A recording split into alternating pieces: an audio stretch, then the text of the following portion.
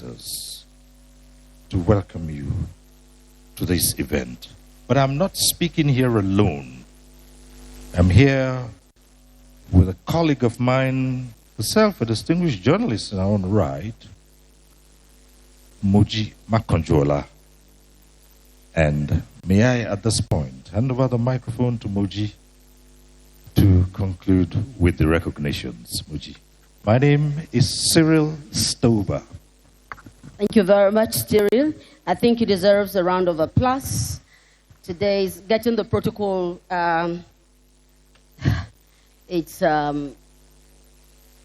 everybody is recognized. That's what I would say. Your Excellencies all, the Vice President, Your Excellency, wife of the Vice President, everyone here, our mentors, our fathers, traditional fathers, we welcome all of you because every Nigerian is represented in this hall today. And so it is with profound honor and immense pleasure that we, Cyril and I, stand before the distinguished gathering to welcome you to this historic event, the Legacy of Statesman, a special occasion dedicated to celebrating the life, service, leadership, and enduring contributions of one of Africa's most respected elder statesmen, General Abdulsalami Alhaji Abubakar, GCFR.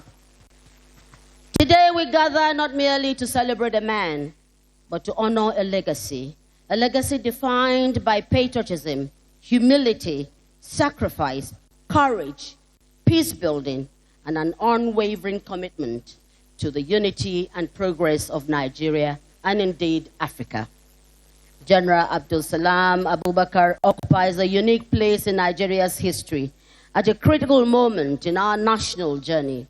He provided calm leadership and demonstrated uncommon statesmanship by successfully guiding Nigeria through a peaceful democratic transition in 1999, laying the foundation for the longest uninterrupted democratic experience in our nation's history.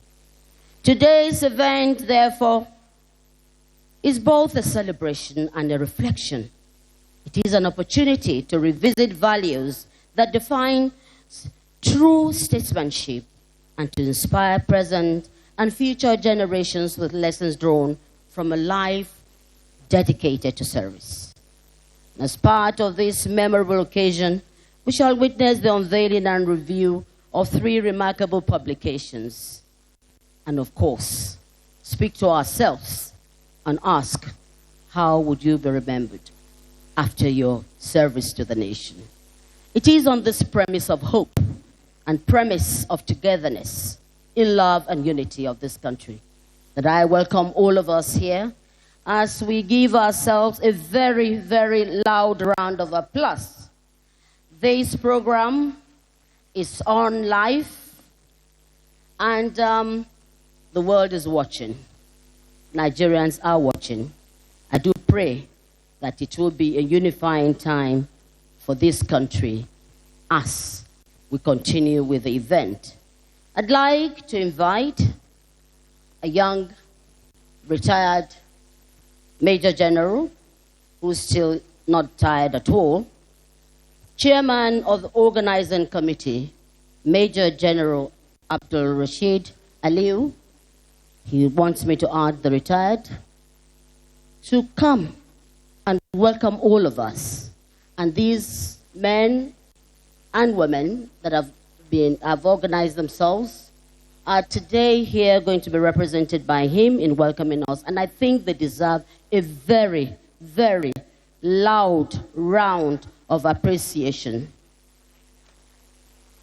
Before he comes on the microphone, in Nigeria, we believe in the strength and purpose of God.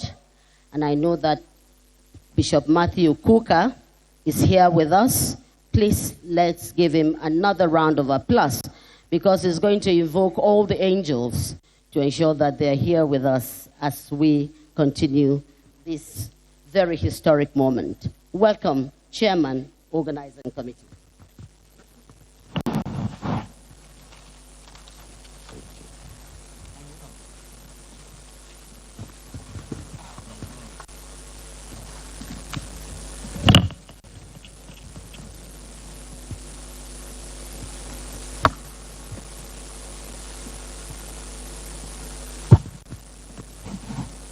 Mr. President, invited guests, ladies and gentlemen, my name is Major General M. Aliu, and I'm the chairman of the organizing committee, coordinating a team of hardworking group of people, led by my excellent led. Thank you for all your support. Mr. President, my task today is to welcome you to this occasion. However, I have a problem.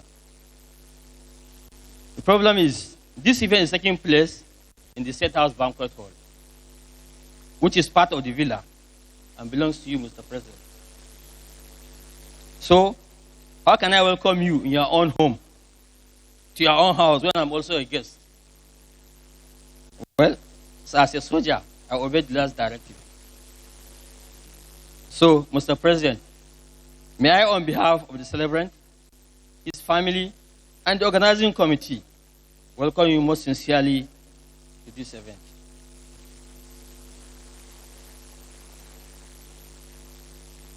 Mr. President, invited guests, ladies and gentlemen,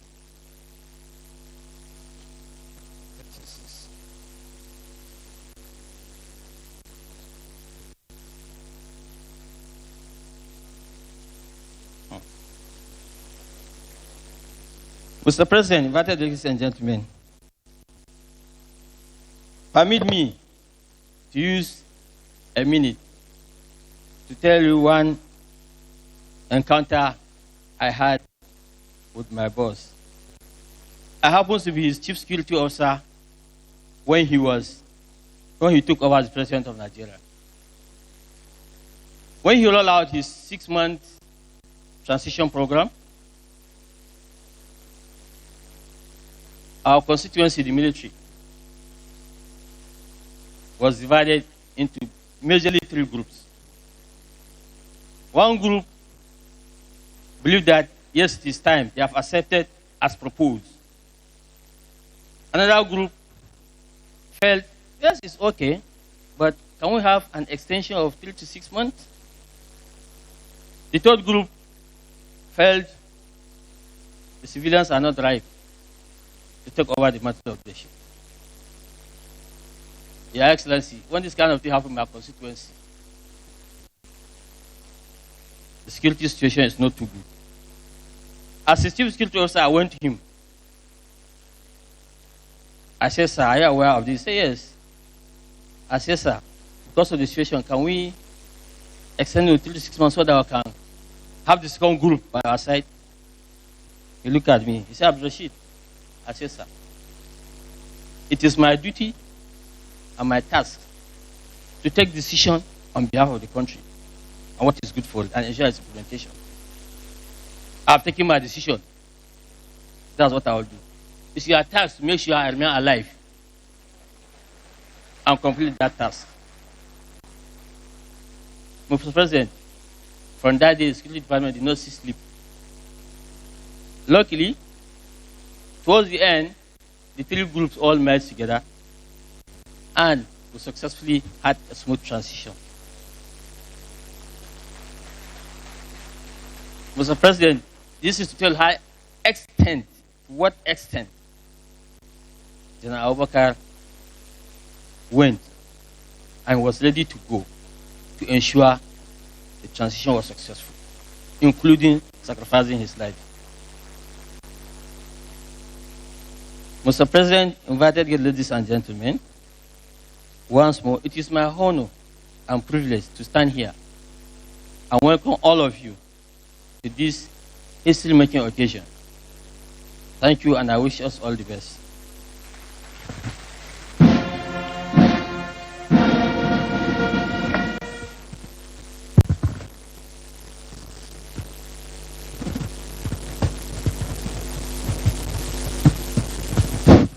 Thank you very much. The chairman of the organizing committee, retired Major General Abdulrashid Aliu. Your Excellencies, distinguished ladies and gentlemen, we did say to you that this event is a unique one, and therefore the entire hierarchy of Nigeria's legislature is well in attendance. We recognized Their Excellencies, the President of the Senate and the Speaker of the House of Representatives. Let us also now acknowledge the presence of Their Excellencies, the Deputy President of the Senate, distinguished Senator Barrow Jibrin, CFR, and the Right Honorable Benjamin Okezi, Deputy Speaker of the House of Representatives. We acknowledge their presence here as well. Your Excellencies, a distinguished keynote speaker is His Excellency Mr. Thabo Mbeki, former President of the Republic of South Africa.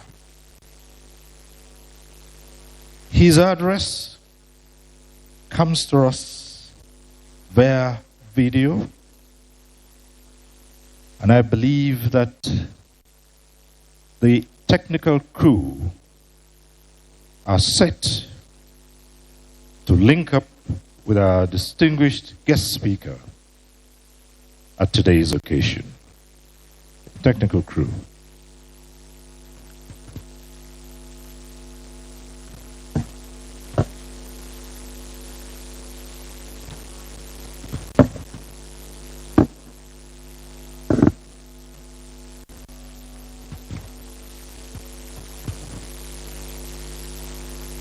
Chairman of the occasion, Your Excellency General Yakubu Gowon, GCFR, Your Excellency Bola Ahmed Tinubu, GCFR, President of the Federal Republic of Nigeria, Your Excellency Kashim Shettima, GCON, Vice President of the Federal Republic of Nigeria, President Chief Olusegun Obasanjo, GCFR, President Ibrahim Badamasi Babangida, GCFR, President Goodluck Ebele Jonathan, GCFR, distinguished participants at this important occasion, friends, ladies and gentlemen. First of all, I sincerely apologize that I cannot be with you in person at this happy occasion when we salute a brother, a friend, a colleague, and a distinguished leader, His Excellency General Abdulsalami, Abubakar, GCFR, CSG. Unfortunately, today we laid to rest our youngest sister who passed away during a car accident a week ago. As the eldest in our family, I could not be absent as we laid her to rest. Esteemed Chairperson, permit me also to express my sincere appreciation for the honor of delivering this keynote address in celebration of the life and service of my brother and fellow African. The celebration of great patriots such as His Excellency General Abdulsalami Abubakar is a worthy tribute to whom honor is due. The choice of the topic of my address is apt and timely, as the narrative about the works and service of this officer, patriot, and honorable gentleman must not be left to historical chance. As part of my role today, I'm delighted to speak on the subject of democratic transition and governance, as well as peace building in Africa. This subject concerns all of us deeply, for it lies at the very heart of Africa's aspirations. The infamous Berlin Scramble for Africa conference took place 140 years ago. As all of us throughout Africa fought over the decades to defeat this rape of our continent, we discussed what we would do with our countries once we achieved our liberation from colonial oppression. We can, for instance, see this in the decisions taken at the Sixth Pan-African Conference in 1945. This reflection continued even during the years when our countries had gained their liberation. It is out of this process, informed both by our deep reflection and actual experience, that was born the determination that these two issues of democratic rule and peace and stability must be two of the pillars on which we place all of independent Africa. Accordingly, the issues of democratic rule and peace and security are fundamental to the fulfillment of all our aspirations as Africans. Without a clear understanding of democracy and the nexus between peace and security and development, it will be impossible to put in place programs which would lead to Africa's unity and renaissance. This must also say that the scramble for Africa was not just a historical event or episode that came and went, but it is a reality which continues to calibrate our relations with multiple powers and interests. It is imperative that in all our dealings, especially in the realm of governance and organization of our societies, we must be conscious and alert to the pitfalls that keep being placed on our paths, awaiting any miscalculations or deviations on our part from the true path of Pan-Africanism.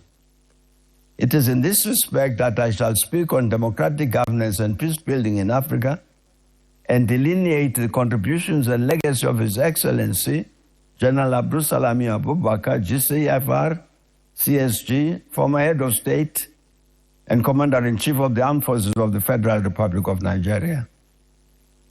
We are, of course, also performing many other important functions at this gathering today.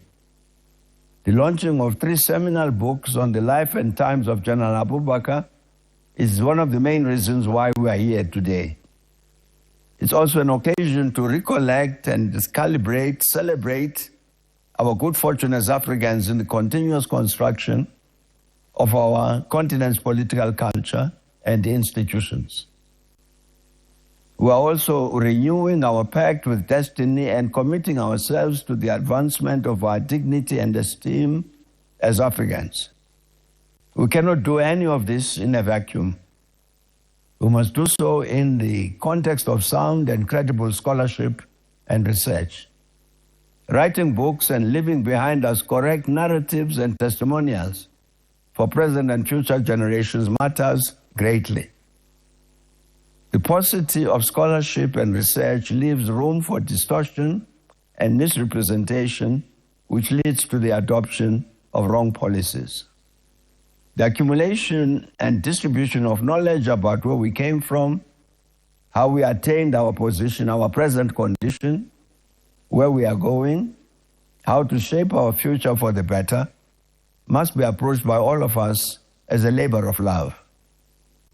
The recognition of the symbiotic link between knowledge and action, the nurturing of a relationship between our development and the protection of the environment, and the art of linking our past, present, and future as one organic whole are all necessary elements of the outlook we must cultivate to achieve the progress millions of our people seek and demand.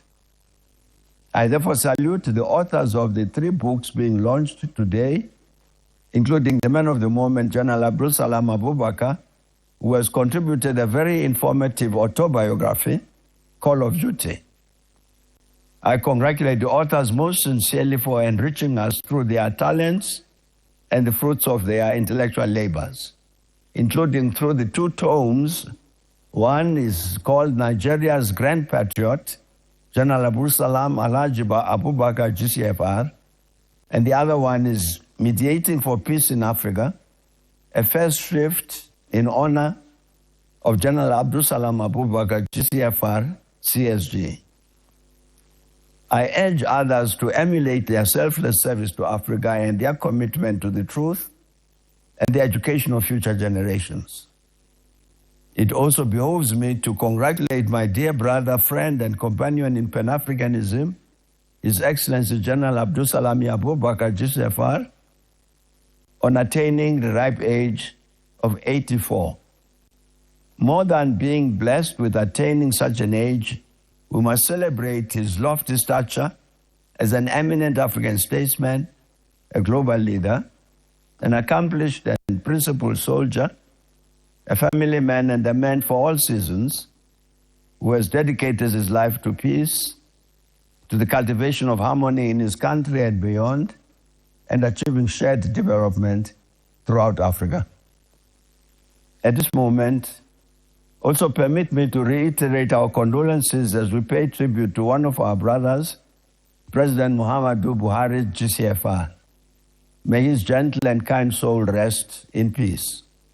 Their ages did not permit both Presidents Abubakar and Buhari to participate in the struggle against colonialism for the emancipation of our countries from alien domination. They were, however, given the privilege in later life to participate in the consolidation of the independence gained by our forebears, as well as contribute to the struggle for the total liberation of Africa, which focused in particular on the armed struggles to end colonial domination and apartheid in Southern Africa. We have today assembled in a gathering like this in part to look back on our accomplishment as a people that came out of colonial bondage and racial marginalization. From the decisive year of 1957, when the former Gold Coast gained her independence and became the Republic of Ghana, to the year 1994, white minority apartheid domination was defeated in South Africa, our continent has gone through important transformations. These have tested the strength and resilience of our people in some instances and exposed our vulnerabilities and weaknesses in some others. The idea of democratic governance and its practice have been evolving and changing in different ways in all the countries of Africa. The diversities of our societies and the different outlooks towards modernity and its challenges have ensured that no single country construct or meaning can be given to the democratic process in our continent. In this context, we must also accept the fact that Africa is not an island unto itself, left adrift or untouched by the evolution of norms and the growth of perceptions about how societies are governed and are organized elsewhere in the world. However, as we recognize the reality that democratic governance might take different forms in each of our countries, we have to understand and accept that central to democratic governance is the principle and practice that the people shall govern. Being part of the human family and the larger global community, we must learn to imbibe what works for others and discard those things that retard our progress as nations. It is along this trajectory that I try to link the life and times of General Abdulsalami Abubakar by way of delineating his contributions to the attainment of these objectives during his lifetime. The 3 books that we're launching today testify to the richness of the life of Abdulsalami Abubakar and his odyssey as a soldier, a husband, a father, a leader, and a statesman of global repute. And given some of Africa's history since independence, it would be natural to expect that a man of his background from the military profession, who rose to become general and head of state while in a soldier's uniform, would not be associated with the idea of democracy. Perhaps he would more readily be associated with peace building in the sense of preventing wars and conflicts or ending them. However, the beauty lies in the fact that he performed both duties with a keen sense of justice and history, responsibility and distinction, leaving many in awe of his ability to organize a political transition in his country as quickly as he did, immediately after assuming power as head of state. We're fortunate that we have the 3 books we're launching today which explain in detail how all of this happened. Without doubt, a sincere appreciation of the yearnings of the people and profound wisdom about the fundamental needs of this dear country, Nigeria, prevailed on him to take the correct path of the earliest possible transition to democracy. His legacy offers strategic lessons for Africa's continued struggle towards good governance, peace, and sustainable development. His tenure from 1998 to 1999 as head of state is significant not only for his brevity, but also for the cascading impacts that it created in the history of democratic transition in Africa. He not only swiftly paved the way towards democratic governance in Nigeria, but also laid the foundations for subsequent peaceful transfers of power in Nigeria, for which not only you Nigerians, but the rest of us Africans are immensely proud. By recognizing this achievement, we're not only acknowledging a fact of history, but indeed also paving the way for the consolidation of our aspirations for peace and inclusive development all over our continent. It would be immensely beneficial if from today's event, future generations of Nigerians and other Africans would derive useful lessons about the vitally important issue of leadership. Reflecting on leadership legacies, especially in the context of democratic transitions and peace building, equip ourselves as well as future generations with knowledge and inspiration to build a better Africa. This can come only with emulation and the extension of knowledge in the form of books and other written records. Admittedly, Africa's history and indeed its political evolution have been characterized by periods of military rule, of one-party states, of authoritarianism, and protracted struggles for democratic governance. The continent has witnessed cycles of electoral disputes, governance failures, and conflicts that have often undermined development. The protracted conflicts in several parts of our continent can be attributed to failures of leadership, bad governance, and the restriction of the civic democratic space for citizens. It is a fact that many African nations have struggled with this aftermath of the colonial rule, where weak institutions and power struggles led to military takeovers and political instability.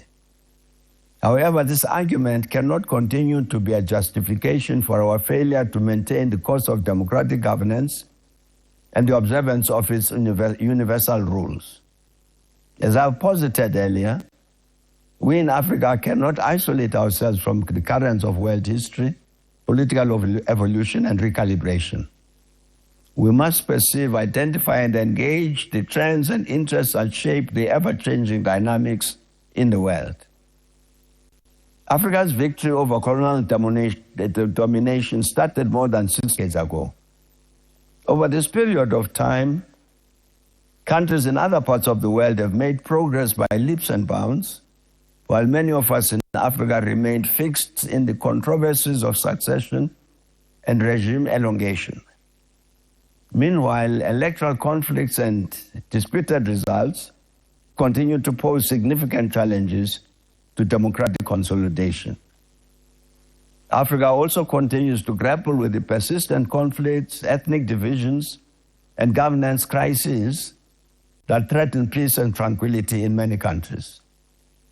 The Sahel region, in all its vastness, is undergoing some dramatic changes occasioned by, among others, the struggle to defeat neocolonialism, institutional weaknesses, governance deficits, and constraints associated with stunted development. The issue of Western Sahara is still not resolved. The Horn of Africa and the Great Lakes region are still besieged with difficulties and humanitarian disasters. Both Sudan and South Sudan are tied up in violent centrifugal processes. Resource-rich and population-endowed countries on the continent are experiencing challenges of governance while they strive to overcome these through various policy interventions. However, it is not all doom. We have seen success stories in democratic consolidation and post-conflict recovery. My own country, South Africa, has transitioned from apartheid to democratic non-racial rule. Liberia and Sierra Leone's post-war stabilization, and Senegal and Ghana's thriving democracies stand as beacons of hope for all of us. The regional economic communities have played a crucial role in mediation, conflict resolution, electoral support, proving that Africa can generate and sustain the will and find the solutions to address its challenges. It is in this context that we see the contributions and legacy of General Abdulsalami Abubakar in Africa's democratic transition and consolidation of peace. And some of the defining moments in Africa's political history and democratic transitions were as a result of the roles he played in leading various election observation missions and peace negotiations across the continent. He played defining roles in peace negotiations in Liberia, in Sierra Leone, in the Gambia, in Congo-Kinshasa, Sudan, and Niger. He was also invited by my President Nelson Mandela, of blessed memory, to assist him in the reconciliation efforts in Burundi. Recently, he was also involved in the negotiations efforts between ECOWAS and Niger in the aftermath of the military takeover and power in that country. I was privileged that I worked with him as well as the late President Pierre Buyoya of Burundi, may his soul rest in peace, as together with other colleagues. For a decade, we worked as envoys of the African Union with the people of Sudan and South Sudan exactly on matters of democracy, peace and stability, and development. And during these several years of rendering service to Africa and the world, General Abubakar worked closely with ECOWAS and the AU to foster dialogue and stability. He was invited to several countries to offer advice and proffer solutions to conflicts and foster negotiations. For instance, in 2018, he was invited to Switzerland for dialogue on election-related conflicts and violence in Africa. Back home, his response to the political uncertainties that followed the sudden demise of General Sani Abacha, the then head of state, General Abubakar, the then Chief of Defense Staff, demonstrated great wisdom, foresight, and statesmanship. Following his appointment as head of state by the Provisional Ruling Council, he recognized the urgent need for stability and democratic governance, and hence chose to commit to a short transition period. He placed the interests of his country first and overcame the temptation and the allure of power. His administration, immediately upon coming into office, set about providing constitution for Nigeria along the necessary electoral and governance reforms leading to free and fair elections in 1999. He ensured the strengthening of institutions necessary for sustaining democratic rule in Nigeria, thereby paving the way for enduring civilian governance. The example set by General Abubakar in Nigeria offers several key lessons for African leaders and institutions. His commitment to democracy, peace, and stability must stand out as his greatest legacy. The constitutional framework and electoral institutions that he helped to create still serve as the bedrocks of Nigeria's democracy. Without doubt, he has laid the foundations for the sustenance of a democratic ethos, anchored on the credibility of elections, respect for constitutional term limits, and adherence to democratic principles, which have now become the norm in Nigeria. The duty of advancing democratic transition and building peace and security in Africa must be a generational endeavor involving present and future leaders of the continent. In doing so, we must imbibe the legacies of leaders like General Abubakar and read about their lives as we find them in books such as the three that we are launching today.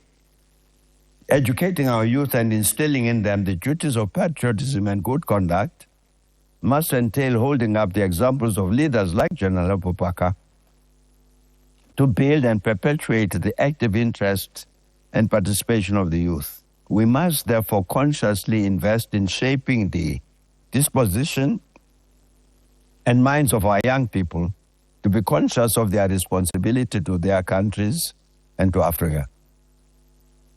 Only in this way can we perpetuate the spirit of Pan-Africanism and continue to profit from the examples and legacies of leaders like General Abubakar. This must include familiarization of the youth with the African continental policy positions binding on all member states of the African Union on matters of democratic governance and peace, security, and stability. These policies are included in such important documents as the African Charter on Democracy, Elections, and Governance, as well as the protocol relating to the establishment of the Peace and Security Council of the African Union. In celebrating General Abdulsalami Abubakar on this special occasion, we recognize and affirm that his contributions to democracy and peace in Africa will continue to inspire future generations. His selfless service, commitment to national unity, and exemplary leadership remain a model for others to follow. In conclusion, dear brother Abdulsalami Abubakar, I congratulate you once again on your 84th birthday and commend the launch of these 3 books, which will serve as valuable resources for scholars, for policymakers, and aspiring leaders across Africa. As a call to action, let us carry forward your vision of an Africa where peace, democracy, and progress define our collective future, through work of institutions such as the Abdulsalami Abubakar Institute for Peace and Sustainable Development in Mina and the proposed African Resource Center in Abuja. Permit me to end my address with a quote from my own leader, Nelson Mandela Madiba, who once said, "Real leaders must be ready to sacrifice all for the freedom of their people." May we all remain committed to this noble perspective. Your Excellencies and dear friends, thank you very much for your attention.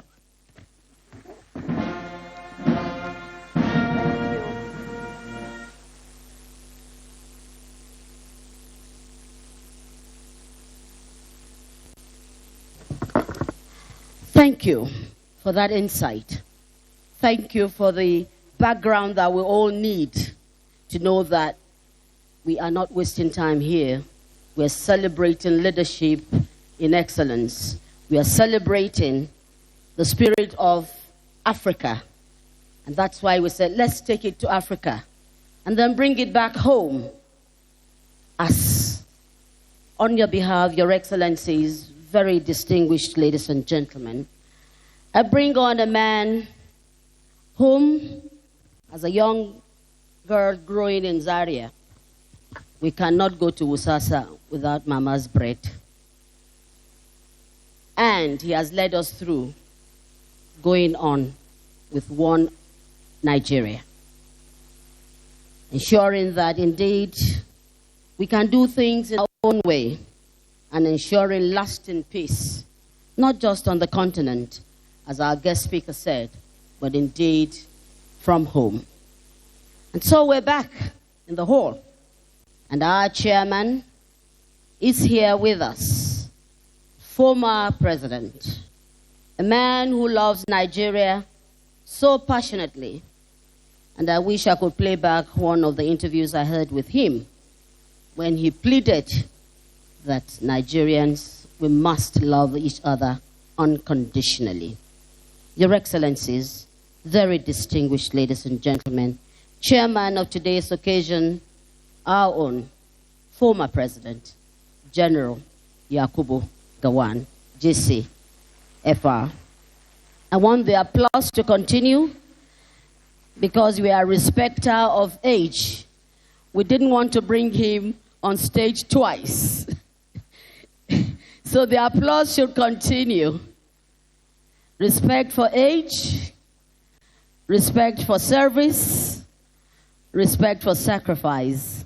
Our own General Yakubu Gowon.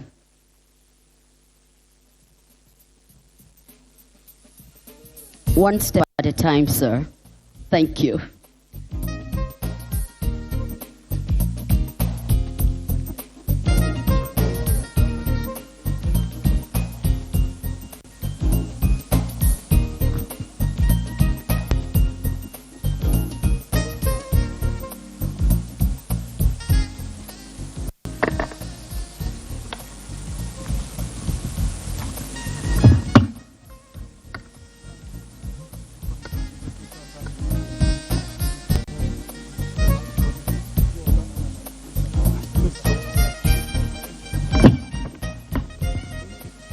Please excuse me.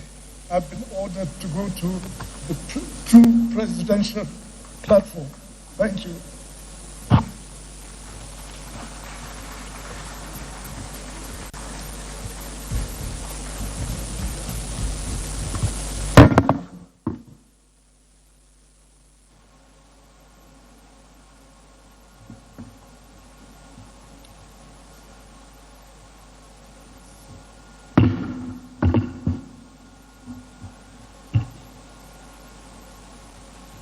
Your Excellency, President Bola Ahmed Tinubu, GCFR, President and Commander-in-Chief of the Armed Forces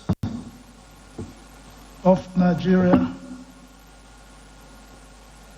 ably represented by our own Vice President.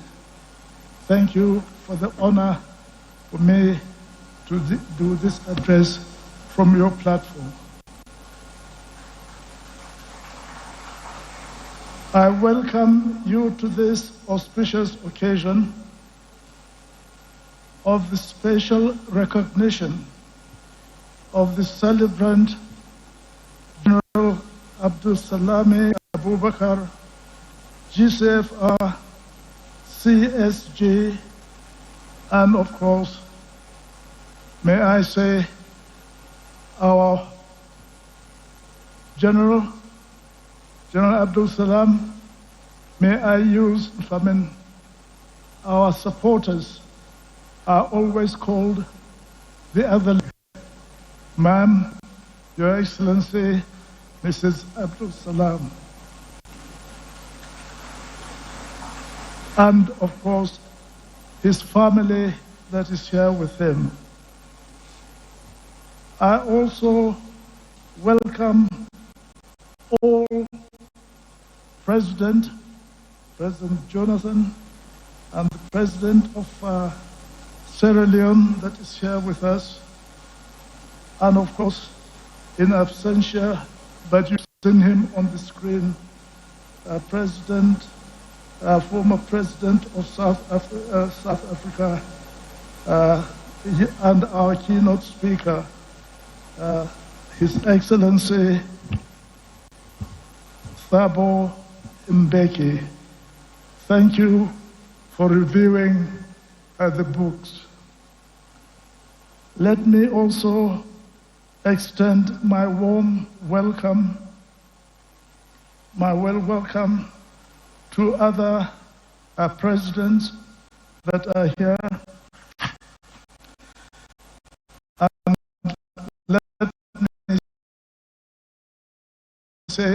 let me abide done already. But let me also extend my warm welcome to other top government officials, leaders, and members of the National Assembly, the members of the Diplomatic Corps, our revered traditional rulers,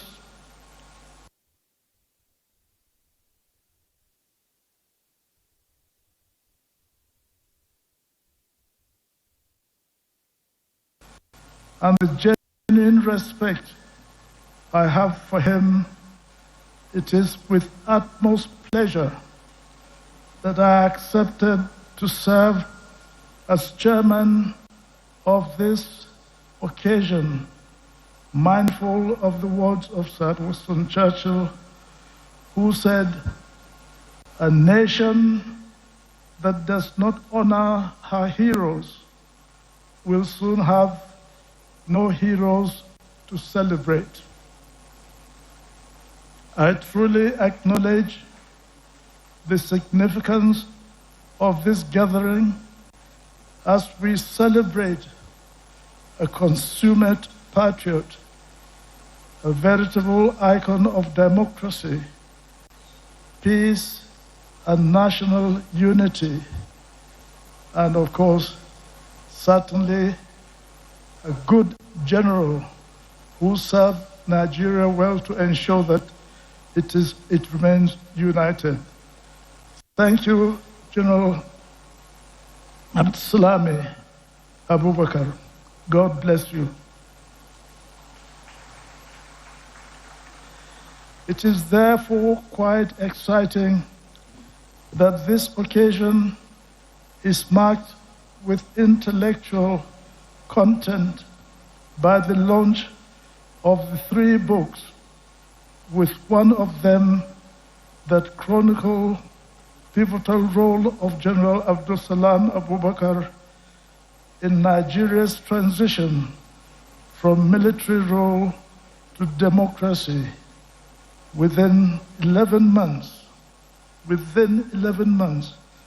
from June 1998 to May 29, 1999, serving as an invaluable historic and academic resource for democratic transition, governance, and peace building, ably presented earlier on by President Thabo Mbeki.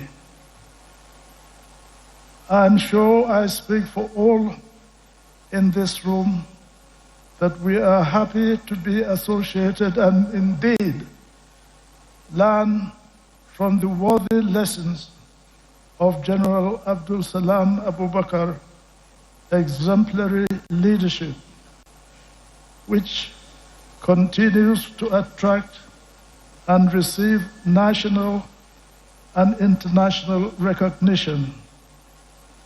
The legacy of leadership and peace building is a key referential aspect of his achievement. I say without fear of contradiction that he led one of the fastest and seamless democratic transition from military to civilian rule in recent history. Well done, well done. He supervised the drafting of a new Nigerian constitution, which is prevailing operational constitution of our country. He also midwifed and supervised one of the most seamless and credible elections in Africa today. His contribution to peace building in Africa remains legendary. He has been and continues to be a highly sought after, active and credible mediator in regional peace processes. His mediation role, particularly in Liberia, Sudan, Mali, Niger, Congo, and the Gambia, are shining examples of consistency and dedication to peaceful coexistence and good governance, on the African continent and beyond.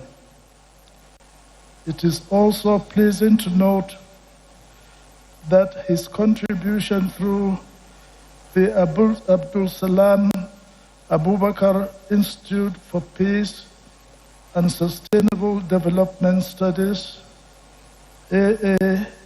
AAIPSDS, with the Catholic Bishop of Sokoto, Bishop Matthew Hassan Kuka, consolidates and fosters dialogue on conflict resolution as a major contribution for intellectual and human capital development.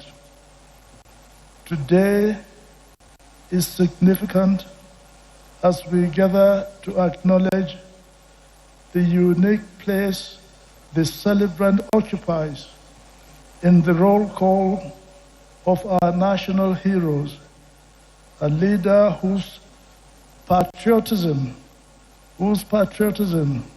is evident in his consistent choice of country and humanity over self. This choice has granted him worldwide acclaim, distinguishing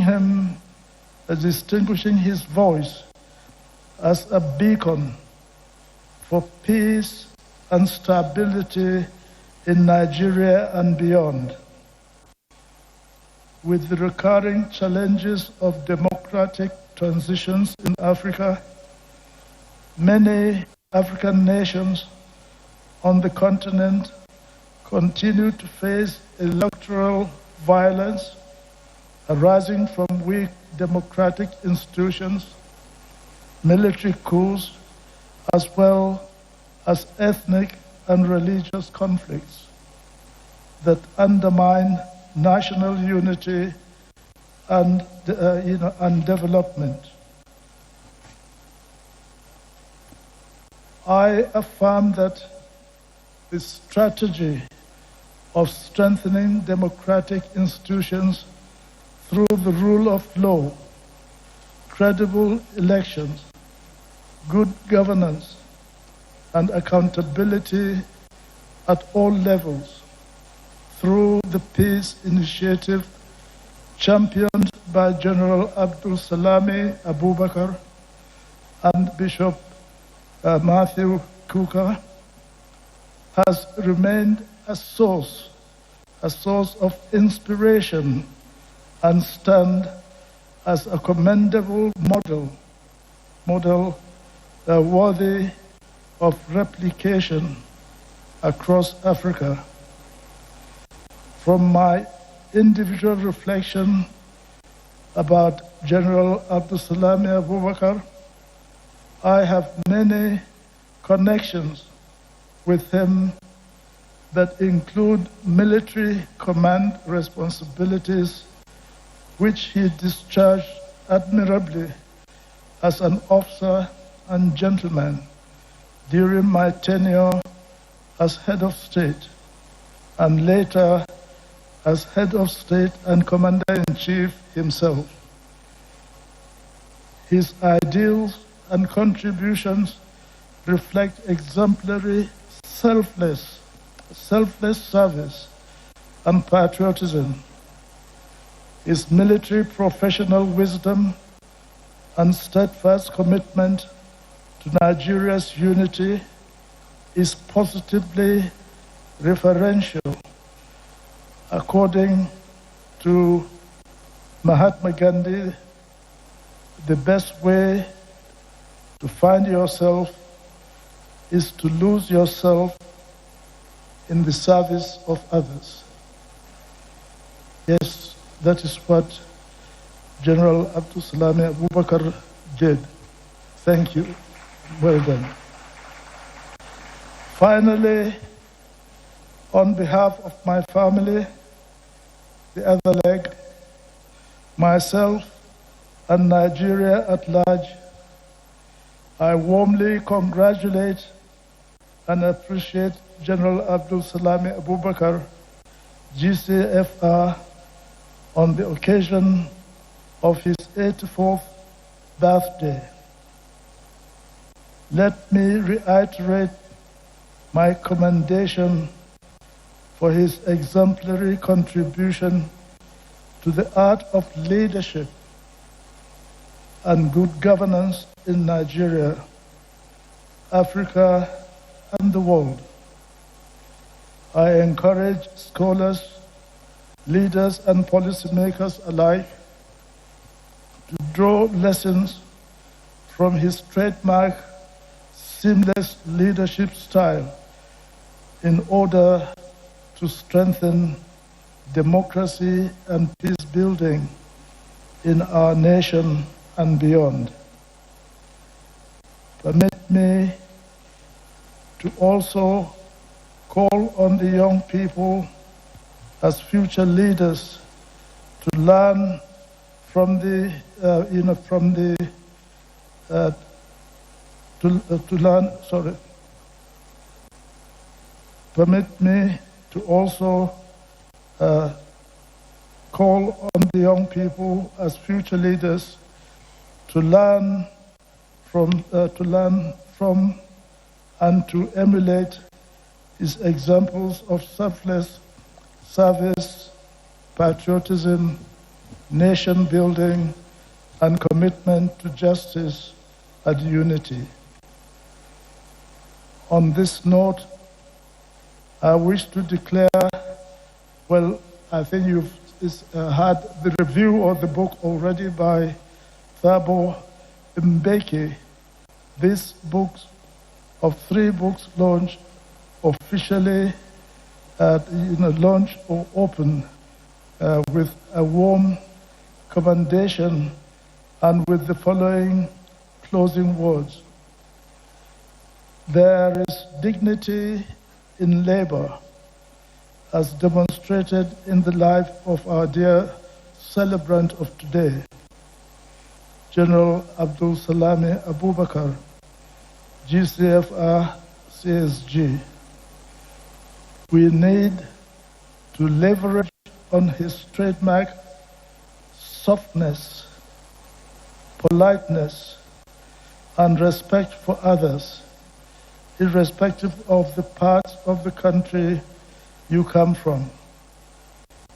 At a time like this, when some unpatriotic elements are emphasizing our differences instead of our similarities and common bond, as demonstrated by our patriotic sportsmen and women, calmness of His Excellency General Abubakar and many other patriots remind us that there is hope for our country.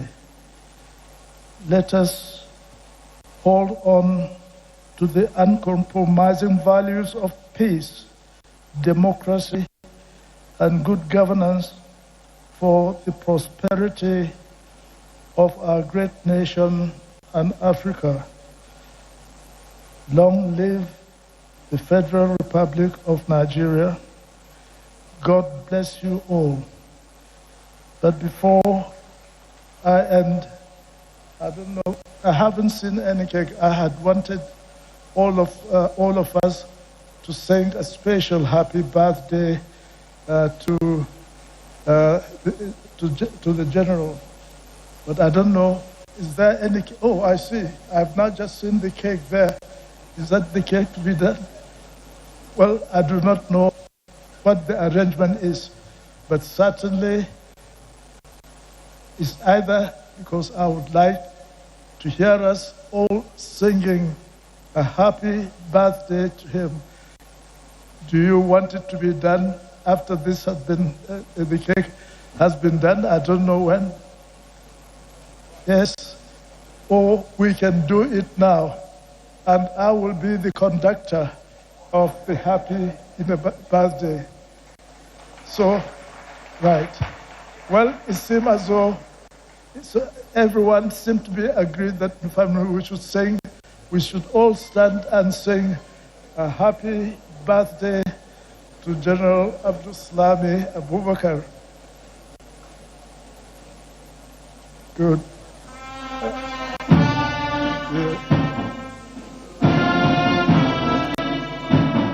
Happy birthday to you. Oh, dear Abubakar, to you.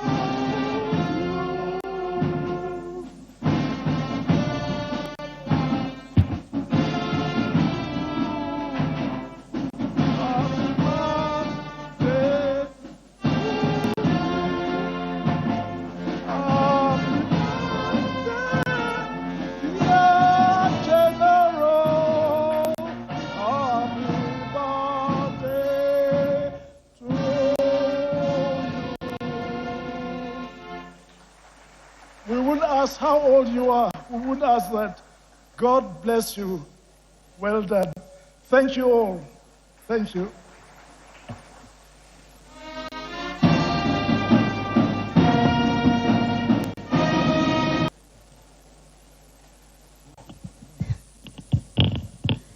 Thank you, Chairman of today's occasion, former Head of State, General Yakubu Gowon. Another round of appreciation and applause for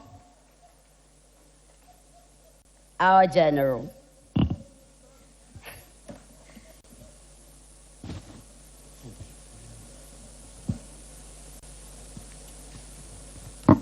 Thank you very much, sir. Your Excellencies, all very, very distinguished ladies and gentlemen. We move on with this event with that heartwarming happy birthday song conducted by the former Head of State, General Yakubu Gowon. Please be seated, sir. At this moment, before we bring on the next speaker, I would like to recognize particularly contemporaries and people and officers and men that have been specially invited by the celebrant to be part of today's event. I'd like to recognize General Alani Akinrinade, General Mohammed Magoro, General Ishaya Bameyi, General Agwai, General Kazir, and General A. Akilu. Please shall we give them a round of applause.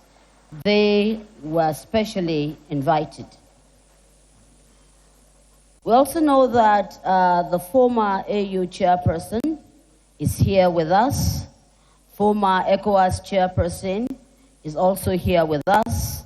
We also have the former NSA from Ghana is here with us. And speaking about Ghana, we have here the representative of the former President Osahi Alexander Afeyo Markin, who is representing former President of Ghana, Nana Addo Dankwa Akufo-Addo. His position is the third Deputy Speaker of ECOWAS Parliament and Minority Leader in Ghana's Parliament. Would also like to recognize that we have with us Dr. Mohammed Ibn Chambers, former President of ECOWAS, Senator Rabiu Musa Kwankwaso, we welcome you. We also have former foreign ministers here with us. My own brother, Professor Ibrahim Gambari. We also have with us here Chief Tom Ikimi, General Ike Wachuku, Alhaji Sule Lamidu. We have Buhari Bala, and of course, His Excellency, Son of the Soil, Ambassador Zubairu Dada. We are moving on quickly. We have now goodwill messages, and who best to kick this off? We have with us, right, we're using technology again. Would like to bring on Her Excellency Amina J. Mohammed, GCON, Deputy Secretary General of the United Nations. IT, are you ready?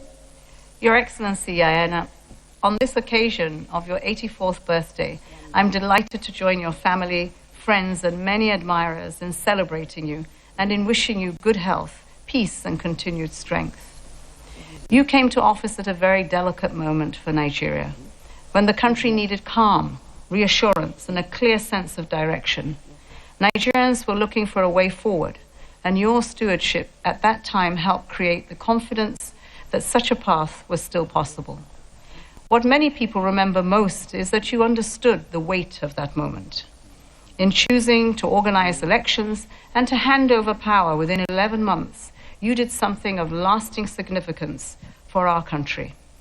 You helped restore confidence in the promise of democracy and demonstrated that leadership, especially in a time of uncertainty, must be anchored in responsibility and in the national interest.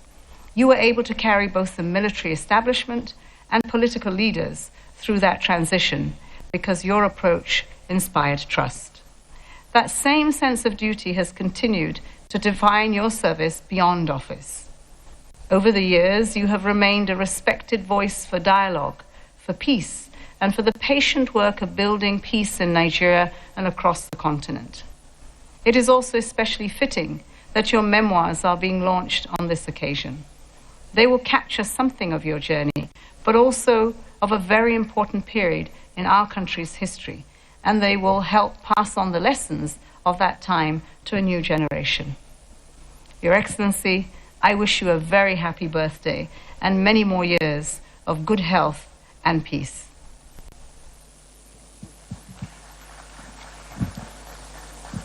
Thank you very much.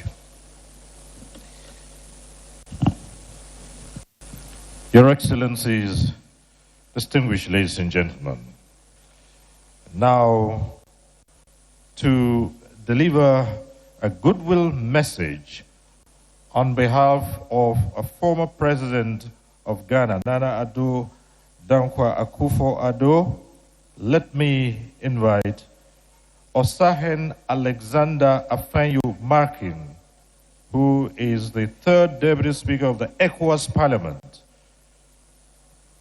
May we put our hands together as we invite to deliver the message of former President of Ghana, Nana Akufo-Addo, Osahen Alexander Afenyo Markin.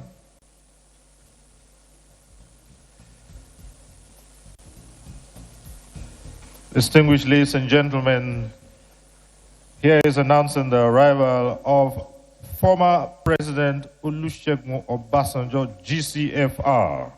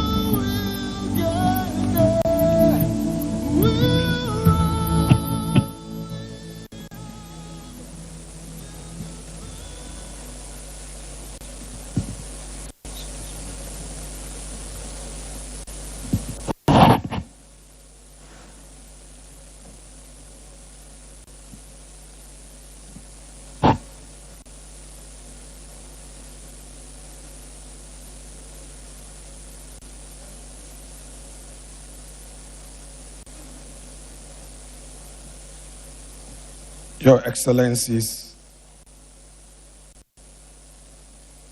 participants, ladies and gentlemen, this is a tribute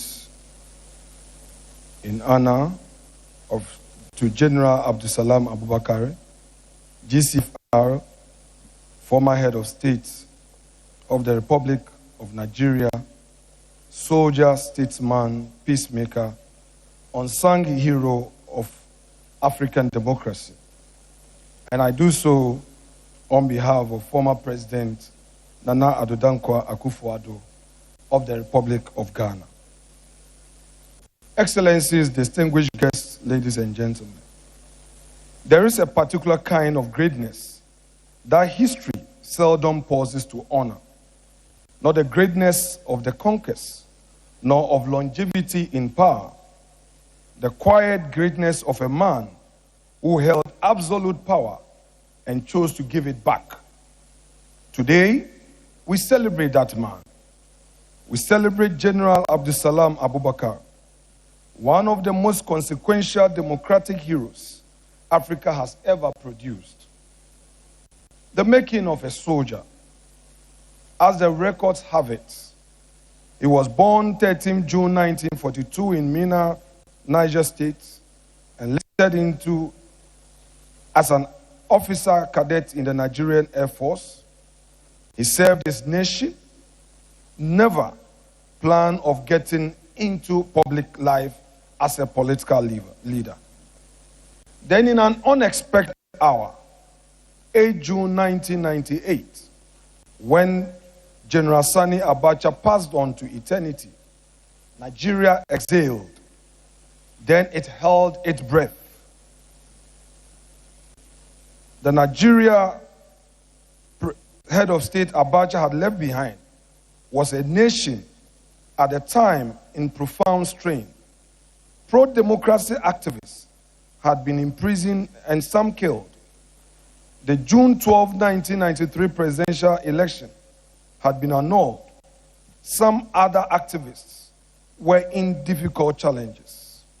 Into this charged vacuum stepped General Abdulsalami Abubakar, appointed head of state on the 9th of June 1998, less than 24 hours after the passing of General Abacha.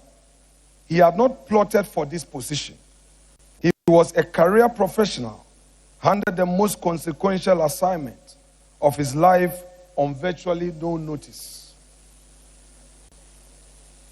Within days, he released political prisoners, lifted the ban on political activity, and repealed the most regressive decrees of the previous era. On the 20th of July 1998, he published a precise transition timetable. A democratically elected president will be sworn in on the 29th of May 1999. A date certain, a commitment carved in stone. He then built the architecture to honor that promise. He created the Independent National Elections Commission, INEC. He supervised a constitutional framework for multi-party elections. Within 11 months, he conducted 4 rounds of elections, ending it with the presidential election of February 1999. Then on the 29th of May 1999, exactly as he promised, he transferred power to civilian president Olusegun Obasanjo. 16 years of uninterrupted military rule from December 1983 to May 1999 ended, not with a coup, not with bloodshed. It ended because one man decided it should end.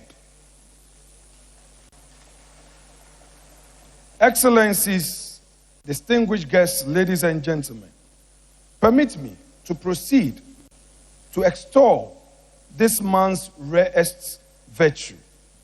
This is a part of General Abubakar's story that history has not sufficiently reckoned with. We have seen this story before. A military leader that takes power, the sycophants arrive and whisper, "The country still needs you. Only you can hold it together." We know how that story usually ends. General Abubakar refused. He walked away from power and went home in Mina. And he did not stop there. When President Obasanjo later when General Obasanjo later in his rule, some others had intended that he have extended time in office. Again, we heard the voices of General Abdulsalami and President Thabo Mbeki, who worked actively in ensuring that the Nigerian constitution remained same.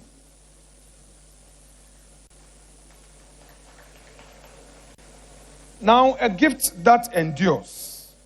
Nigeria's Fourth Republic, born on 29th of May 1999, is now the longest sustained period of civilian democratic governance in Nigeria's entire post-independence history.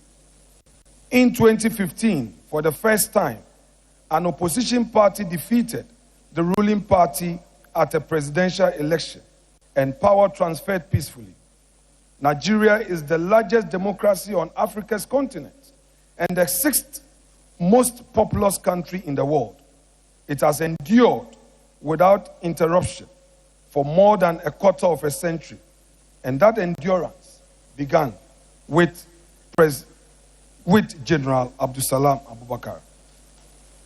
On this auspicious day of your birthday, let me wish you many, many more accomplishments.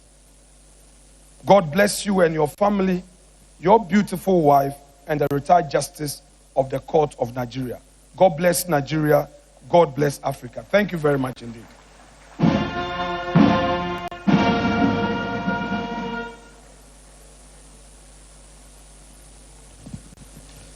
Thank you very much, Osahen Alexander Afeni-Ubarkin, representing the former president of Ghana, Nana Addo Akufo-Addo. Thank you so very much. Thank you, sir. Your Excellencies, distinguished ladies and gentlemen, this occasion is one that's extraordinary. Therefore, we are proceeding at an extraordinary pace. Among those who have come here this afternoon to identify with the celebrant are former ministers who served under General Abdulsalami Abubakar. And here we have a number of them. Rear Admiral Festus Pomeni is here with us. Chief John Nwodu is also here. We have Professor Debo Adeyemi. We have Chief Nike Akondi, Chief Honorable Gio Ogbaga, Alhaji Bala Buhari, and Dr. Ali Gombe. They all served under General Abdulsalami Abubakar, who is the chief celebrant today. Speaking of which, we also acknowledge that both serving and former top administration officials are also here this afternoon. Let me acknowledge Senator George Akube, who today is the Secretary to the Government of the Federation, Senator George Akube.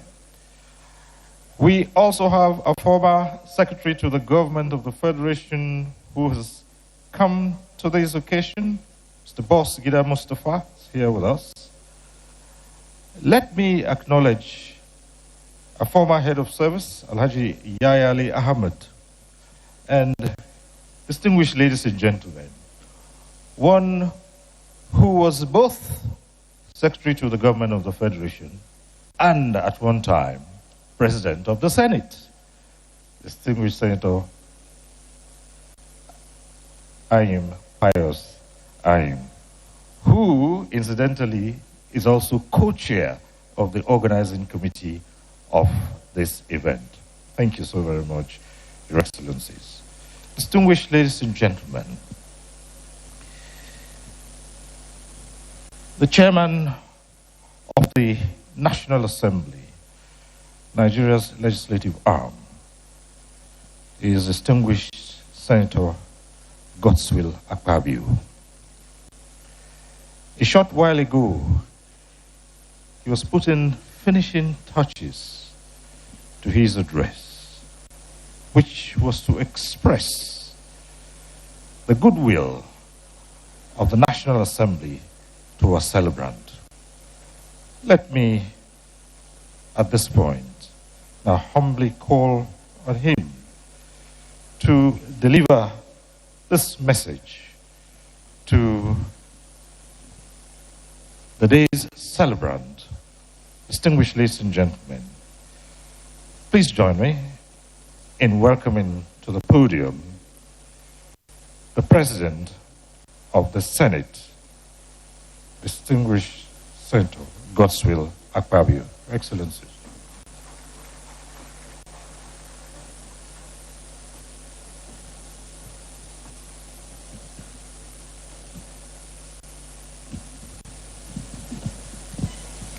The chairman of today's occasion, our own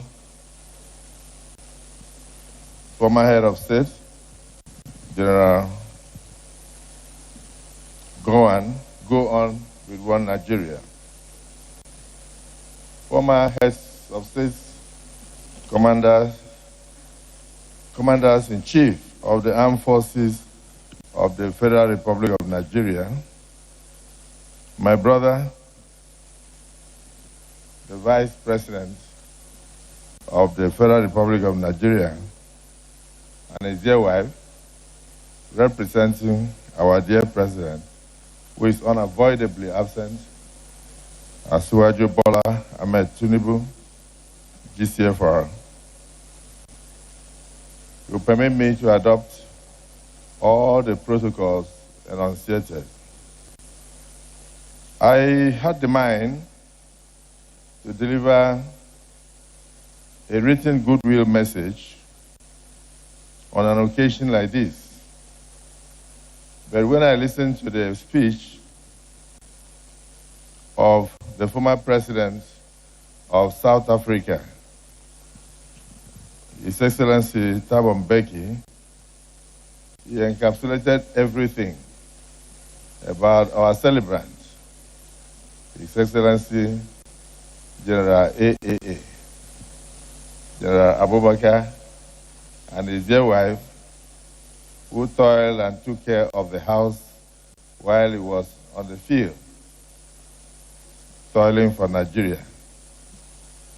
So let me especially recognize him and congratulate him for turning 84 today. Happy birthday, sir. Happy birthday.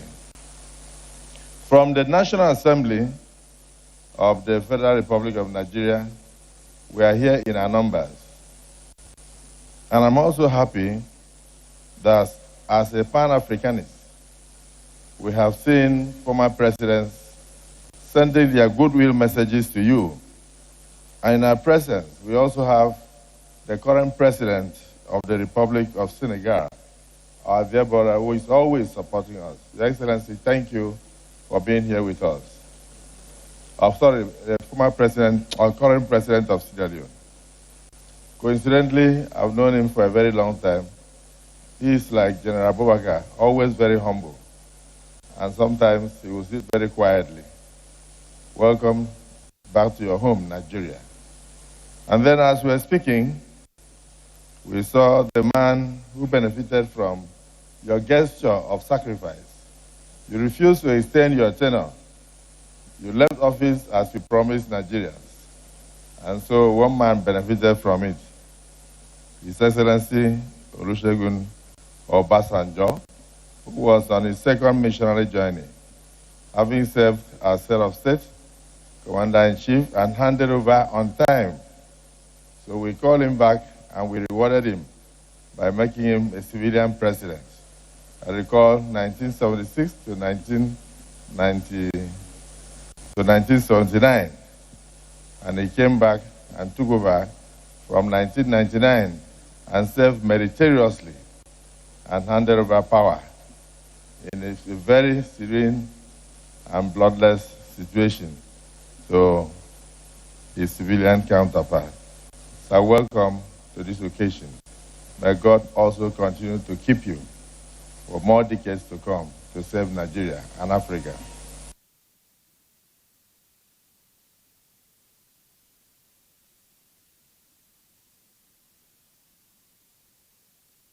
Ministers are all here. The only rank I have not entered is that of General Gowan, that of my brother, President Jonathan, General Abubakar, OBJ, and all others. So for every other rank, I've attained all the other ranks. Today, I'm happy that my brothers are here. Senators, Deputy Senate President, I can see you.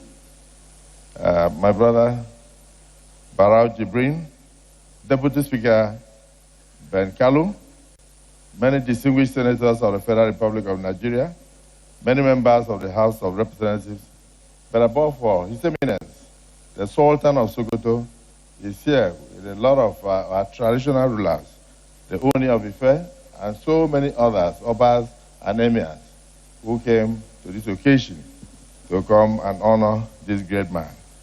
I've also seen a lot of retired major generals who are also here. The galaxy of stars in Nigeria, those who have served and those who are serving. Even Governor Zulum from Borno State, alongside many other governors. I first saw Governor of Gombe State and so many. May God bless all of you for coming to honor this great man. So from the National Assembly, I will say that we are the beneficiaries of the great sacrifice done by General Abubakar in handing over power to a democratically elected government. We should actually crave your indulgence to have a day to honor you in the National Assembly. Because every government will have the executive, and every government will have the judiciary, but only democracy will have the parliament. So my presence here is an indication of the fact that you have covered all, and that you deserve the honor that we are giving you today. You brought democracy back to Nigeria. May God bless you richly. So we are beneficiaries. So this podium will not be enough for me to stand and extol your virtues. From my personal note, I know you, I know your family, I know your dear wife. And I had a particular story which I told you, which you had forgotten, of the late president of Ghana, Jerry Rawlings. He said he had a conversation with you about 3 to 5 days before you became head of state of Nigeria. And that in his normal brash way, he dismissed all your suggestions. And then you left Ghana. Then 3-4 days later, you were announced as head of state and commander-in-chief in Nigeria. And his secretary rushed to his office and said, "Do you remember that man who came?" And then you were not very patient with him. And he said, "Who?" He mentioned your name. And he said, "He is now the head of state and commander-in-chief in Nigeria." He told me himself. And then he was at the castle in Ghana. And he said, "Oh my God," he had to close work. He said, "So what do I do now? We had a very good relationship with Nigeria, and the man just came here, and I did not receive him as well as I should have done. Who is going to speak for me now?" So this is to show that, yes, destiny may be delayed, but destiny can never be denied. So it was your destiny to rule this country and to take this country to democratic rule. And God bestowed that on you, and you were able to discharge it with a lot of sacrifice. Yeah, one of the organizers here said, what normally happens in government? In government, there's a lot of psychophancy. You have all sorts of advice. Some came to you and said, extend your tenure. You had absolute power to do so. Nobody would have questioned you. Others said, add 6 months. Others said 3 months. Others said, why don't you go a little bit further? They were not speaking in the interest of Nigeria. They were not even speaking in your interest. They were speaking in their personal interest. Because most times people in government are not the beneficiaries of that government.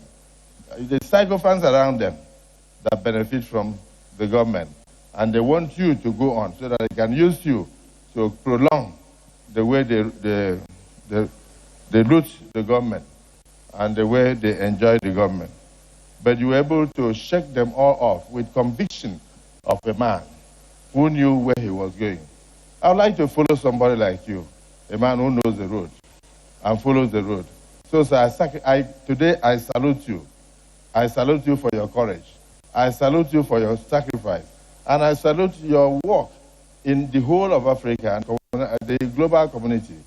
And I salute the fact that God has kept you alive to see 84 years. And I pray, together with my colleagues, that you see more decades of life because of your good heart, in Jesus' name. So for me and my colleagues in the National Assembly, we look forward to receiving you. We look forward to a day we can also join to celebrate you. This would not be enough. But permit me to congratulate you for putting down your thoughts in your autobiography. And permit me to also salute those who have added 2 books in your honor. If you notice, when the representative of the former president of Ghana was speaking, he tried to add a little bit of history of your life, which you did not agree. I turned, I looked at you, you shook your head. That is the kind of history that would have come from across the whole world. People will say many things about you. Sometimes, because if you didn't do this, how will you have been able to represent yourself well? Future generations will never forget you because you were able to put the right things on the tablets. So I want to say on behalf of my colleagues and those in democracy today, the Vice President will speak on behalf of the President. Me, I can only speak on behalf of the Parliament, both at the national level and at the state level, to say that we are beneficiaries of your gesture. We are beneficiaries of your sacrifice. And may your sacrifice never be in vain. I must say that President Bola Ahmed Tinubu is grappling with a lot of enemies of progress, of what you left behind. Today, many are sponsoring insecurity in our country to paint that your democracy in a bad color. But I can tell you that with the determination of men and women in uniform, that the enemies we see today, we shall see them no more. You can imagine in a country where a child will stand up to kill the father because of tramadol and because of all sorts of, I don't know how to put it, but I can tell you, no matter the insecurity we see today, with men like you, the example you have left behind, we will definitely defeat terrorism. We will defeat poverty in this country, and Nigeria will take its rightful place in the global community. Congratulations to you, sir. Congratulations to you. Happy 84th birthday, and congratulations to all of us. May God bless Nigeria in Jesus' name. Thank you.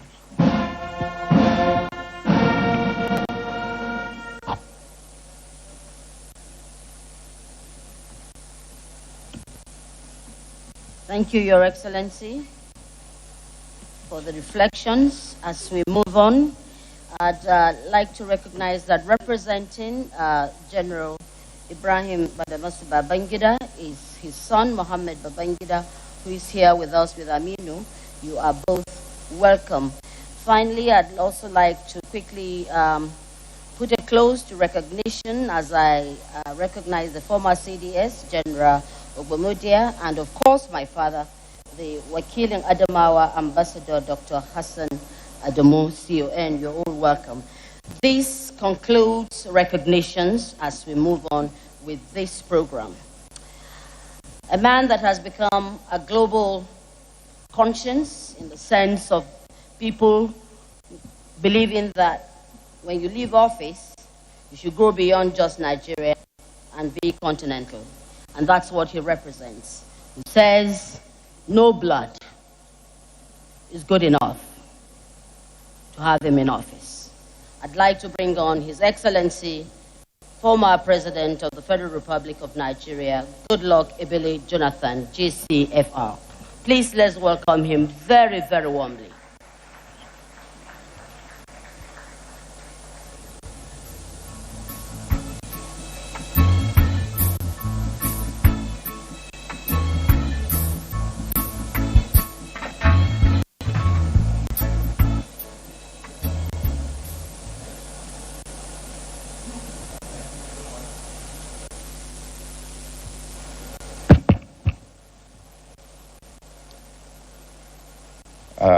Our President, President Tinubu, here ably represented by our Vice President, and let me also appreciate the wife of the Vice President. Let me sincerely appreciate my dear friend, the President of Sierra Leone, His Excellency President Madabio, and the Chair of ECOWAS Authority of Heads of State and Government. Thank you for coming. The chairman of this occasion, our revered former head of state, His Excellency General Yakubu Gowon, thank you, and thank you for sharing very well. Let me appreciate President Olusegun Obasanjo. Thank you for your leadership in this country. And let me sincerely appreciate who brought us here, the celebrant, His Excellency General Abdulsalami Abubakar, and the former First Lady, Mrs. Abubakar. Thank you. The keynote speaker of this occasion, though he's not here with us, but we enjoyed his speech, His Excellency President Thabo Mbeki, former President of South Africa, thank you for accepting to speak today. President Nana Akufo-Addo, the immediate past President of the Republic of Ghana, here represented by the minority leader, thank you for the speech and thank you for being here with us. The Senate President, His Excellency Godswill Akpabio, thank you for your leadership. The Speaker of the House of Representatives, His Excellency Right Honorable Tajuddin Abbas, thank you. The Deputy Senate President is here with us.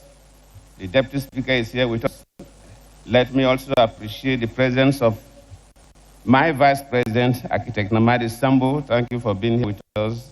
And the immediate past Vice President, Professor Yemi Banjo, SAN. Thank you for being here with us. Let me appreciate our key traditional rulers are here with us. His Eminence, the Sultan of Sokoto, and His Imperial Majesty, the Oni of Ife. Thank you for being here with us, representing the traditional institution. We have very, very senior and respected members of the audience that I will not bore you by going through the list. For example, the Secretary of Government is here, the Chief of Staff is here, the President of ECOWAS Commission is here, and so many others that they have mentioned their names. So please pardon me and let me stand on the protocols as presented by the Masters of Ceremony. It's a great honor and privilege to join distinguished guests, friends, family members, colleagues, and admirers in celebrating an exceptional Nigerian, General Abdulsalami Abubakar, GCFR, on the occasion of his 84th birthday. It is also an occasion for the public presentation of three very, very relevant books that chronicle the life, service, and enduring legacy of a remarkable statesman. At 84, General Abdulsalami has no doubt entered the distinguished pantheon of national leaders. But this is not merely a celebration of age. It's a celebration of a lifetime devotion to the service of our nation and humanity. General Abdulsalami belongs to that rare class of leaders whose influence transcends the office they occupied. His life story is a testament to humility in leadership, patriotism in service, and wisdom in statesmanship. The theme of this occasion, Legacy of a Statesman, is both fitting and profound.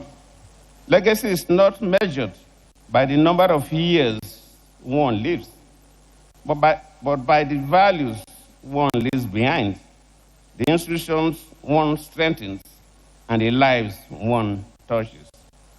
In this regard, General Abdulsalami's contributions to Nigeria stand as enduring monuments.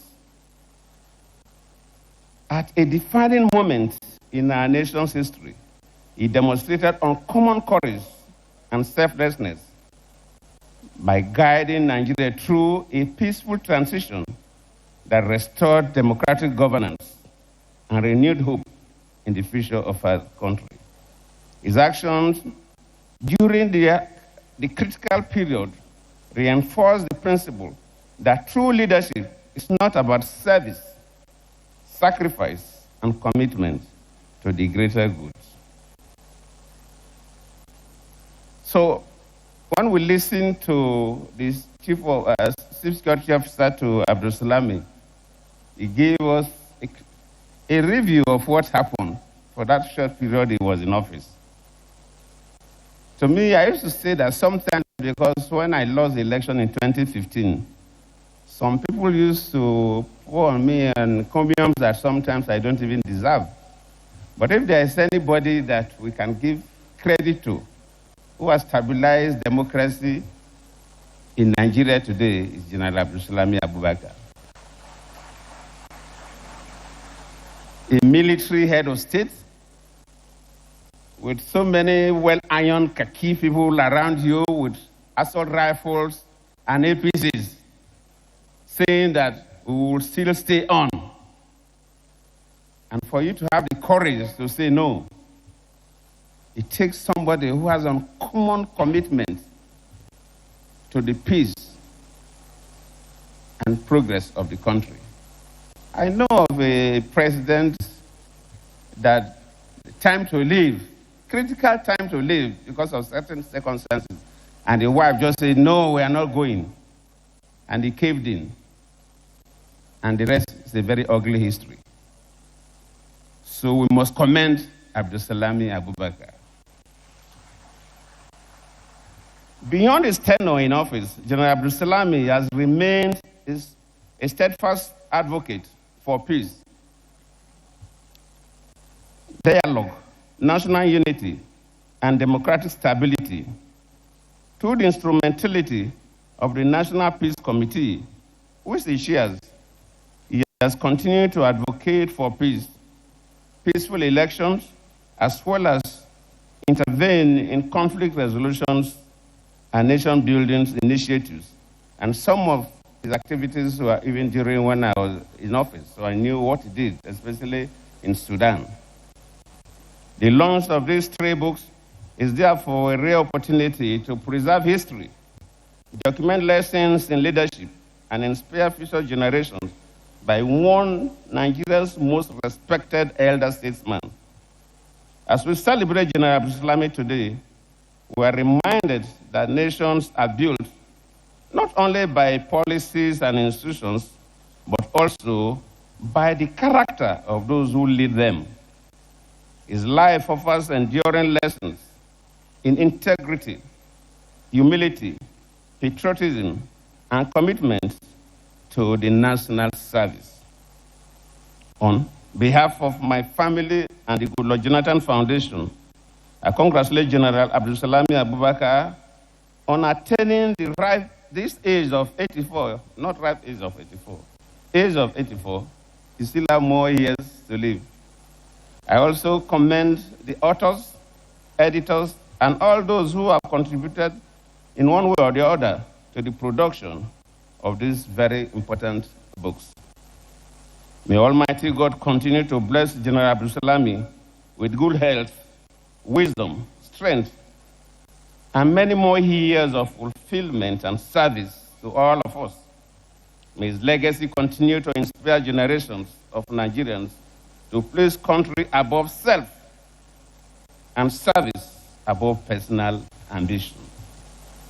Happy 84th birthday, Your Excellency, and congratulations on this remarkable celebration of a life dedicated to the service of Nigeria. I thank you all.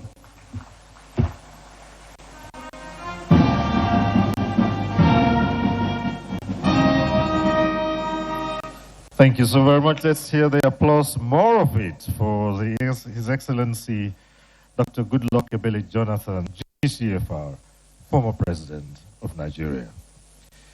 Your Excellencies, distinguished ladies and gentlemen,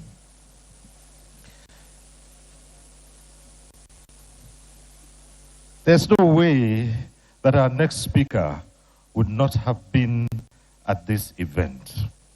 After all, at the time the celebrant was handing over, it was he who took over the reins of government.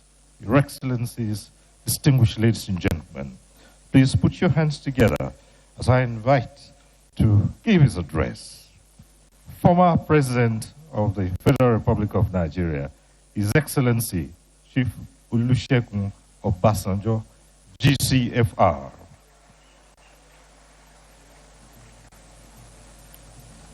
Thank you so much. Let's keep the applause going. Thank you.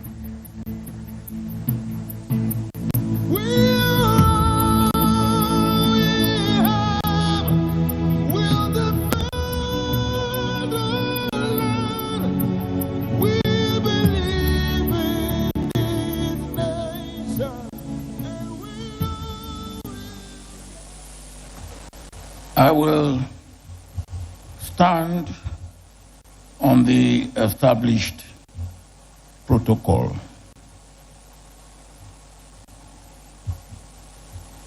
And I will will tender my unreserved apology for being here late. Not what I want to do, but I will admit my guilt with explanation that I was to be picked up from Lagos at 12 o'clock. I was at the airport at 11 o'clock, and I was not picked up until 1:45. So that's why I am here, not at the time that I should be here.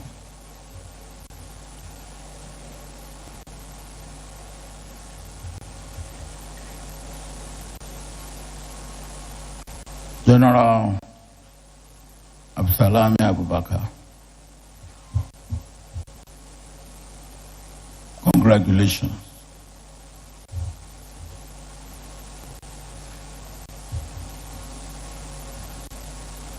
And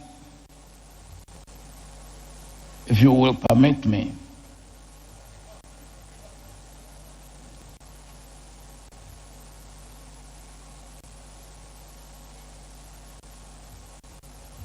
I would say 4 military leaders have made tremendous contributions to Nigeria of today.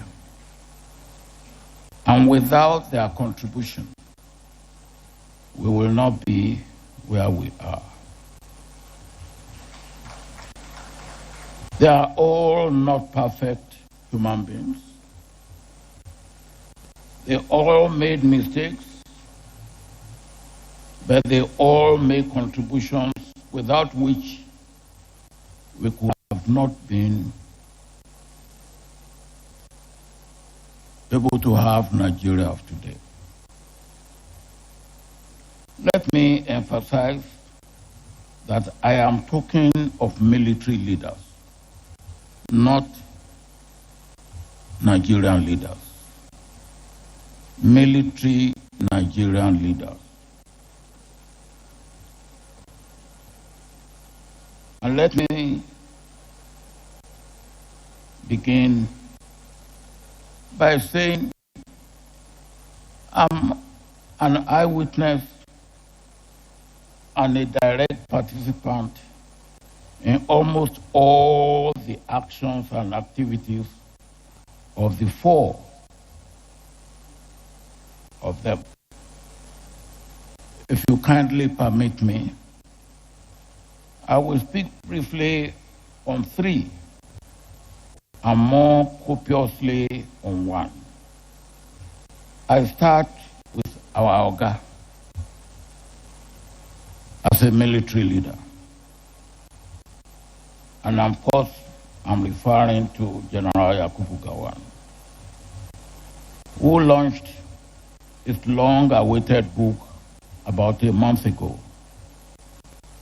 I had to tender again an unreserved apology for my not being able to attend the launch.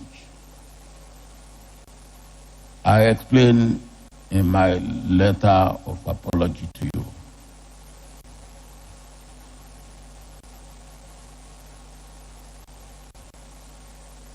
But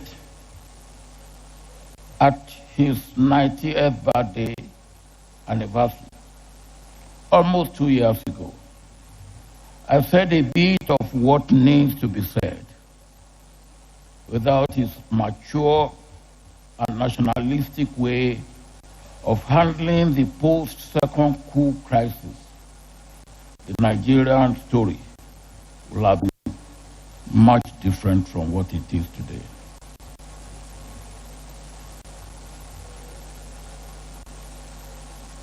and that post-second coup crisis include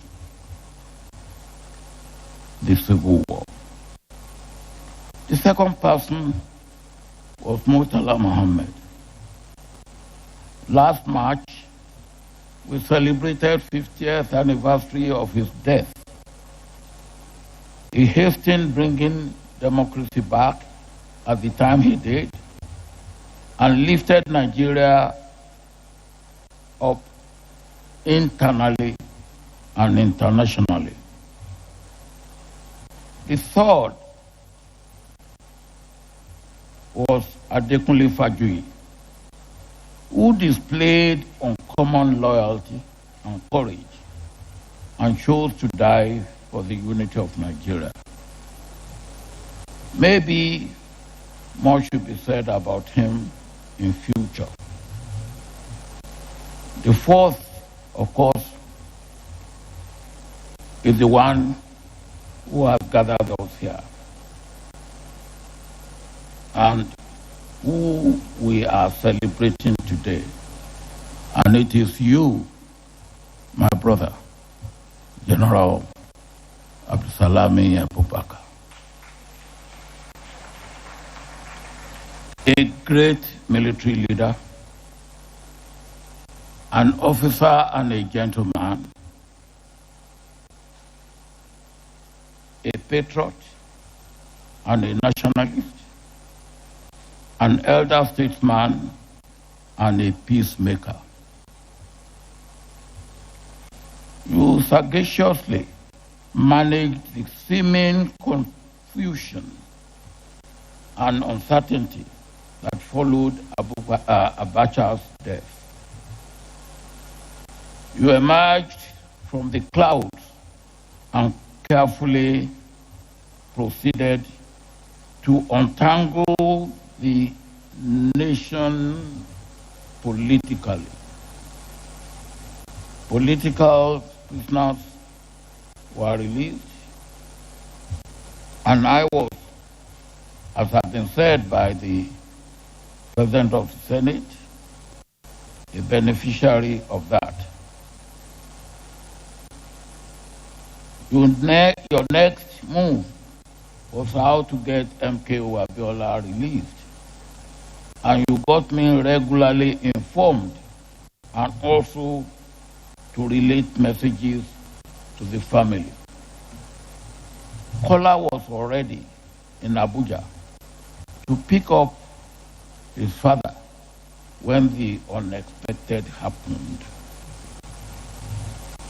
I remember you telling me on telephone, our man is dead. Who is our man? Was my question. And I screamed when you mentioned Abiola. And again, following advice, you handled post-Abiola demise dexterously. And within less than 1 year of your taking office, we had democracy restored. And 27 years after that restoration, we still have democracy.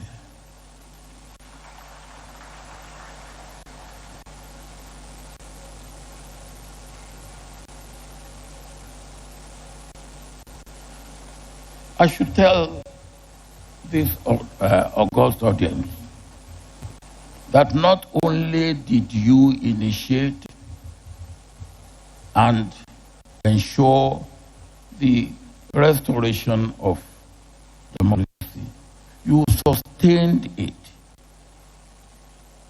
Not only because of peace that you had worked with other people, but the way you actually worked with me after I took over. Can I forget how regularly you come with a piece of paper with all the points that you wanted to discuss with me about what is going on, about what should be done, about how you saw things, and we sat down and we look at them one by one. I answered what could be answered on the spot and what could not be answered on the spot. I gave you an answer within 24 hours. That was a magnificent way of sustaining what you have initiated, and I cannot thank you enough. I must say that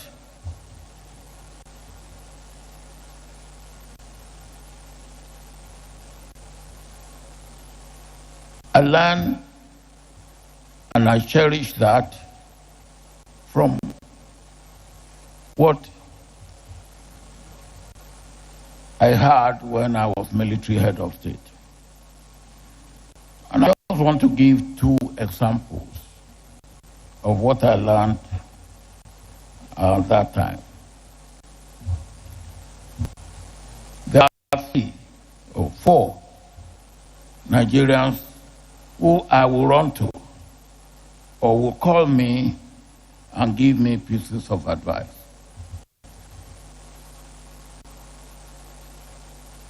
One was Dr. Ibiam. Another one was Sir Kashim Ibrahim.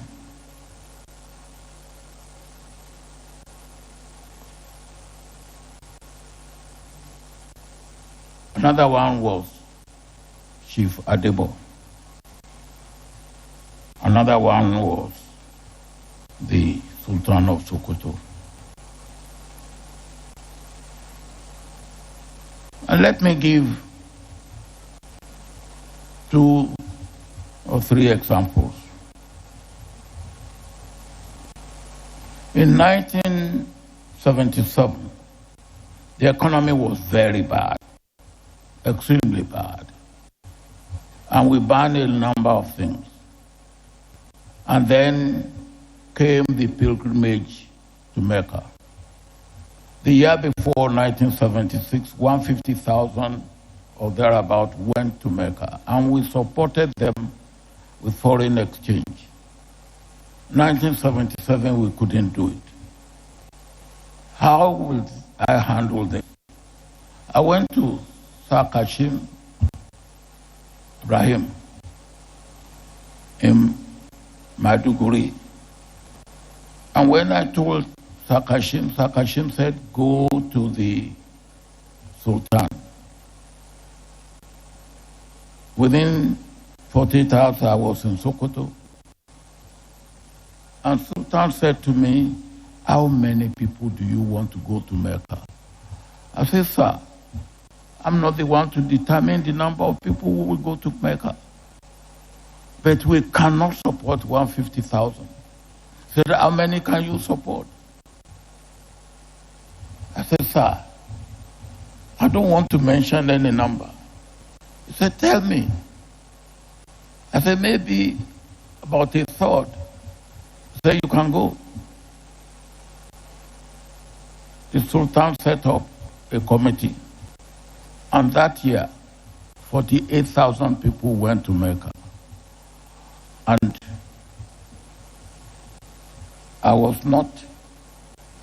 my hand was not in it. I was not blamed for it. It was accepted. That was what I learned from going to people, elders, and using them. And you did that to me. The other thing was when in 1979, the first time women will vote in the North. And there were rumors that it may not go well. There might be protests. I went again to the Sultan. And the Sultan said, "What is your problem this time?" I said, "The voting." And the Sultan said, "Voting? You don't want people to vote?" I said, "No. Women will vote for the first time and we had this problem." And Sultan said, "If that's your problem, go home. On the day of election, my wife will be the first to go out to vote." And that's what happened. And that was the way that was settled.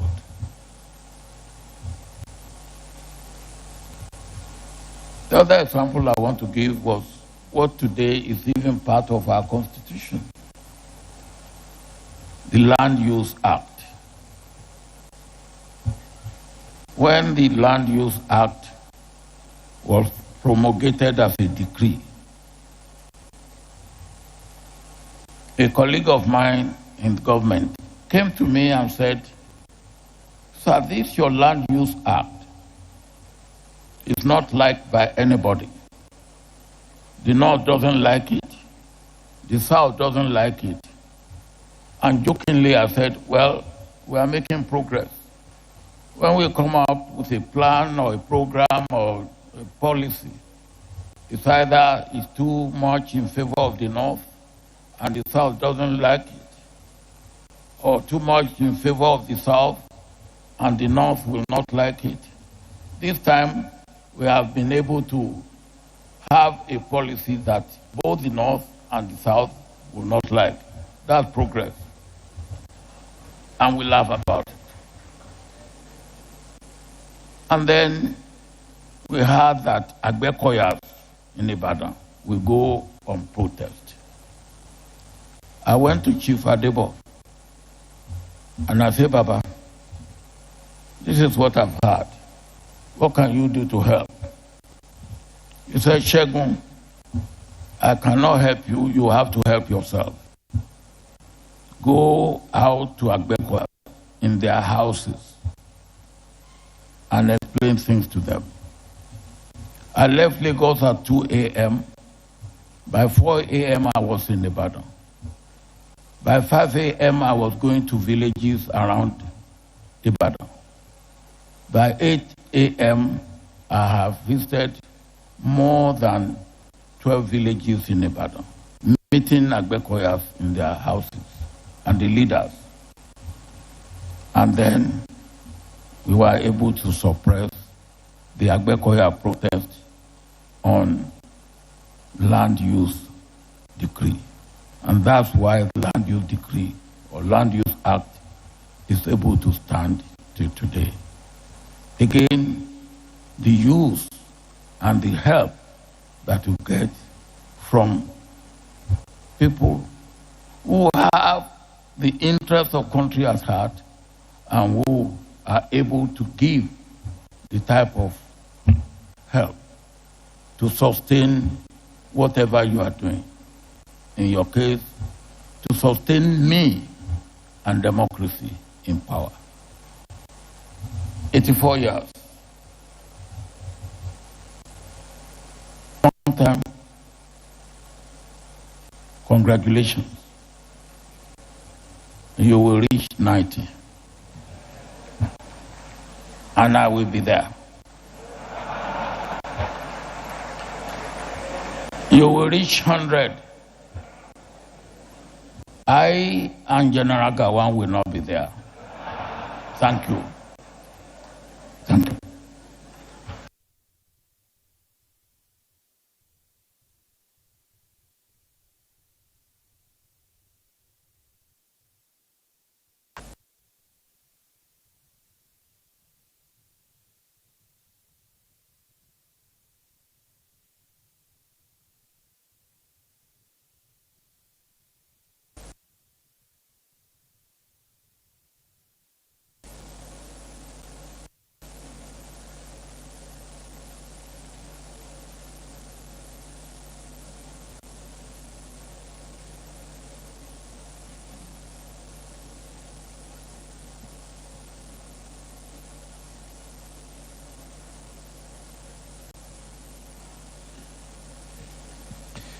Your Excellencies, distinguished ladies and gentlemen, our next speaker is His Excellency Ali Mahaman Lamine Zien, Prime Minister of the Republic of Niger.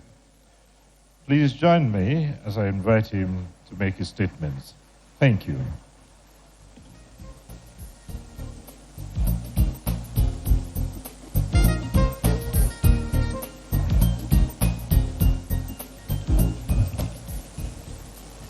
أعوذ بالله السميع العليم من الشيطان الرجيم بسم الله الرحمن الرحيم وصلى الله على النبي الكريم. Excellences, Monsieur le vice-président du Nigeria, cher frère Kashim, Excellences, Messieurs les anciens présidents du Nigeria, Excellences, Monsieur le président Abdulsalami, chers frères, chers oncles, je voudrais tout d'abord présenter nos excuses pour le retard que nous avons accusé à cause de la météo. Nous sommes arrivés ici sous le couvert d'une fraternité, d'un voisinage et d'une amitié entre le Niger et le Nigeria. J'ai été pris de court parce que nous n'avons pas prévu d'intervenir. Mais qu'à cela ne tienne, c'est un honneur pour nous de parler devant ces grandes sommités. Et je vais demander à parler une langue, peut-être qui permettra que nous nous comprenions. Assalamu alaikum wa rahmatullahi wa barakatuh. ‘Yan uwa mutanen Nigeria, ina muku matuƙar godiya. Muna wa Allah subhanahu wa ta'ala godiya da ya ƙaddara saduwanmu a yau a nan wannan babban birni na Abuja. Wannan taro da yake sa tsohon shugaban ƙasa Abdulsalami a cikin Niger, sai in ce ma mutumin Niger, ya aiko mana gayyata mu zo mu ziyarci wannan wuri domin wato wannan rana babba da ta sa har Allah subhanahu wa ta'ala ya gwada mishi shekaru ɗaya na bin ɗaya har ya zamanto 84. sai a wa Allah subhanahu wa ta'ala godiya da ya nuna wannan abu. Tsakanin Niger da Nigeria, duk wanda ya ce zai shiga tsakaninsu to zai ji kumya. Kilomita kusan 500 iyaka tsakaninmu. Jahohi guda 7 na Najeriya suke fuskantar jahohi guda 5 bisa 8 na Niger. Aka fara daga Doso tana kallon Kebbi, a Sabkotawa tana kallon Sokoto, a Tsawo Maradi tana kallon Katsina, a taho Zandar, Katsina da Kano, a ci gaba a tafi ƙasar Difa, jiha ta Difa, tana kallon garin wannan mai kallon nawa. To, alhamdulillahi, shugaban ƙasarmu General Chani ya bani uzurin zauwa nan mu zo mu taya ku murna ga shugabannin ƙasa tsahi da suke na azamne, ga Yakubu Gawon, ga Goodluck, ga Obasanjo. To alhamdulillahi, muna fatan Allah subhanahu wa ta'ala da ya kaddara wannan saduwa tamu ya sa inda aka samu can baya tsakanin Nijar da Najeriya a dawo a zamna kamar Hassan da Usaini. Kuma halau ga sarakanmu na gargajiya ga su a zamna ina kallon su, har ma ina tsammanin akwai malamanmu a nan. To shikenan sai in nemi gafara a gare ku, mun zo mu kawo taya mu zamna tare da ku, kuma in ce Allah subhanahu wa ta'ala ya ba mu lafiya da zaman lafiya. Kuma sai ku gafarce mu saboda ba mu rubuta wani abun da za mu gaya muku ba. Allah subhanahu wa ta'ala ya taimaki kasashenmu ya ba mu damuna mai albarka kuma sai mu ce mun gode. Assalamu alaikum wa rahmatullahi wa barakatuh.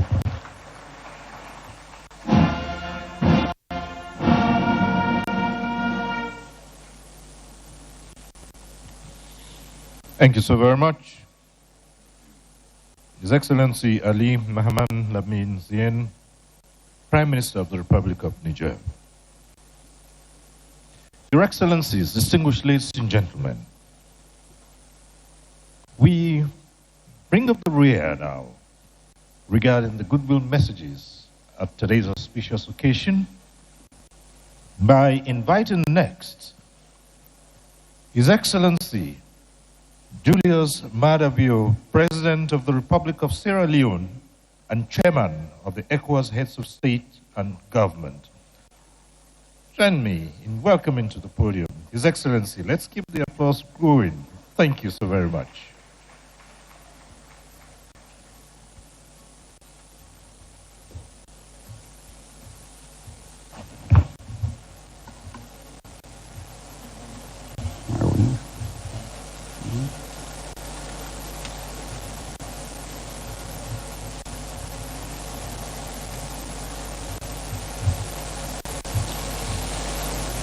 President Bola Ahmed Tinubu, represented capably here by His Excellency Kashim Shettima Mustafa, the Vice President,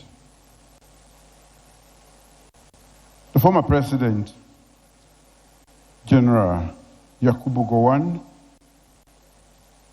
former President Abdulsalami Abubakar, the celebrant that we are all here for, former President Olusegun Obasanjo, my dear big brother, former President Jonathan Goodluck, another friend and brother, former Honorable Vice Presidents of the Federal Republic of Nigeria that are here today, distinguished guests, please permit me to stand on the existing protocols.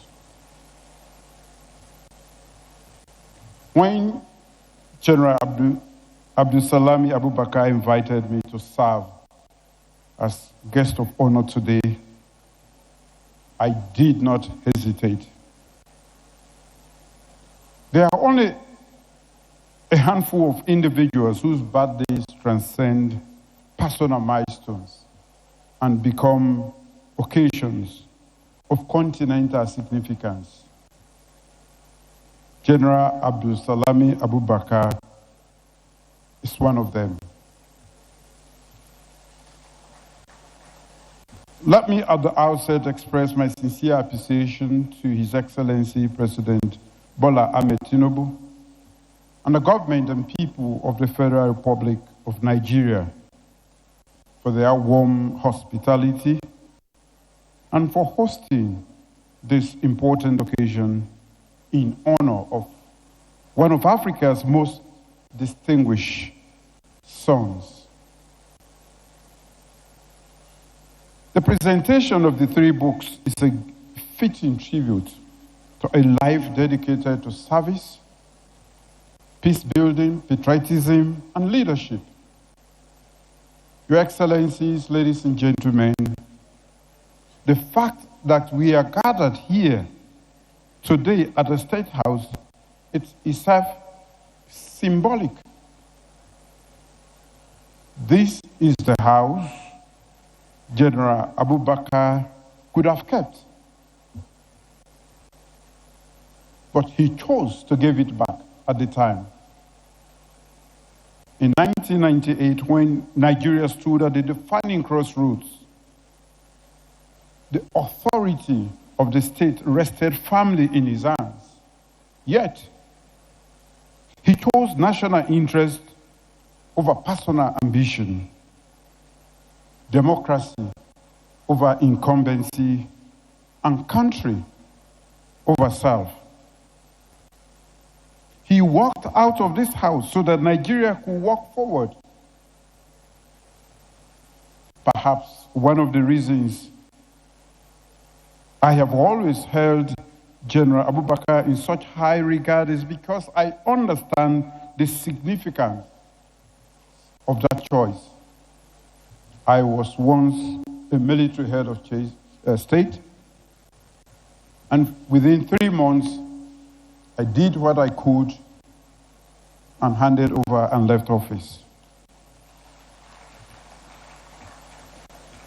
Having myself overseen a democratic transition, relinquished power to a democratically elected civilian government, I understand the weight of that decision.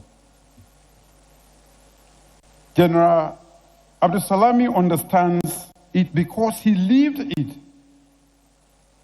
And I understand the weighty nature of that decision because I have lived it. And both of us know that some of the greatest acts of leadership require a leader to step aside so that democracy may move forward. History rarely remembers leaders for the power they possess. History remembers them for the power they are willing to surrender in pursuit of a greater national purpose. That was what you did. Excellencies, ladies and gentlemen, I speak today not only as chairman of the ECOWAS Authority of Heads of State and Government, I speak as a Sierra Leonean. At a time when Sierra Leone was enduring one of the darkest chapters in its history, ECOMOG, under Nigeria's leadership, helped create the conditions for peace, stability, and democracy. And at a personal level, when General Abubakar was still in Lagos, I made several trips there when we needed help, and he always responded positively. That is why we still have a country called Sierra Leone today. For that, my dear General, I say to you, Sierra Leone remains deeply grateful to Nigeria and to you personally. So, General, when I stand here today, I do so not only as a fellow head of state, I stand before you as a grateful son of Sierra Leone. On behalf of the government and people of Sierra Leone, I say, Sierra Leone remembers. Sierra Leone appreciates. And Sierra Leone is grateful. Your contribution to West Africa did not end when you left office. If anything, it deepened. From Liberia and Cote d'Ivoire to Togo and beyond, you became one of the region's most respected mediators and elder statesmen. You entered rooms where dialogue had broken down and where help was needed in order to find the pathway forward. That is why leaders across this continent seek your counsel today. Not because you held that office, but because of the integrity, wisdom, moral authority that you continue to embody even to date. My dear General and big brother, over the years I have come to know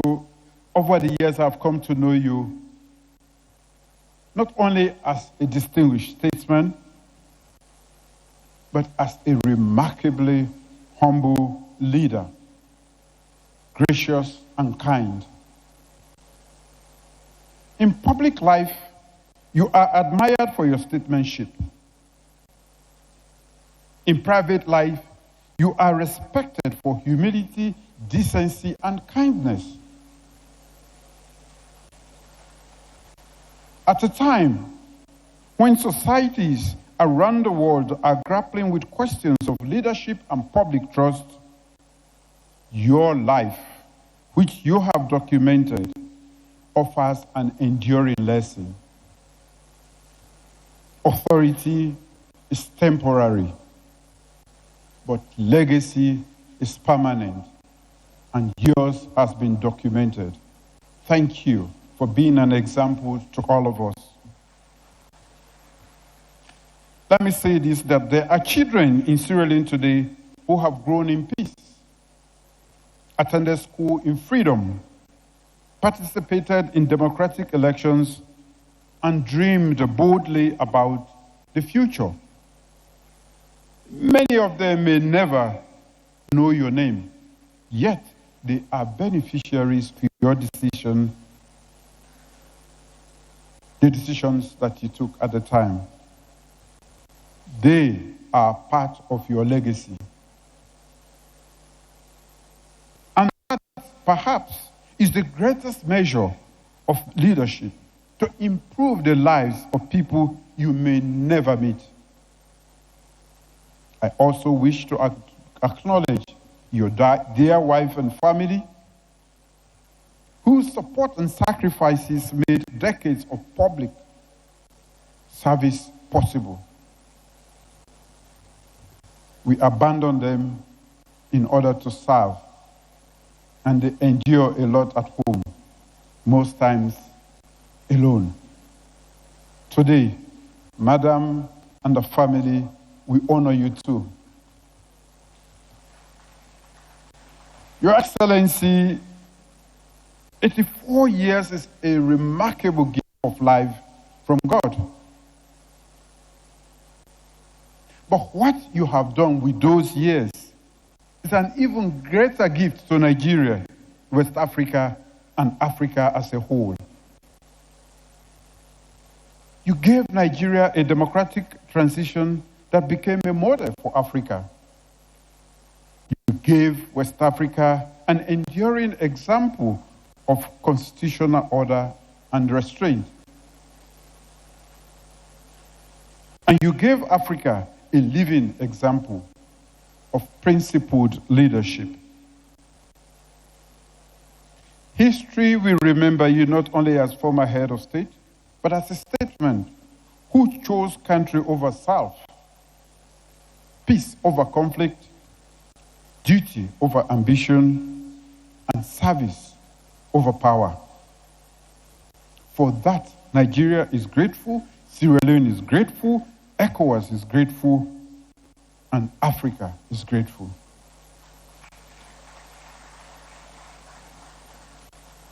We are gathered here to celebrate the life and legacy of Abdulsalami Abubakar, our great general.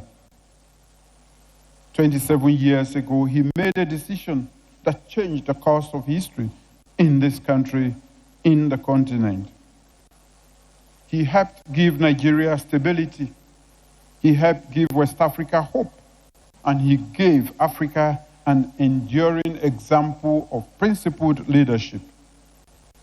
Our continent and region continue to look at him as an example of leadership anchored in principle, humility, courage, and service. That is why we celebrate him today. That is why ECOWAS honors him today. And that is why future generations will continue to study his life.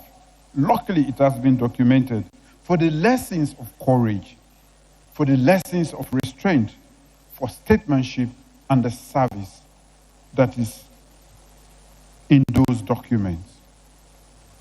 On behalf of the Authority of Heads of State and Government of ECOWAS, and on behalf of the government and people of Sierra Leone, I extend our warmest congratulations on this remarkable milestone.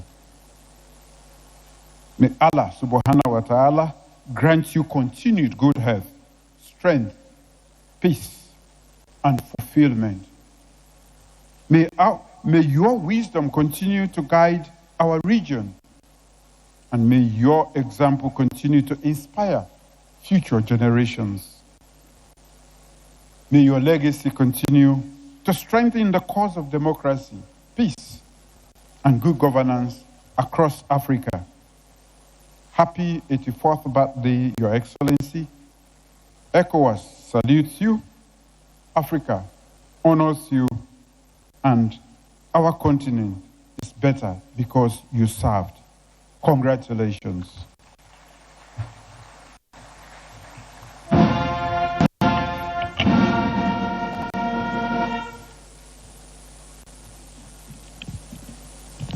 Thank you, Your Excellency, for taking us through that path as we join ECOWAS, Africa, and indeed Nigeria to celebrate General Abdulsalami Abubakar.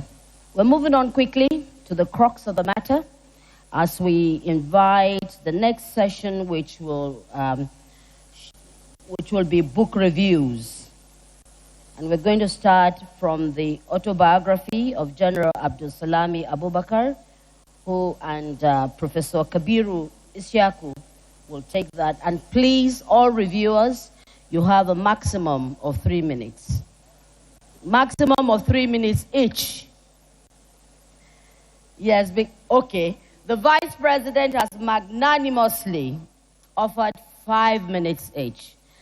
Please, shall we appreciate the Vice President? Thank you, Your Excellency. 5 minutes each, counting from when you start.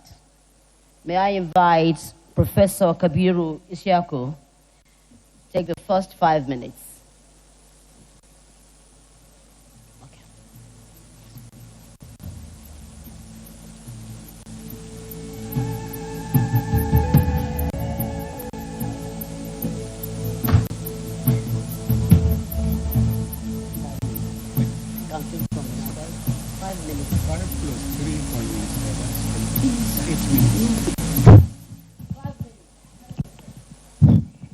All protocols observed.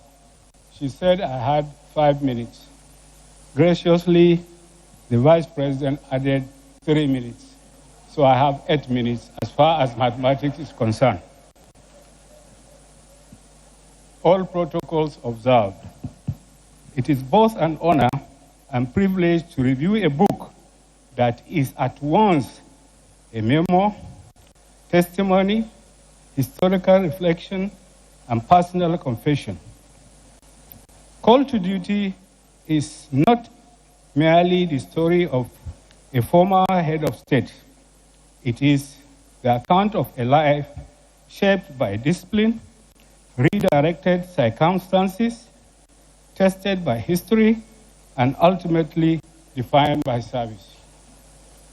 Spanning 274 pages, the book recounts the journey of General Abdulsalami from childhood in Mina to military service, national leadership, and continued life of peace building, both in Nigeria and outside. Dedicated to those who gave their lives for peace and unity of Nigeria, the book invites readers to observe events and to understand the values and experiences behind them. For the purpose of this review, I have arranged my reflection into 4 broad themes. 1, childhood, family, and education. 2, military training and services. 3, heading the nation. And 4, personal reflection. As you all heard, General Abdulsalami was born in Mina on 13 June 1942 and raised within a large family structure. He presents himself first as a son, a brother, a student, before becoming a soldier and statesman. These chapters are among the most engaging in the book because of their simplicity and humanity. The narrative is rich with memories of discipline, household responsibilities, schools' experiences, and cultural traditions. There are stories that entertain, instruct, and quietly explain the making of the character. His memories of Mina in the book is not merely a town, but living social landscape shaped by movement, diversity, and shared aspiration. Likewise, his account of provisional secondary school, Bida, reveals an educational environment that broadened horizons and nurtured ambition. I must steal some time to give some incidences in the school. During the primary school, there was an incident on plucking mangoes. The designated climber was abandoned on the tree when they saw a big snake. The climber survived and is around. His name is in the book. You have to read the book to know his name. At the secondary school, there was a tense moment that brought to the school 4 eminent northern leaders then: Ahmadu Bello, Ahmadu Ribado, Usman Sarki, and Tako Galadima, all of blessed memory.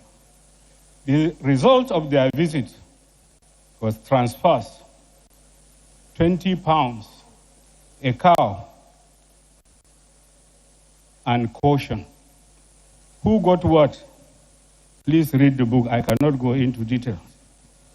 General Abdulsalami joined the Nigerian Military Training College in 1963, entering a generation that will later occupy defining places in Nigerian history.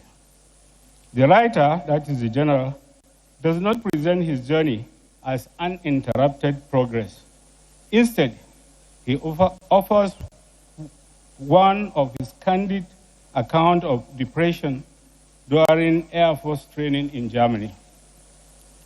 Rather than discussing difficulty, he acknowledged interruption, uncertainty, and disappointment. He then interprets the period not as a defeat, but as a redirection by the Almighty. He eventually returned to the Nigerian Army in 1967. That marked also a long and distinguished career, ending as head of state. The chapter that follows moves across postings, operational assignments, military responsibilities in different parts of the country and abroad.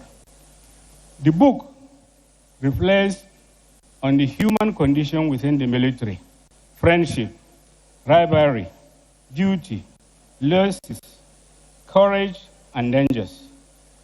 Abdulsalami writes with restraint. He allows events to reveal themselves in the book. His reflection of coups and political transitions are especially notable. Rather than seeking vindication, he provides his own account of the turbulent period heading the nation. The central historical weight of the book lies in the chapters covering his emergence as head of state. Following the death of General Sani Abacha in June 1998, General Abdulsalami assumed leadership during one of Nigeria's most uncertain periods. Political distrust was high, economic pressure was severe,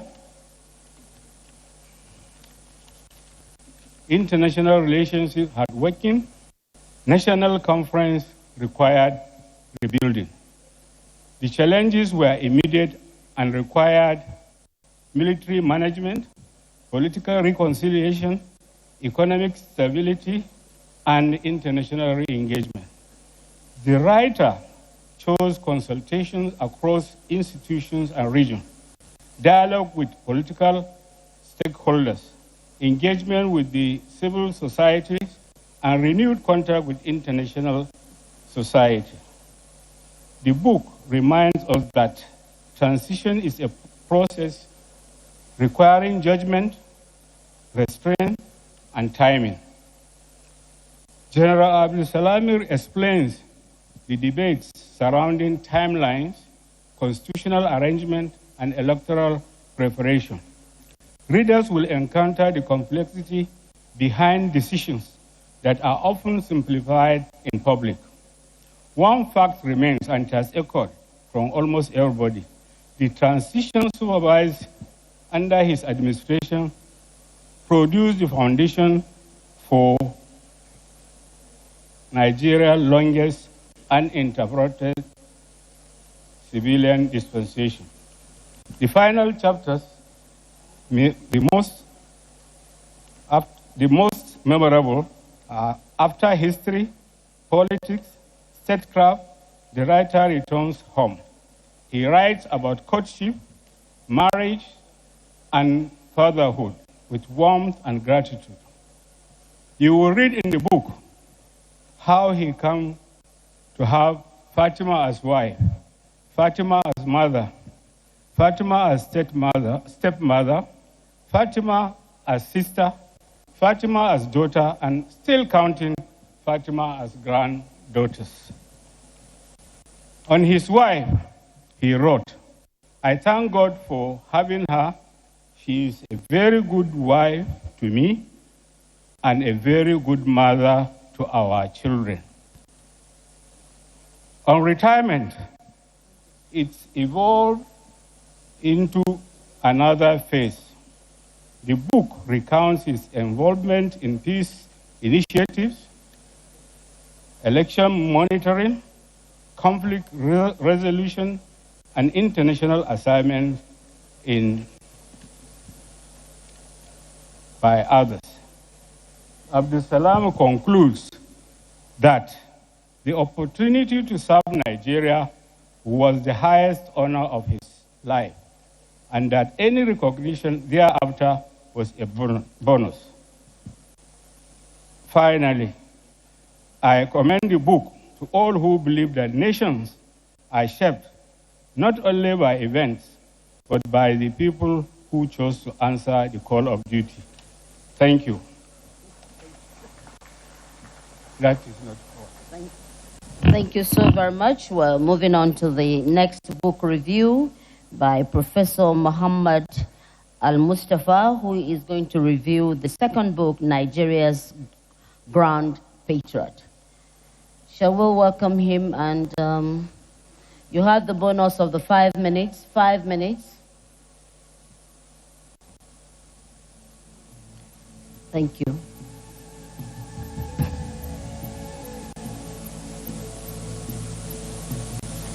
These books will be available to read, to buy and read. Thank you. 5 minutes. I beg you. Yeah.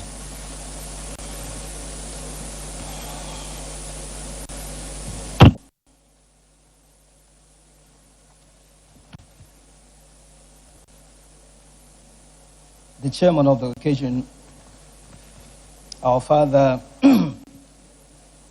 the General Yakubu Gowon, GCFR, the other distinguished dignitaries here present, my father, and indeed a grandfather,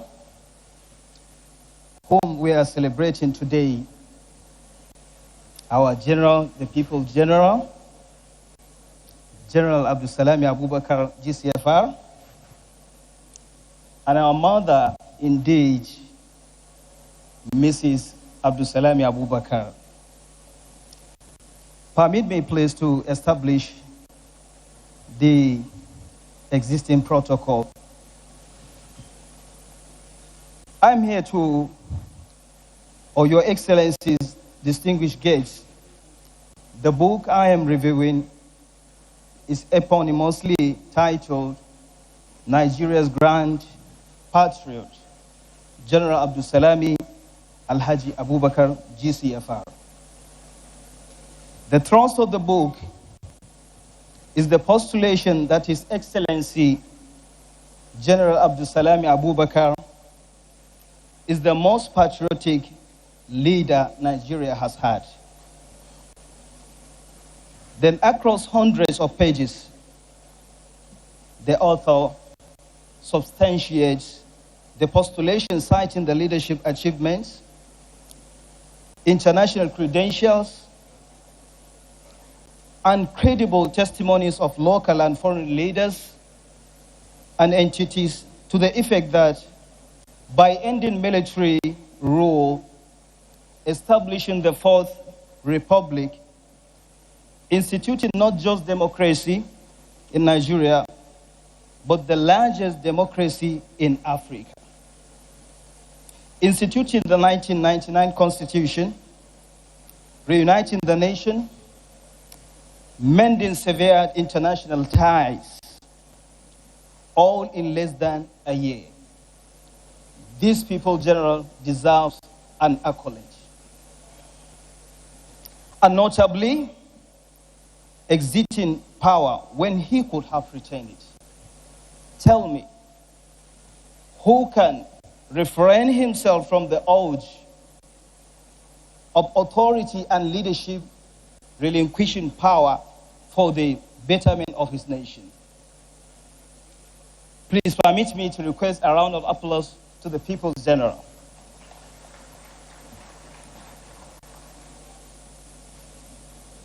General Abdulsalami Abubakar ranks as Nigeria's greatest statesman.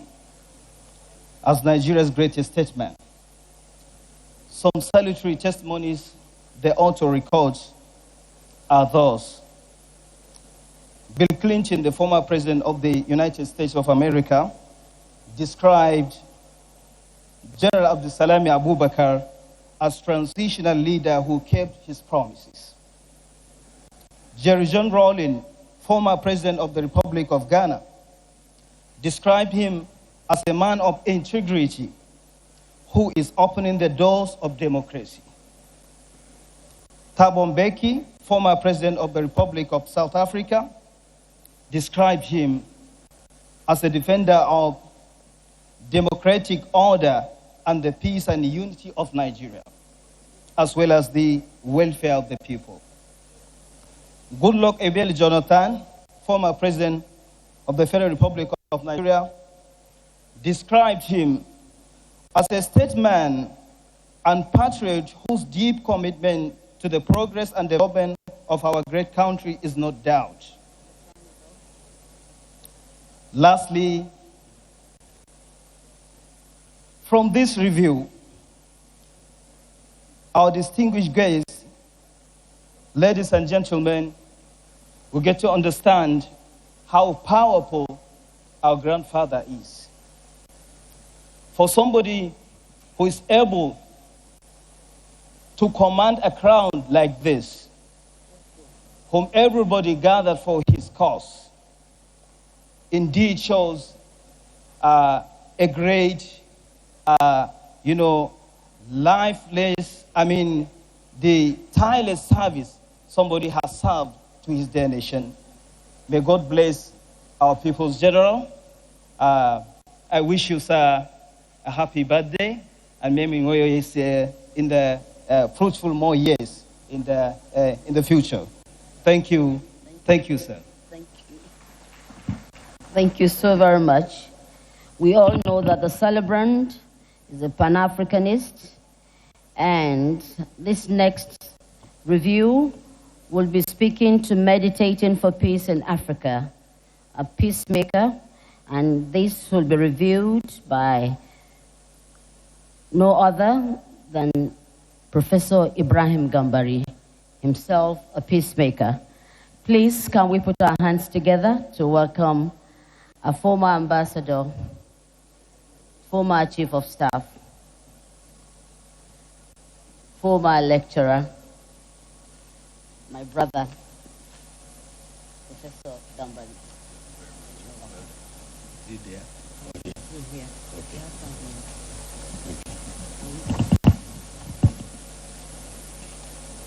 I've been given 5 minutes, and I've traveled 13,000 miles from the United States to come. So I hope that if I steal another 2 or 3 minutes, you will not mind.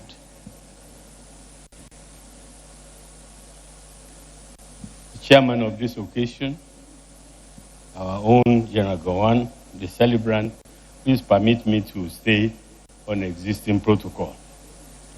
Distinguished ladies and gentlemen, excellencies.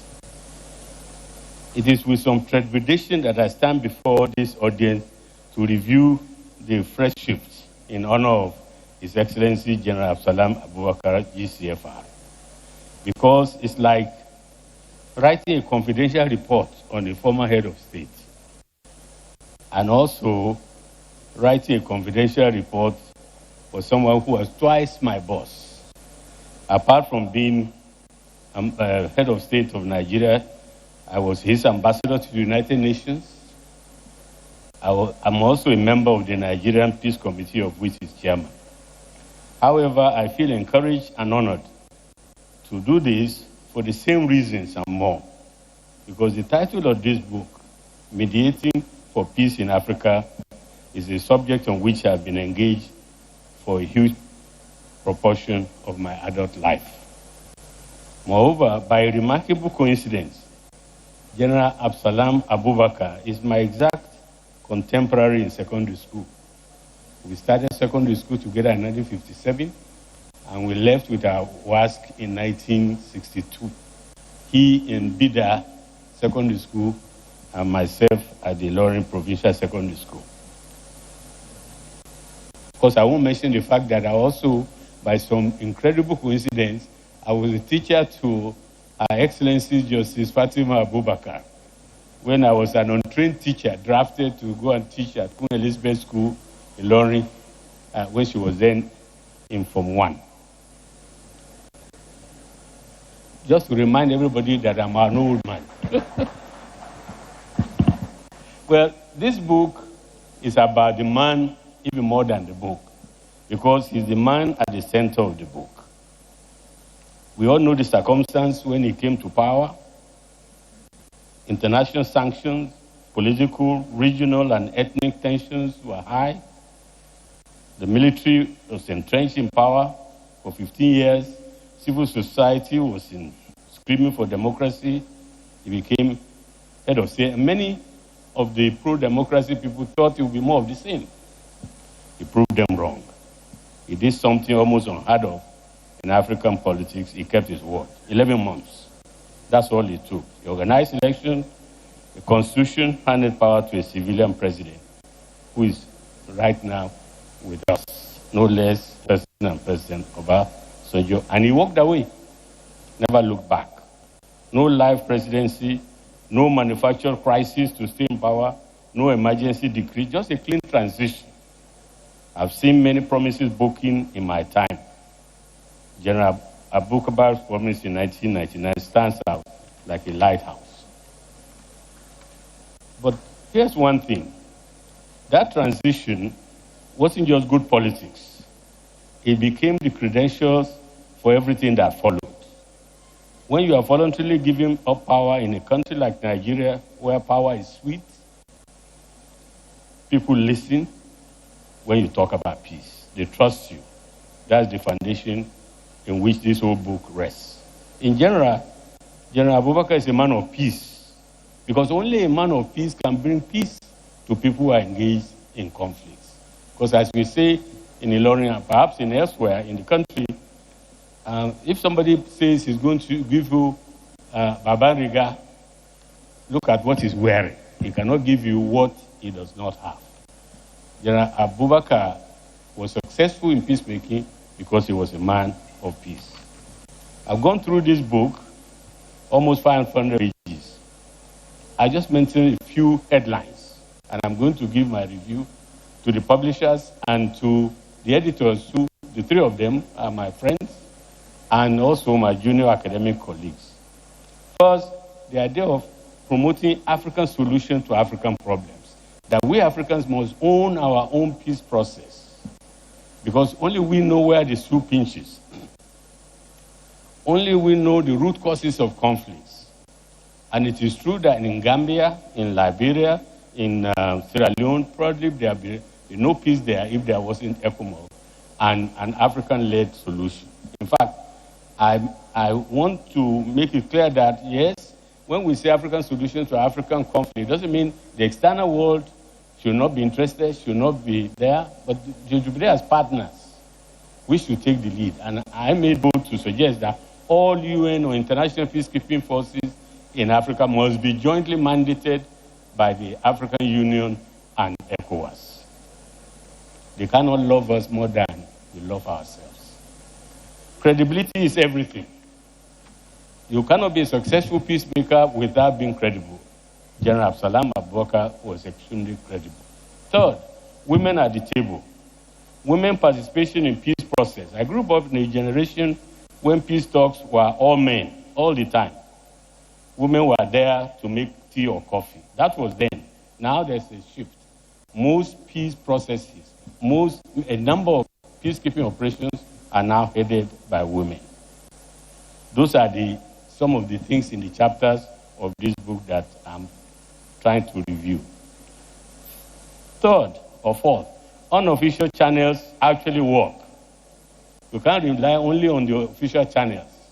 Unofficial channels work, private channels work, all tricks must be played in which the objective is just to achieve peace. Nobody will ask how you did it, but the fact that it happened. Democracy is hard and almost untidy, but there cannot be peace that's sustainable without a democratic process. That's why elections are usually at the end of peace processes. I think it was Churchill who once said, democracy is the worst form of government except for any alternative. And that is true then as it is today. ECOWAS and the UN, they provide the institutions. They're not perfect, but they provide the framework for good governance and for enduring peace. We have to make them work so that ECOWAS will cease to be a community of governments, but be a community of people. Similarly, the African Union. Of course, like all books, this one could be better. And as I said, I'm going to give all my critiques of the book to the editors and the publishers for the next review of the book. Some of the chapters repeat themselves. There's insufficient critical analysis of failures. Third, the book is light on the economics of conflict, because you can make all the peace agreements you like, but if you don't look at the economic foundations of the causes of the conflict, you are not going to go very far. Then post-conflict peace building is as much as important as even peacemaking itself. So this book matters, and it matters now, because Africa is now experiencing a new wave of coups and unconstitutional change of government. Sudan is broken. South Sudan, the world's youngest new nation that we are celebrating, is also in crisis. So the timing of this publication is extremely important. We are watching what is happening in Sudan, in South Sudan, the horrific violence and the complete collapse of the state. Several countries are also struggling. I want to come to a conclusion and respect the timeline. Let me close as I began, by saying something directly to General Abubakar, who made this book possible. Your 1999 decision to honor democracy and to step aside peacefully changed Nigeria's trajectory. Your subsequent 2 decades of patient, unglamorous meditation across Africa have saved lives and built peace. This book is a fitting tribute to that work, but more than that, it's a resource that will help others follow your example. That is the legacy that will last. I've read many books on peace over decades of this work. Most of them gather dust on shelves. This one will not. It is too useful, too grounded in reality, and too honest about what works and what doesn't. Anyone serious about understanding peace making in Africa needs to read it. The continent faces enormous challenges. The old post-independent generation is passing. The new generation is stepping up. but they are stepping into a world of climate change, youth bulges, resource scarcity, and great power competition unfolding on African soil. They need wisdom. They need example role models. They need to know that peace is possible even when it seems impossible. This book provides that. It's a gift to the field, a serious work of documentation analysis, and a tribute to one man's extraordinary commitment to peace. We are fortunate to have it. Thank you, General. Congratulations on your birthday. Thank you all for your kind attention. 5 minutes? 5 minutes plus, but Professor Emeritus, because some of his students actually came to me and insisted that we should extend his time. So once a teacher, always one. Please, let's also give him a very appreciative thank you, sir. Your Excellencies, all very distinguished ladies and gentlemen. We're now going to listen to a very special tribute, very important. We're going to be listening to a woman of distinction, a brilliant jurist, a woman who believes that every right should sit on equity. Having founded Women's Rights Advancement and Protection Alternative, RAPA, First Lady with the celebrant, a mother, a sister, a grandmother. Welcome with me, Milord Fatima Abdulsalami Abubakar. I want that applause to continue, particularly for all the women in the hall. Thank you, all the women in the hall. This is about us, for us, by a very distinguished woman. I want the applause to continue.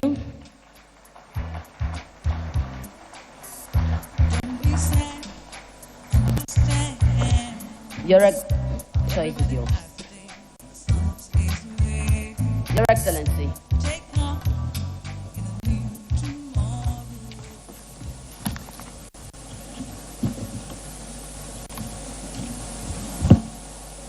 Your Excellency, the Vice President of Nigeria, Kashim Shettima, who is representing the President of the Federal Republic of Nigeria, and your very beautiful wife, Hajia Nana Shettima, who is also representing the First Lady of the Federal Republic of Nigeria. The President of Sierra Leone, Your Excellency, the chairman of this occasion. At this stage, I think I will stand on protocol, because as had been said earlier, protocol is a nightmare. So please forgive me if I stand on protocol at this stage. Today, we are gathered not only to celebrate a remarkable milestone, the 84th birthday of my dear husband, His Excellency, General Abdulsalami Abubakar, GCFR, but also to witness the unveiling of 3 important books that chronicle a life of service, sacrifice, and enduring impact. We are collectively affirming a life dedicated to the relentless pursuit of peace. Significantly, one of the books is an autobiography that offers personal window into a journey that has shaped not only our family, but the destiny of our nation. Additionally, we are also unveiling the Abdulsalami Abubakar African Resource Center, an initiative that will sustain his legacy and provide a rich resource for history, scholarship, and peace-building practices across the world. For many, he is a statesman, a former head of state, and a respected advocate for the peace and conflict resolution. His demonstrated capacity in mediation with humility and forbearance are attributes learned from his father, who served his community as Sarkin Kasuwa Mina, that is Michael's tribe.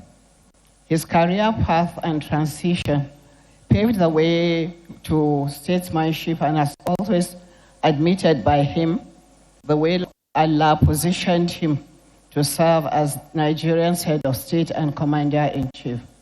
For us, his family, he is much more.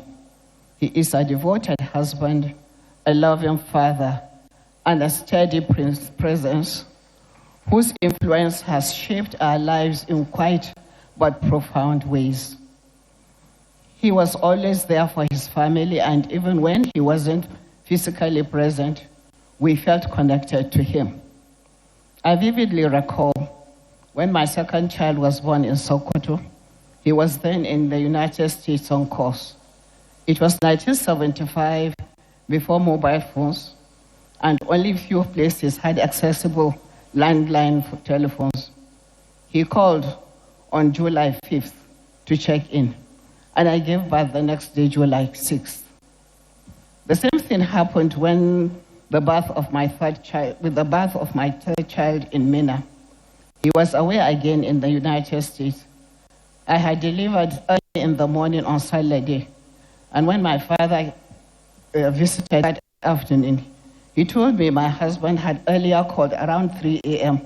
to ask how we were. So despite being far from us, it always seemed like he was deeply attuned to our lives.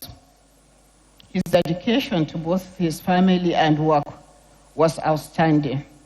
He experienced multiple transfers to various locations, including Lebanon and other countries, and faced every assignment without complaint, regardless of its challenges.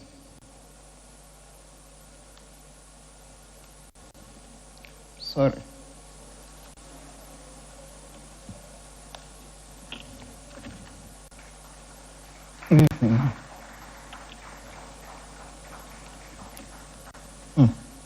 The paper doesn't want to work.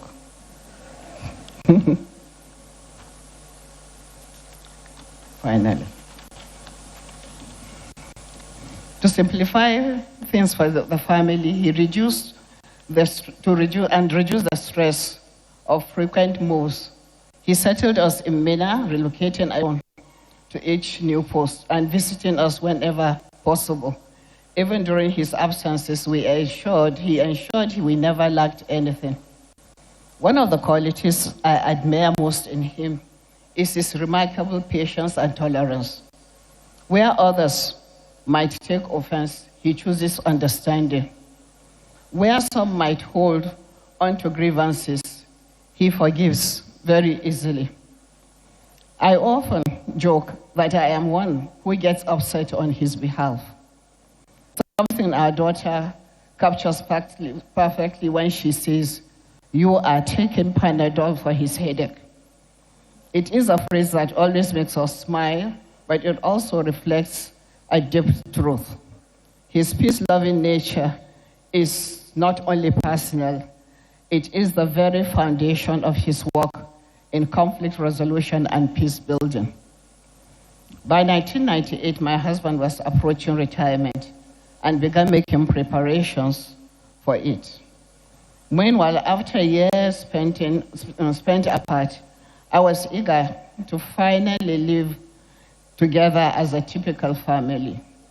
At that point, I decided not to pursue a career path that would separate me from my beloved ones.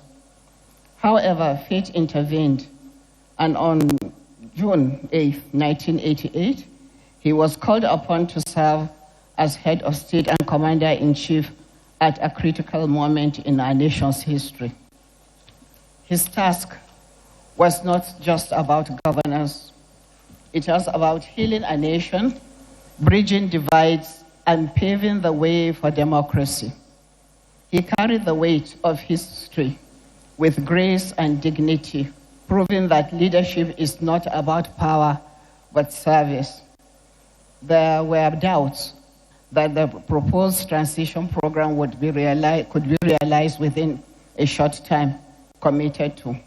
However, led by his characteristic humility, discipline, and commitment to national duty, he assured Nigerians he would deliver. His Excellency kept his word.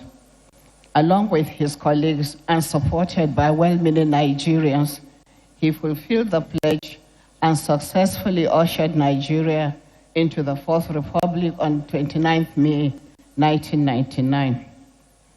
In moments of power, character is tested. A lesson I learned is that a leader who begins with honorable intentions and derails later is often enabled in that direction by sycophants and persons whose vested interests allow it.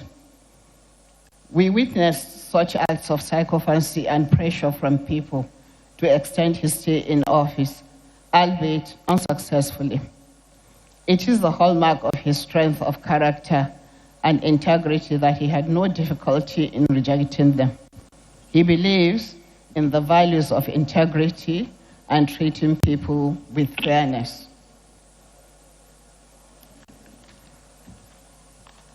Today, we celebrate not just his achievements, but the legacies he continues to build. To those who have chronicled his journey in the pages of the books to be launched, I say thank you for capturing the essence of a man whose life transforms nations. These books will serve as invaluable resources for generations to come, reminding us all that leadership, when anchored in integrity and selflessness, can truly transform lives. To our children, you remain a mentor who has instilled in them the values of hard work, humility, and patriotism. Your patience, wisdom, and unwavering belief in doing what is right are qualities that continue to inspire not only our family, but those who encounter you. I therefore stand before the world to pay tribute to a remarkable man, my husband, my friend, and my confidant, His Excellency, General Abdulsalami Abubakar. My dear husband, we celebrate you, not just for all you have done, but for who you are. Your life has touched countless hearts, strengthened a nation, and anchored a family in love. Once again, happy birthday, and many more years in love and peace. God bless the Federal Republic of Nigeria and all of us. I thank you all for listening.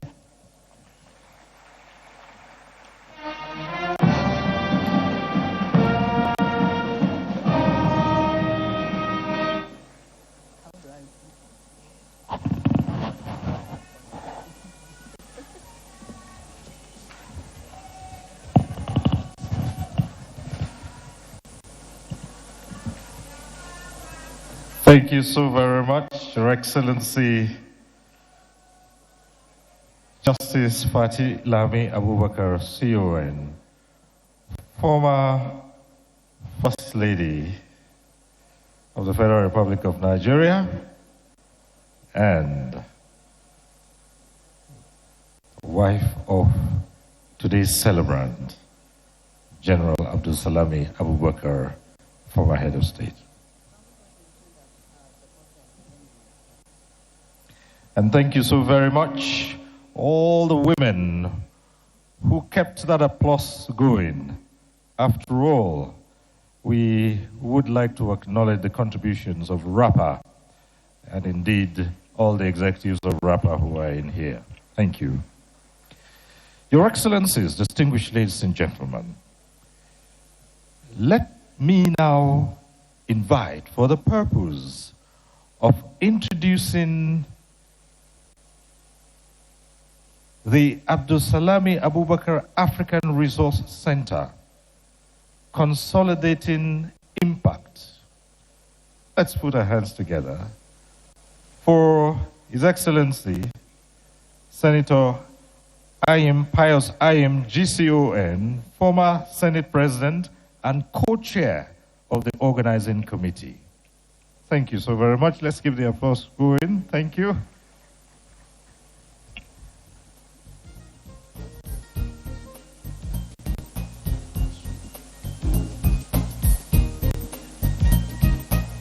Cyril, I'm not sure I'm co-chair of the organizing committee.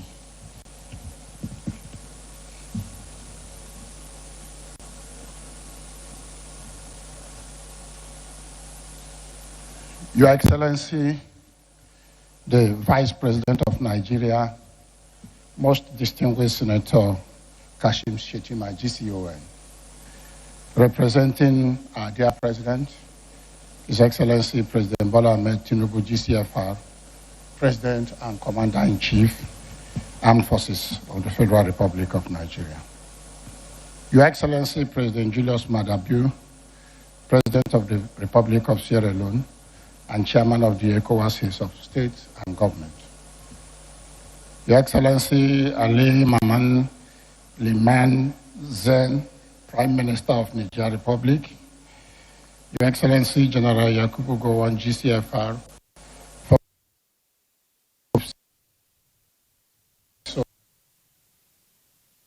Honorable Justice Lamin Abubakar, Your Excellency President Olusegun Obasanjo, GCFR, former President of Nigeria, Your Excellency President Goodluck Ebele Jonathan, GCFR, former President of Nigeria, my friend Senator Godswill Akpabio, President of the Senate, a representative of Tajuddin Abbas, Speaker of the House of Representatives, who is represented by the Deputy Speaker, Right Honorable Benjamin Carlo. The Deputy Senate President, Your Excellencies, our dear governors, former Vice Presidents, former Presidents of the Senate, members of the National Assembly, members of the Federal Executive Council, Your Royal Highnesses, members of the Diplomatic Corps, invited guests, distinguished ladies and gentlemen. My assignment this afternoon is simple. It is to articulate the legacies of one of the nation's living legends and to conduct the unveiling of the General Abdulsalami Abubakar Resource Center, Abuja.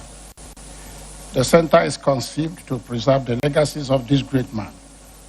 Your Excellencies, ladies and gentlemen, join me with a loud ovation to celebrate a man of many parts, a soldier, an administrator, a patriot, and a statesman, the father of the Fourth Republic and the champion of peace and democracy in Africa, His Excellency, General Abdulsalami Alhaji Abubakar, GCFR. Your Excellencies, between 1993 and 1998, the Nigerian nation tottered and was at the brink. The situation became most fragile following the sudden demise of the then head of state, General Sani Abacha. May his soul rest in peace. By the twist of providence, General Abubakar succeeded General Sani Abacha as the 12th head of the Nigerian state. The opportunity of today's event is not only to celebrate a life of service, but to document and preserve the legacies. The books that have been reviewed have highlighted these legacies, but the center about to be unveiled will preserve these legacies. For the avoidance of doubt, ladies and gentlemen, what are these legacies? And how would the General Abdulsalami Abubakar Resource Center preserve the legacies? For want of time, I will highlight only 4 and indicate the activities the center will promote in respect thereof. Legacy number 1, democratic transition. General Abubakar conducted the shortest and the most successful military to civilian transition program in Nigerian history. In less than 1 year, General Abubakar overhauled and brought to life all the democratic institutions of the nation and completed the handover of power to a democratically elected government as promised. Your Excellencies, in this wise, General Abubakar Center will seek to promote the legacy that patriotism and statesmanship are critical hallmarks of leadership. 2, the 1999 Constitution. Your Excellencies, just yesterday, the nation marked 27 years of unbroken democratic rule in Nigeria. This was possible because General Abubakar's 1999 Constitution provided the legal framework for a stable nation and enduring democracy. In this regard, General Abubakar Center will promote constitutional reforms for national stability and social cohesion. Number 3, independence of the Electoral Commission. When General Abubakar assumed the mantle of leadership, he envisioned that there cannot be an enduring democratic rule without a credible electoral process. General Abubakar then dissolved the National Electoral Commission and constituted the Independent National Electoral Commission, INEC. The difference is independence. In this regard, the General Abubakar Center will promote electoral reforms, credible electoral processes, and the independence of our electoral body. Last but not the least, democratization of the political space. On assumption of office, General Abubakar released political detainees and prisoners, dissolved government-formed political parties, abolished decrees banning trade unions, and so on. In this wise, the General Abubakar African Resource Center will promote freedom of association, internal democracy in our political parties, trade unionism, and the rule of law. Your Excellencies, ladies and gentlemen, you can agree with me that legacy end is legacy worth preserving. I am therefore honored to invite you all to join me to unveil the General Abdulsalami Abubakar African Resource Center for service to the nation, to Africa, and humanity. We shall unveil at the count of 1 to 3. 1, 2, 3.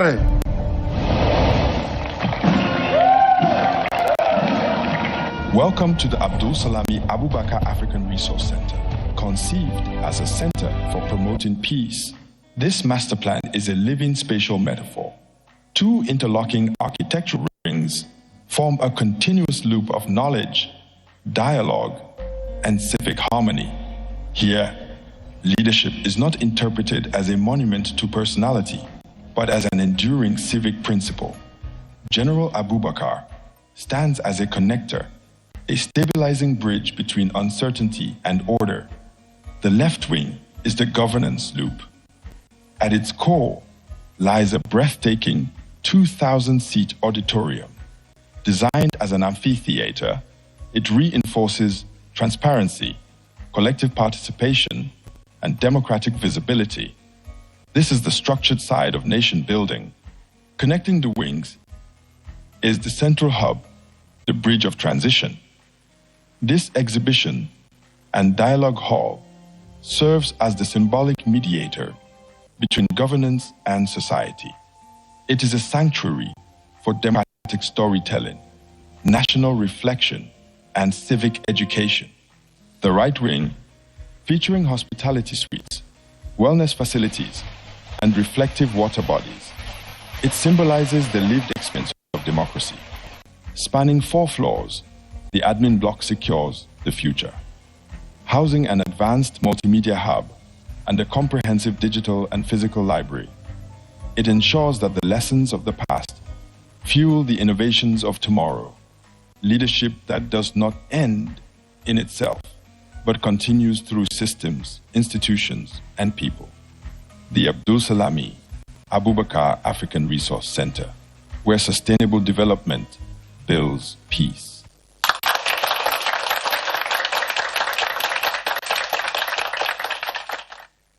I thank you all.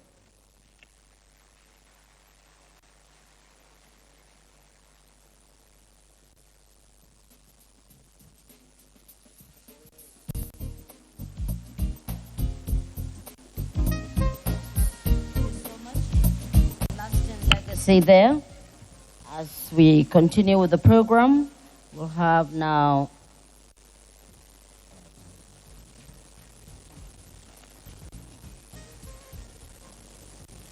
Thank you so very much.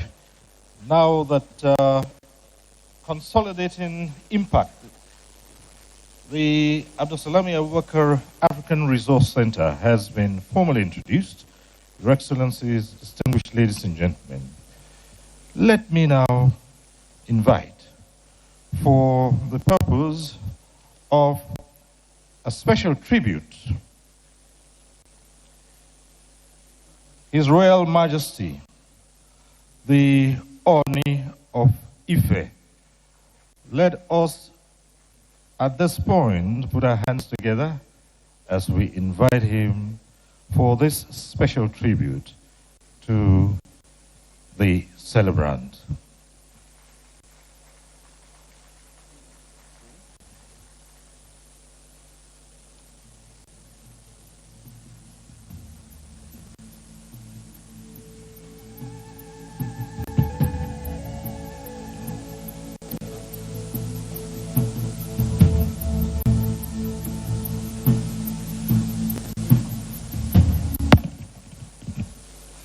Your Excellency, the father of our nation, the host of today's occasion, President Bola Ahmed Tinubu,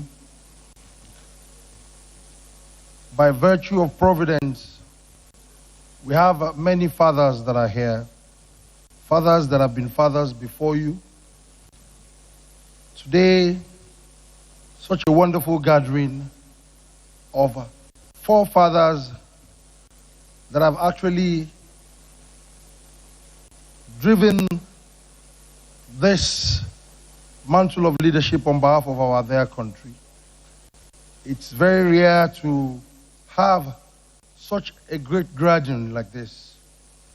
But the day is far spent. But on behalf of all traditional rulers, myself and His Eminence Sultan of Sokoto, whom also a general, once a general in the army, will forever be a general. We are all very happy and delighted, and we're extending our hands of prayers on behalf of our dear country, with things you have done, the legacies you have built, and things that the unborn generation will read about you. All the past leaders of our country, the four of them that are present here, they have spoken. The host's father will eventually talk, but we are all very happy. We have heard from your family too, what you have used peace and peaceful coexistence to do. With peace, you can win the world. General, you have won the world. This is a very powerful legacy you have done and you have built for yourself. I think the celebrant of today deserves a resounding round of applause. On a final note, we will pray for you, as all traditional rulers are well represented here today. We see what you are doing. We are the custodian of culture and tradition. But beyond that, we want to continue to foster peace and unity in our country because of things you have done. It is very important because we are closer to our people. We will continue to work towards oneness of Nigeria because of great things our political leaders have done. God bless all of you. God bless Federal Republic of Nigeria. Thank you very much.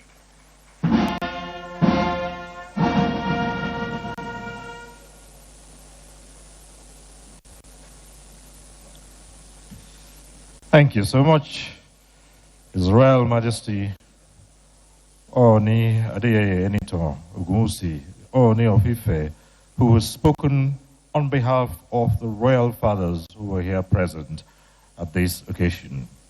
Thank you, Your Majesty.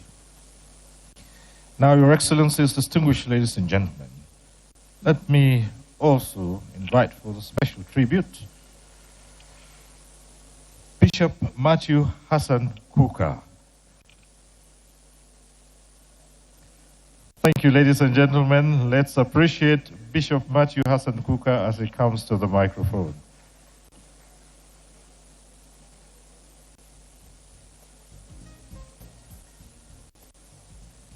I'm carrying this paper just to create the impression that I have written something. Your Excellencies, former presidents, Your Excellencies, former vice presidents, let me then stand on the existing protocol. My speech, when I read it over, is a 5-minute speech, but I will take only 2 minutes. The first thing I'd like to say is my association with General Abdulsalam, first as head of state, but even more importantly, as chairman of the National Peace Committee. I'm happy that His Eminence Cardinal Onaikan is here, His Eminence the Sultan is here. Sam Amuka Pemu today turns 91, so he's co-celebrant with you. There are other members of the Peace Committee who are here. But I just want to say that within this very short period of time, I have seen with my own eyes and I have touched evidence of your incredible sense of dedication and humility to our dear country. And I think it is sacrifices of people like you that make it possible for us to wake up every day convinced that a great country lies ahead of us. I would just want to end by commending you for these publications. Personally, I believe we were here in Abuja on the 19th of May to launch the biography of General Gowon. On the 20th of February last year, launched the biography of General Babangida, along with a repertoire of literature written by former rulers. This is a very significant moment for us in Nigeria. And your biography marks almost not just the final phase, but a very defining moment. Now we have all the material we require, and the nation becomes a big blackboard from where we can look at all the mistakes that have been made, all the things we need to learn, and all that we require to build a great country. So on behalf of all the members of the Peace Committee, I just want to thank you and say that it has been a great honor for us. Metaphorically, you are carrying a stick, as you've often done in one or two of those events, has signified to us your commitment and dedication to service.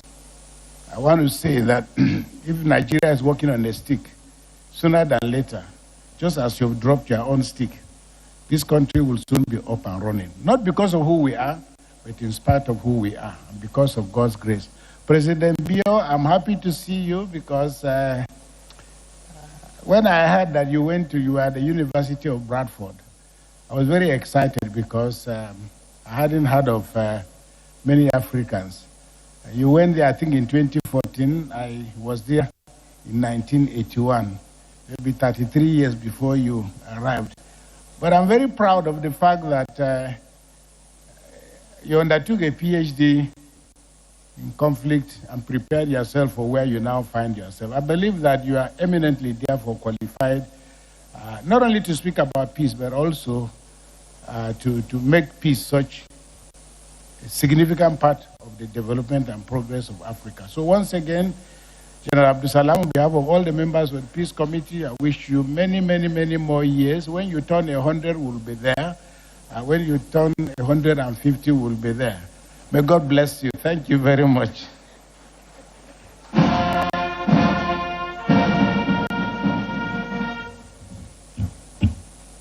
Okay.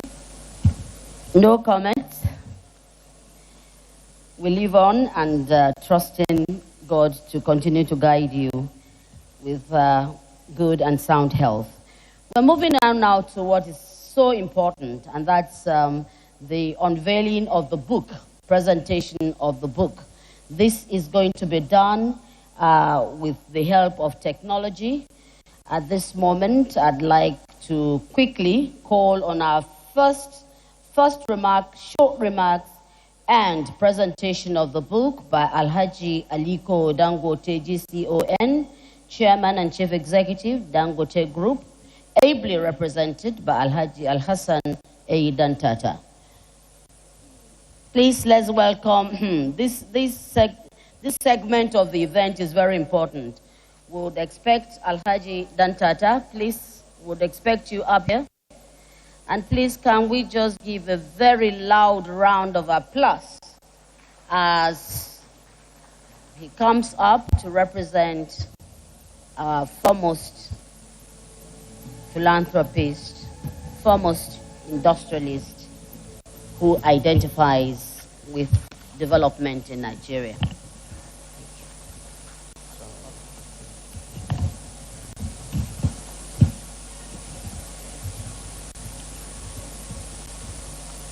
Assalamu alaikum.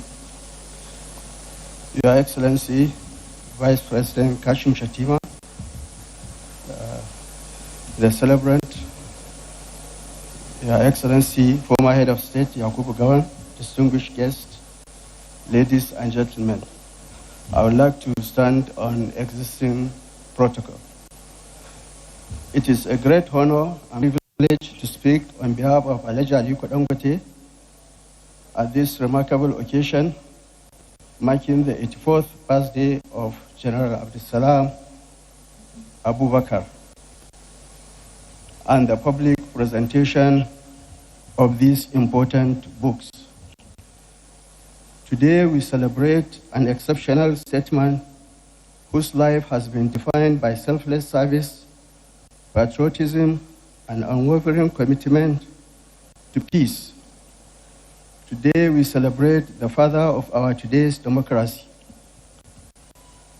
The publication being unveiled are more than books. They are enduring records of leadership, nation building, and statesmanship that will continue to educate, inspire, and guide future generations.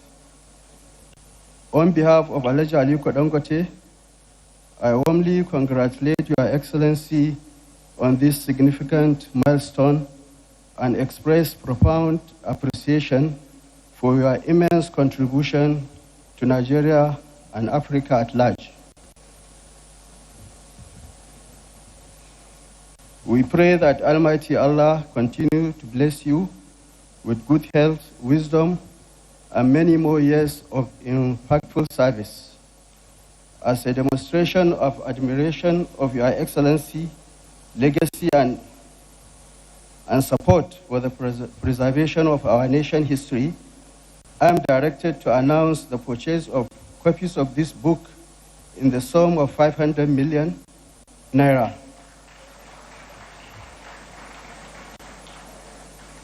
This contribution reflects Alhaji Aliko Dangote's strong belief in the importance of educating our youth, preserving our history, and promoting the values of exemplary leadership of Your Excellency. Your Excellency, we celebrate your achievement, honor your legacy, and thank you for your enduring service to our nation and our continent. Happy 84th birthday, sir, and congratulations on this historic occasion. Thank you, and may God bless the Republic of Nigeria. Thank you. I think that applause is not good enough for a very generous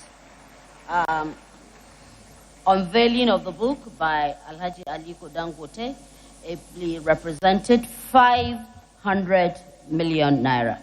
Next, we're going to invite Alhaji Dr. Abdulsamad Ishaku Rabiu, CFR OON, Executive Chairman, BUA Group, BOA Group, ably represented by Dr. Edie Hong, former Minister of State for Health, who is here, I've been informed, is representing the BOA Chairman.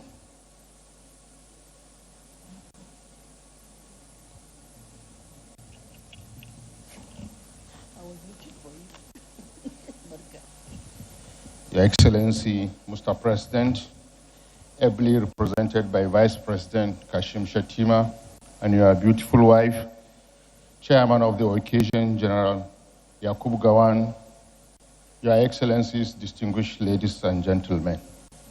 I am here standing in for Alhaji Abdulsamad Rabiu, who is unavoidably absent. He asked me first and foremost to apologize on his behalf for his inability to attend in person and to congratulate Mr. President General Abdulsalami Abubakar on this very remarkable day of his 84th birthday, and also to commend the documentation of his life and his duty to the country and to Africans at large.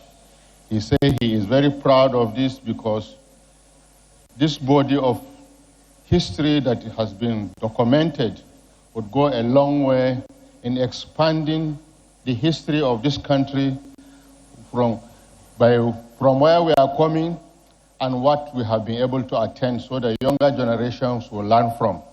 He asked me specifically to congratulate you and make a first token of donation of launching the books with the sum of 250 million naira. And I have also been, in the same vein, been asked to stand in for Alhaji Dahiru Mangal, the chairman of Mangal Group of Company, who have also asked to launch the books with the sum of 100 million naira. Thank you very much, sir.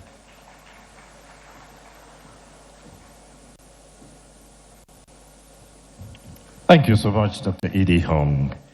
Excellencies, distinguished ladies and gentlemen, may we now invite, for the purpose of unveiling this book, a philanthropist, an elder statesman, retired Colonel Sani Bello.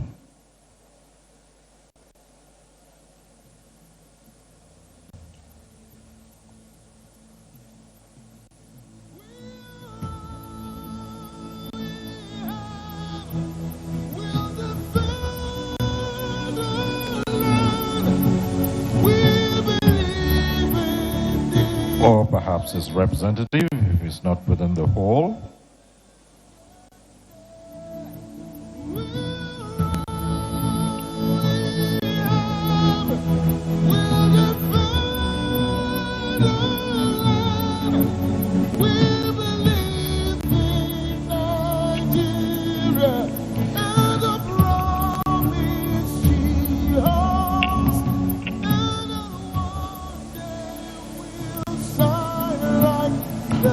Well, Your Excellency, it would seem that his representative is not in the hall at this point in time. So we'll just move in.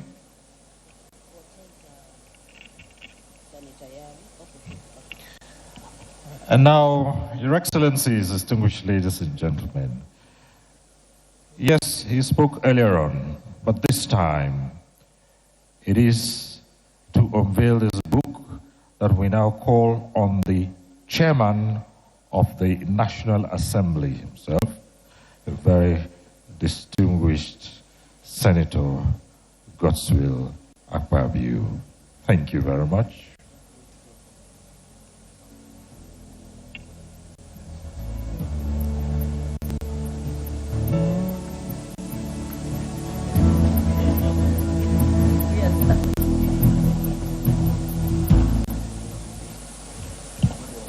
Good evening, Your Excellencies. I wish this aspect of the ceremony had actually started the occasion. Because by the time I looked at the time, I realized that the banks have closed. So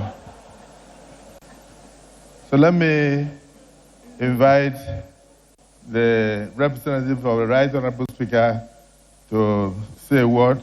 Just mention what you are unveiling, and then I'll mention what the Senate is unveiling, and that will conclude the National Assembly. We are the greatest beneficiaries of the sacrifice for our nation. Mr. Chairman, I was thinking you are going to do it together. Quickly. Excellencies, I stand on the existing protocol. We appreciate what the foundation you've laid for our democracy. That is where we are standing today. There is no better legacy than that, and we celebrate you. We'll carry this legacy on, and we'll make sure that we project the peace that you have always preached. it is in peace that we find prosperity in this country. We are grateful for the work you have done. Congratulations on this birthday. And we wish to announce that we'll be unveiling this book with the sum of 50 million naira from the House of Representatives. Having heard from him that because the banks have closed, I will also add a token with my brother from the Senate in the sum of 100 million. So I thank you. Thank you.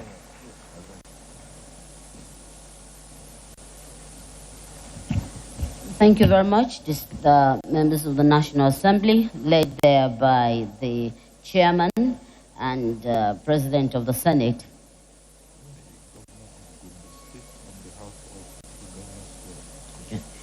I'd like now to invite His Excellency, the Governor of Gombe State, who will be unveiling the book on behalf of Nigerian governors.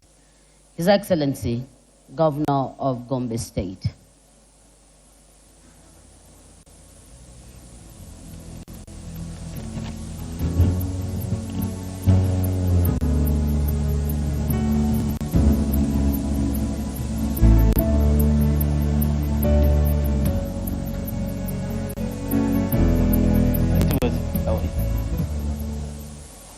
Your Excellency, President Bola Ahmed Tinubu, President Federal Republic of Nigeria, GCFR, ably represented by our own, the indefatigable Vice President Kashim Shettima and your dear wife, the President of the Republic of Sierra Leone, former Vice President and Presidents that are here, leadership of the National Assembly and other members of the National Assembly, my colleagues, the governors, our royal fathers, distinguished invited guests, ladies and gentlemen. On behalf of my colleagues, the governors, I'm standing proxy for the chairman of the Nigeria Governors Forum, who is unavoidably absent, but want to dedicate the commissioning of these books by donating the sum of 360 million naira to symbolize the association of our governors.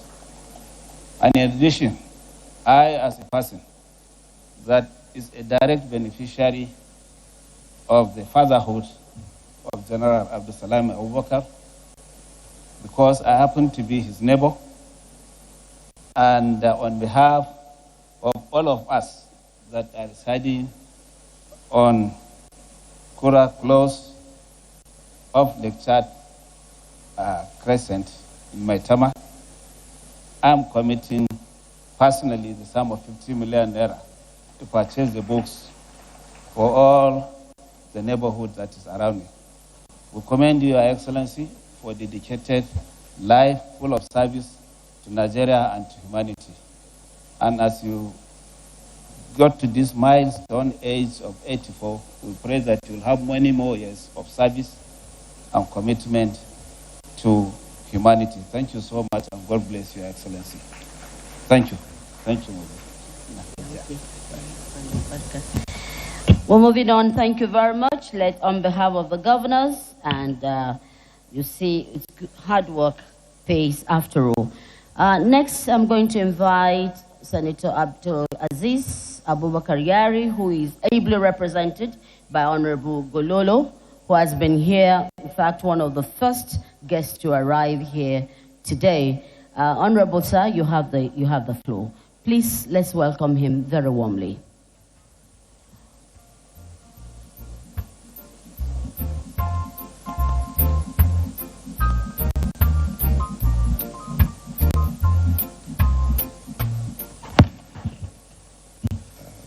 أعوذ بالله من الشيطان الرجيم بسم الله الرحمن الرحيم وصلى الله على نبي الكريم.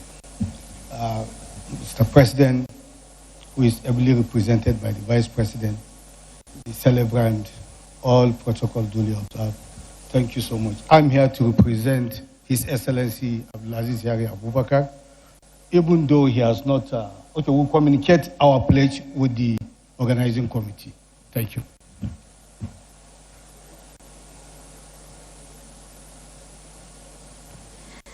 As we expect, when he speaks or when he sends what to be done, we would bring that and make it very public.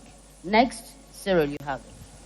Yes, just wanted to make a quick comment. You would recall that the chairman of the National Assembly did say that, the day is fast spent and the banks have closed. I just heard it from the committee that not to worry, the banks are well represented right in here, and there is electronic banking. So in local palace, nothing spoiled. Thank you so very much. Your Excellencies, distinguished ladies and gentlemen. The books are around, the ushers are around, you can beckon on them, and everything is available, including POS, e-transfers, they're all right on ground. At this point in time, let us return to another foremost philanthropist of ours. We did call him earlier on, but now we're repeating the call. I believe that he probably stepped out at the last time we called him, but please join me in welcoming to the podium a philanthropist and an elder statesman, retired Colonel Sani Bello, OON.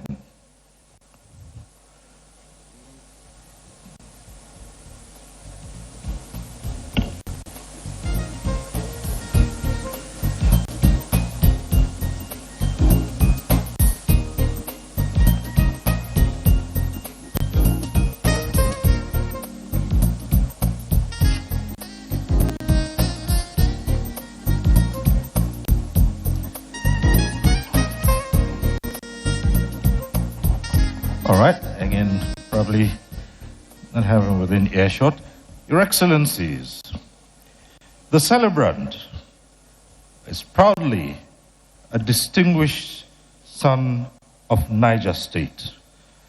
And so, on behalf of all Nigerites, as the people of Niger State are known, let me invite His Excellency, the Governor of Niger State, the former Governor Umaru Bago, to now do us the honors.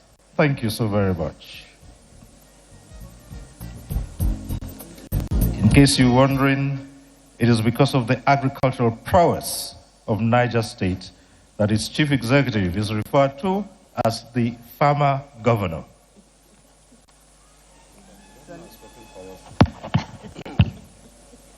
Auzubillahi minash shaitanir rajim.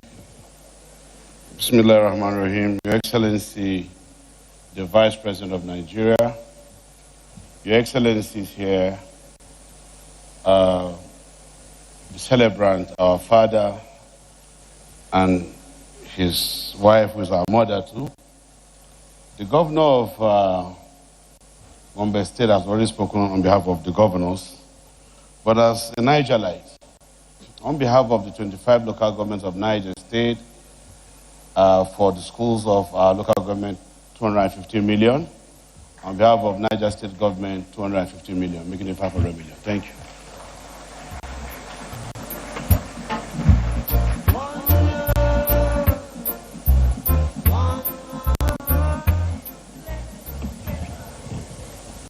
Thank you, Your Excellency. At this moment, I'd like to invite to the podium His Excellency and, of course, Secretary to the Government of the Federation, Senator George Akome, who I'd like to, yes, sir.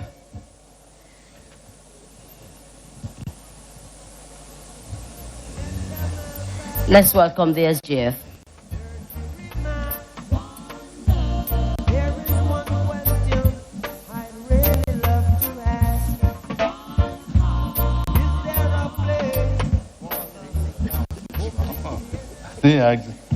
Your Excellencies, distinguished ladies and gentlemen, I am only Secretary to the Government of the Federation. I write. I don't have this, I'm not like Dangote. But again, we're here because there is a great man here who invited us. And this great man is father to all of us. This great man needs no introduction. He has already introduced himself. And I remember in those days when I was governor, at very short notice, I invited him, it was in Makoti, to preside over the reception for his friend, Lieutenant General Samad, who was appointed as Chief of Army Staff. He gave us wonderful advice at that place. And I've been to his house a few occasions when he was preparing for the launch of this book, and the president told us to put hands together, join them to do the needful. And I think we also tried to do what Mr. President directed us to do. The donation I'm making is personal. My boss is here. I think he's going to do something different on behalf of federal government, not me. So I'm going to buy 10 copies for 20 million naira. Thank you very much. Thank you very much, SGF. Your Excellencies, distinguished ladies and gentlemen, we have the following announcements. These are already in. They've been paid in. Anonymous donor is paid in 200 million naira. We have from Chief Gabriel Igbinedion, 10 million. And from Chief Mike Adenuga,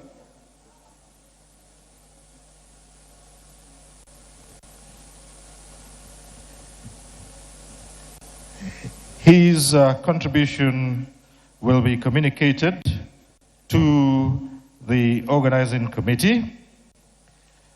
And from Tony Eze, 100 million naira. Thank you. Thank you, sir. We have gotten the news from His Excellency Senator Abdulaziz Abubakar Yari. He's bringing in 100 million naira. I'd like to invite His Excellency, former Governor of Sokoto State, now is Senator Alhaji Atahiru Bafarawa. I'd like to invite His Excellency to please come on. You're next on the roll call of those who would want to support this development. Not just the books, but of course, the resource center.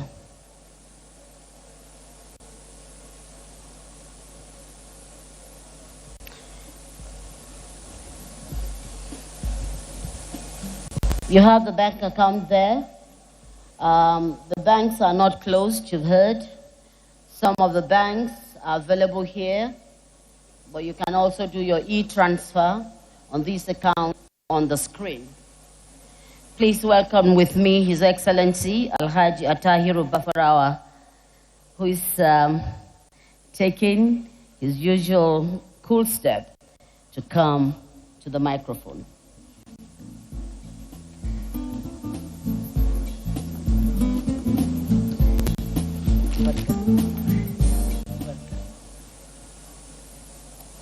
Your Excellencies, I was shocked to hear that my name was called as a co-launcher for my dear brother. I think I cannot say no to the invitation as a co-launcher that has just been discharged from the hospital. So I don't have much money to give, but I'll give 30 million naira. Thank you.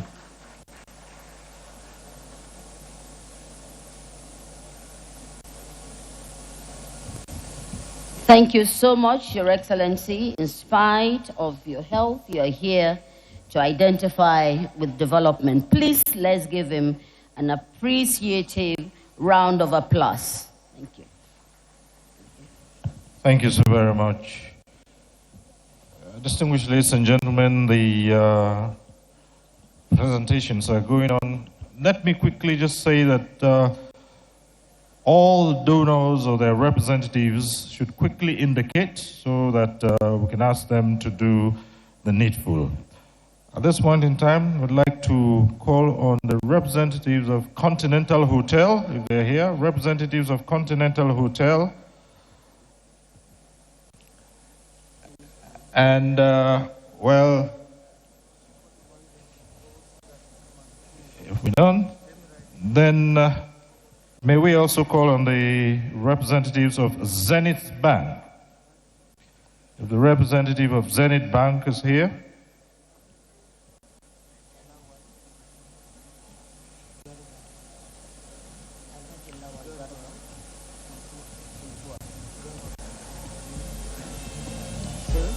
Once again, for those who are launching,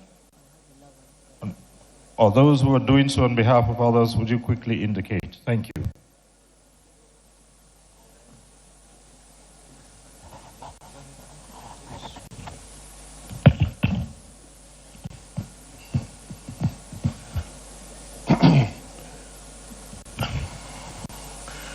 Thank you so much. Distinguished statesman for whom we are gathered here today, permit me to proceed on the existing protocols. Distinguished ladies and gentlemen, I stand here today on behalf of the Continental Hotels Group and Ramesh Kansagra's family, very close friends of the celebrants, who is unavoidably absent here today, but has sent his sister, Jeshri Kansagra, and his director, Lawal Idris. I have been sent to come on their behalf to thank you for all you have done for this country, for your statesmanship, for your love and affection and sincerity of purpose and service to God and humanity. And to tell you that He is all with you in what you are doing today, and that for this book launch that we have gathered here today for, He has sent a message in the sum of 40 million naira to support the book launch. Yes, thank you so much. And God bless you very much for your service to humanity.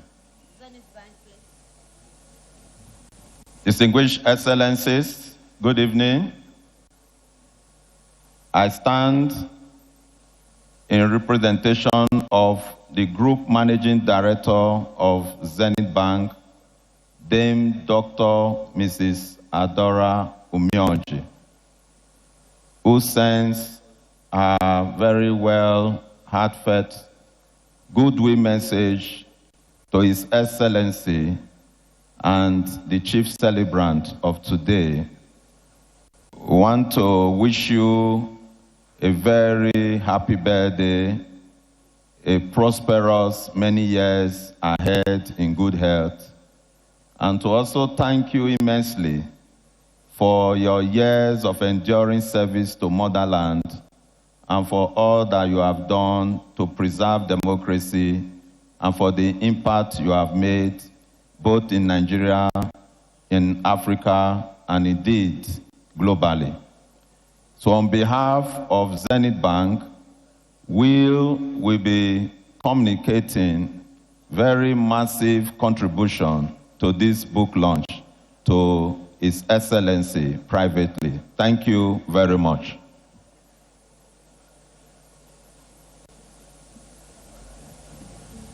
Thank you very much, Zenith Bank. The Niger Caucus at the National Assembly donated 70 million naira. Thank you. Mainstream, 50 million naira. from Colonel Sani Bello, retired, 20 million naira. I'd like to invite my father in the profession, Aremo Shegun Oshoba. I've been asked to invite you over. His Excellency, Aremo Shegun Oshoba.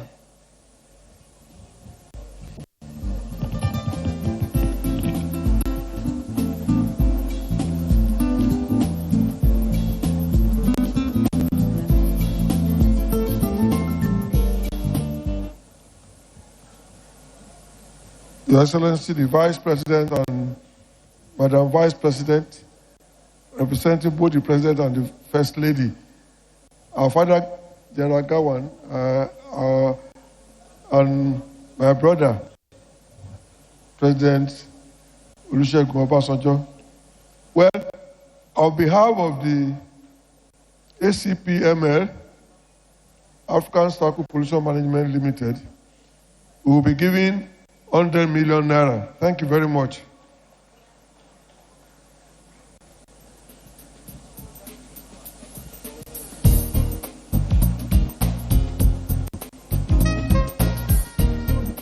Quickly, I'd like to also invite Chief Emeka Ofo. Chief Emeka Ofo, please come up. And of course, Alhaji Garba Funtua, please, can you, please, both of you, just make it up to the stage here. We have very short time, and please, if you've made any donation, you want us to announce it, please. Members of the Secretariat are waiting. Let's have your names. We'll announce that. Emeka, okay, his representative, please go ahead. Yes, I will. Your Excellency, the Vice President of the Federation, your lovely wife, the celebrant, Your Excellency, the former Head of State of the Federal Republic of Nigeria, distinguished ladies and gentlemen, let me stand on the already established protocol. My name is Dr. Nkem Okeke. I'm in the immediate past Deputy Governor of Anambra State.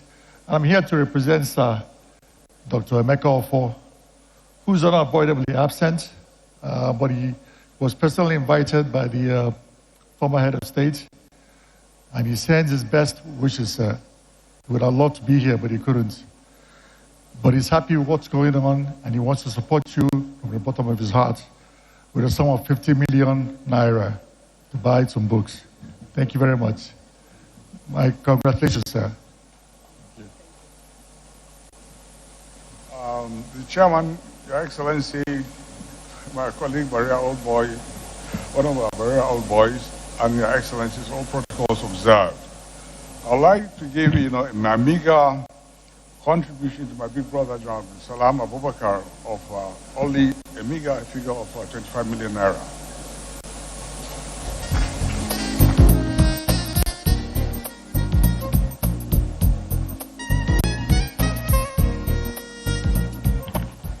Thank you very much, Your Excellencies, and we're putting the cap for now. It does not matter if you're not called up right at this moment. Later on still, there will be opportunities, but we really must move on at this point in time. Putting a cap for now is just to say that the in-laws to a celebrant jointly put in a sum of 20 million naira for the books. And Jaiz Bank, 30 million. And now, Your Excellencies, distinguished ladies and gentlemen, it is time for the celebrant and his family members to now proceed to this cake that we all have been viewing for the official cutting of the cake. Your Excellencies, distinguished ladies and gentlemen, now we are about moving towards the cutting of the cake. I'd like to quickly invite Chief Nike Akonde to please supervise the cutting of the cake. Yes, ma'am. And former Minister of Industries, and of course, this is Women's Kitchen. I'd like to invite Dame Pauline Talen to please Hold hands. Yes. Time, it's important.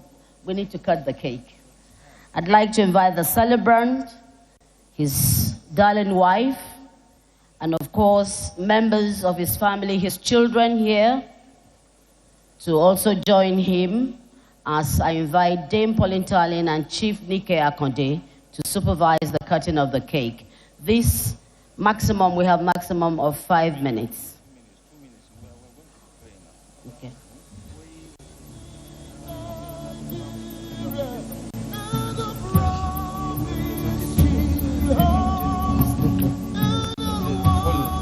Okay. As we are getting ready to cut the cake, can I have the representative of Mr. Femi Otedola here with us?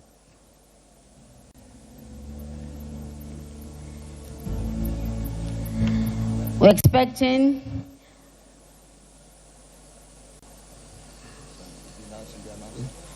Senator Aliu Wamako, Sarkin Yaman Sokoto, has sent in 20 million naira. Okay. Your Excellency, the President, represented by the Vice President, I'm Colonel Olusegun Oladuntoye, retired, representing Mr. Femi Otedola, who would have loved to be here. He has mandated me to represent him. He has made a pledge of some amount of money to be communicated privately to the celebrant for 25 copies of the book. Thank you. Thank you, sir. I guess all is been said to have the cutting of the cake. A microphone is going to the supervisors, Dame Pauline Talin and Chief Nike Akonde.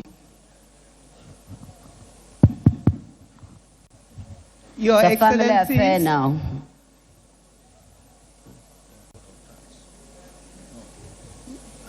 Your Excellencies, the chairman of the occasion, distinguished ladies and gentlemen.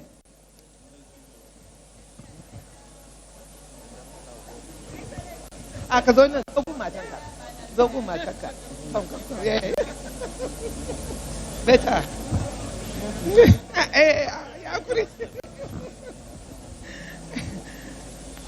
This is a unique and a very special cake before us. A great Nigerian, a peacemaker, a leader that has changed the course of history in the country. We are proud of you and we thank God for your life. He is the father of democracy, he is the father of peace in Nigeria. And therefore, I'm sure you'll all agree with me that the best word for us to use in cutting this cake is the word peace, because he is a man of peace and he has exhibited it in all areas of his life. Our dear father, our great leader, can you stretch your hand to the knife? Our sweet mother, his great confidence, support him as usual. Okay, the children can stretch their hands, and all members of the family and all loved ones, stretch your hands. So, stretch your hands, stretch your hands. Everyone, stretch your hands. Give me the word P, an E, an A C, and an E. Peace.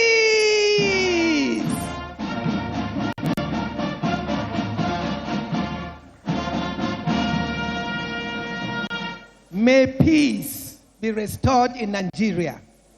May God give us permanent peace, and may God continue to shower his blessings and peace upon your life.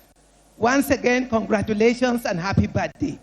I will hand over the microphone to my big sister to also say some few words. Thank you very much. Your Excellencies, distinguished ladies and gentlemen, it is my pleasure to conduct the cutting of the birthday cake.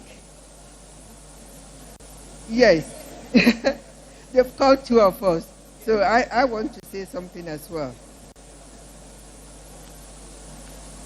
The celebrant of today, General Abdulsalami Abubakar, GCFR, the midwife of modern-day democracy. We are very proud of you, sir. You peacefully handed over to a democratically elected government.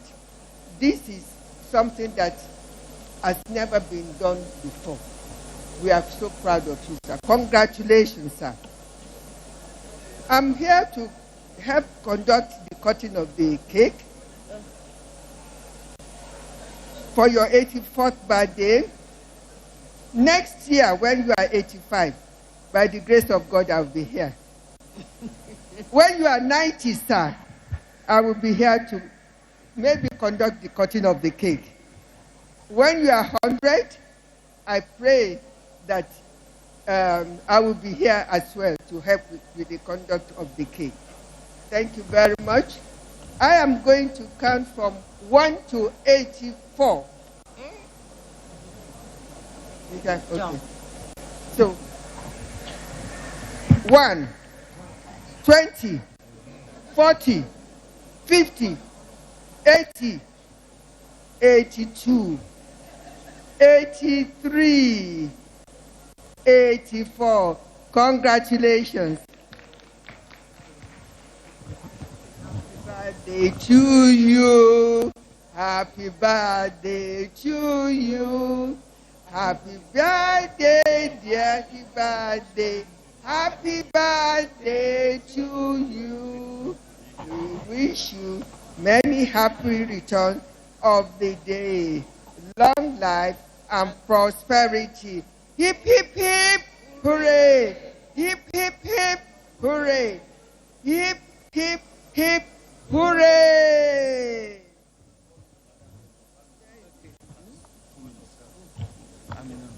Okay. 2 minutes, yes, at least. Okay. Thank you. Would quickly like to call on Dr. Amina Abubakar Bello, Her Excellency, immediate past First Lady of Niger State, a medical doctor and daughter of the celebrant, to please move the vote of thanks. Dr. Amina, move the vote of thanks, please.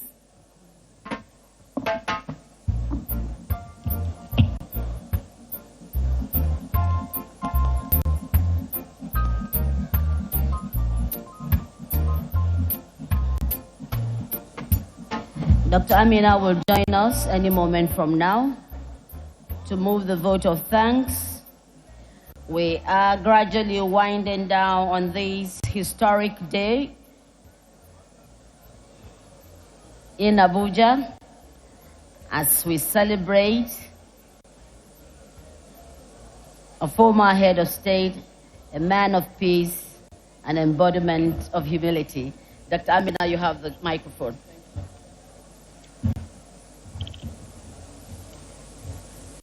Your Excellency, the Vice President of the Federal Republic of Nigeria, His Excellency Kashim Shettima, representing our President, His Excellency Bola Ahmed Tinubu, GCFR.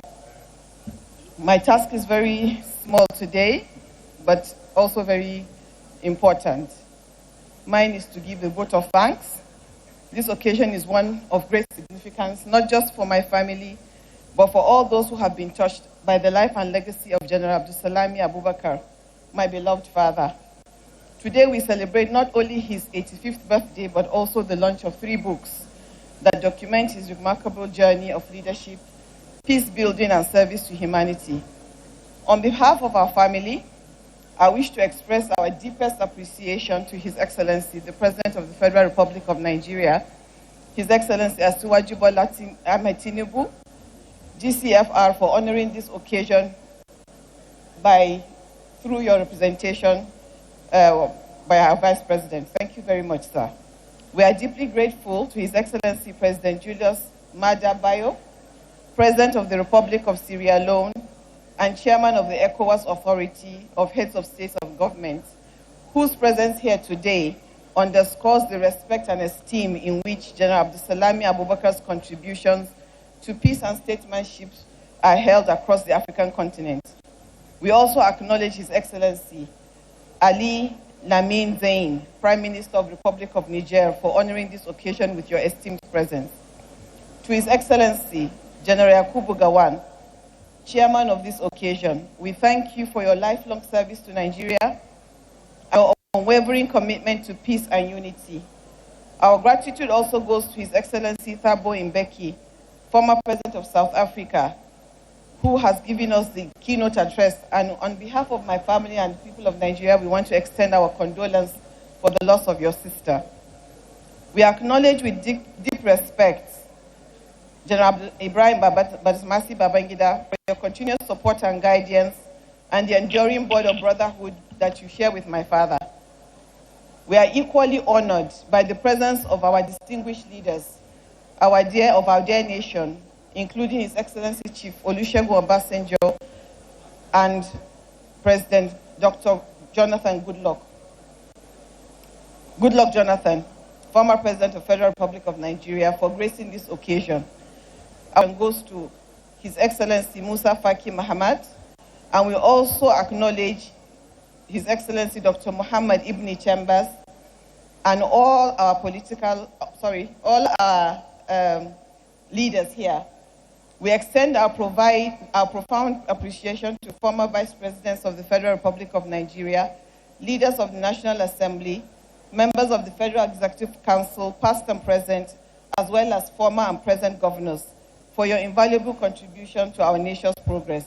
To our royal fathers, custodians of our culture and unity, and to members of the diplomatic corps, we are deeply grateful for your partnership with Nigeria and for joining us in honoring the legacy of our father. Our special recognition goes to the former military colleagues of our father, alongside those who served with him on the National Peace Committee. And to all well-meaning Nigerians, we want to say thank you all to our family and friends and associates who have honored us. And a special tribute goes to the pillar of our family, our dear mother, Her Excellency Honorable Justice Fatilami Abubakar, CON. Your strength and grace have been instrumental in shaping our father's journey and in keeping our family grounded. To my wonderful siblings, I appreciate the bond we share as we uphold the values instilled in us. And finally, to you, Daddy, today is yet another reminder of the incredible impact that you have made, just not within our family, but across Nigeria and beyond. Above all, we are immensely proud of you, and we remain committed to upholding the values you have always stood for us. Today, as we celebrate you, we celebrate the fruits of a life devoted to peace, service, and integrity and nation building. Once again, I thank you all for making today a success, and may this book serve as a guiding light for future generations, inspiring them all. May Allah bless all of you, and may you all travel safely back to your homes. Thank you very much. Thank you. Thank you. The special moment has come as we now invite His Excellency, former Head of State, Elder Statesman, celebrant of today, General Abdulsalami A. Abubakar, GCFR, CSG, who will now speak to all of us. Can we have one house, please? One house, please. And let's applaud the birthday boy, if I dare to say.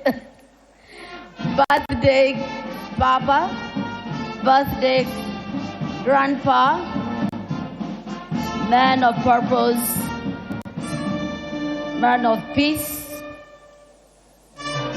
who would sacrifice everything for peace. Thank you.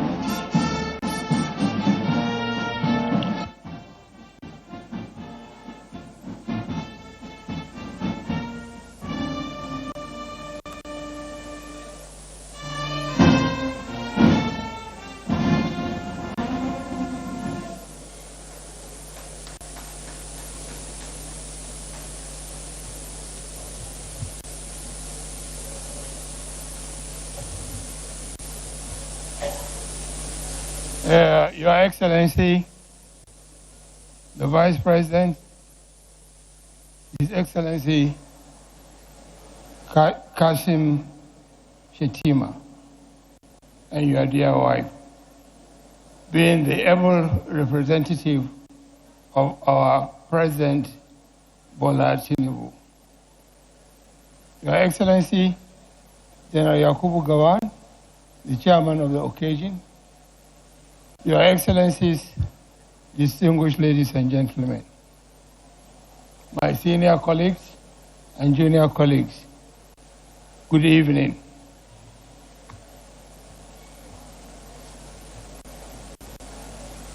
Your Excellencies, distinguished guests, eminent scholars, friends, family, and well-wishers. In the name of Allah, the Beneficent and Merciful, let me start by expressing my deepest gratitude, in particular, thank the President of the Federal Republic of Nigeria, His Excellency Asiwaju Bola Ahmed Tinubu, GCFR, for his gracious presence and sending a representative Vice President to represent him, for kindly hosting us here at the Presidential Villa for this memorable event. Your Excellency, we are most honored by your generosity and support. I want to thank His Excellency President Tamada Bio, who has just left us, and the Chairman of ECOWAS, Heads of States and Government, who, despite his national engagements, found time to come and honor me. The same goes to His Excellency, the Prime Minister of the Nigerian Republic, Lamin Zain, and your entourage. Thank you very much. Merci beaucoup. I also want to thank Thabo Mbeki, who has earlier expressed his desire to come, but due to the sad event, couldn't come. I want to thank him. He was our chairman of the African Union High-Level Implementation Panel on Sudan, HUIP. For 12 years, we have been working for our organization, the African Union, to assist Sudan out of its crisis. Thanks to my boss, Olusegun Obasanjo, who dragged me onto this mission. For 12 years, we were globetrotting the world to help Sudan. Unfortunately, we couldn't save her into what is happening now. Please allow me to thank His Excellency Musa Paki, the immediate past African Union chairperson, who inherited our mission. He also wrote the foreword for the first speech by Mediation for Peace in Africa, one of the books being presented today. Also, let me thank His Excellency Dr. Mohammed Ibn Chambers, who then, as chairman of ECOWAS, assigned me to chair the panel for Republic of Niger Political Dialogue and the Liberian Peace Corps. Allow me also to thank the governors who have honored me with their presence. I want to thank my governor, the former governor of Niger State, His Excellency Mohammed Omar Bago, for his support. Thank you very much, Your Excellency. To our traditional leaders, the Sultan, the Oni, and other emirs who are here, what can I say but thanks and ever more thanks? I appreciate the presence of all the royal fathers here present, but also allow me to recognize the royal fathers from Niger State.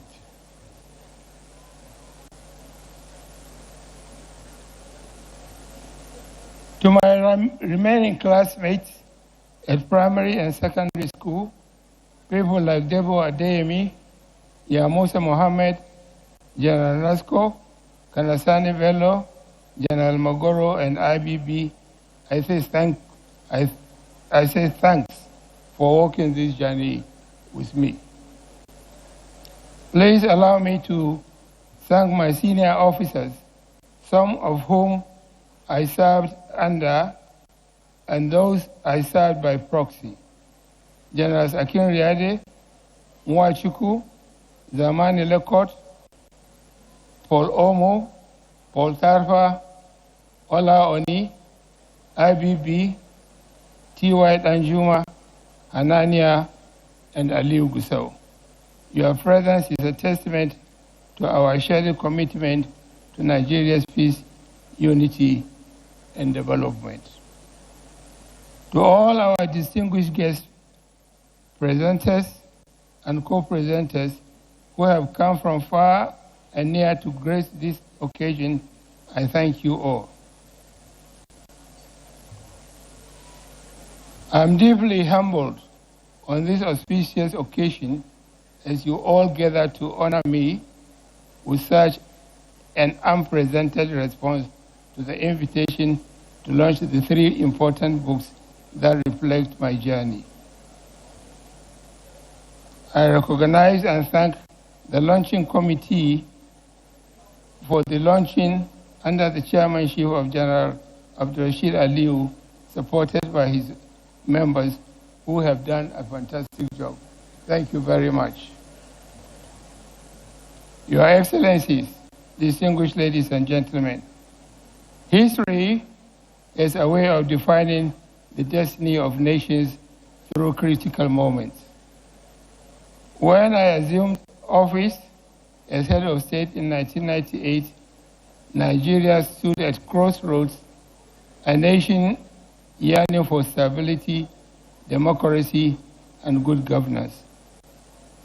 The calls came loud and clear to return the country to civilian rule from various segments of society, political leaders, civil society, the international community, and most importantly, the Nigerians. With profound sense of duty and with the help of my colleagues in the armed forces, members of the Armed Forces Ruling Council, members of the Federal Executive Council, and members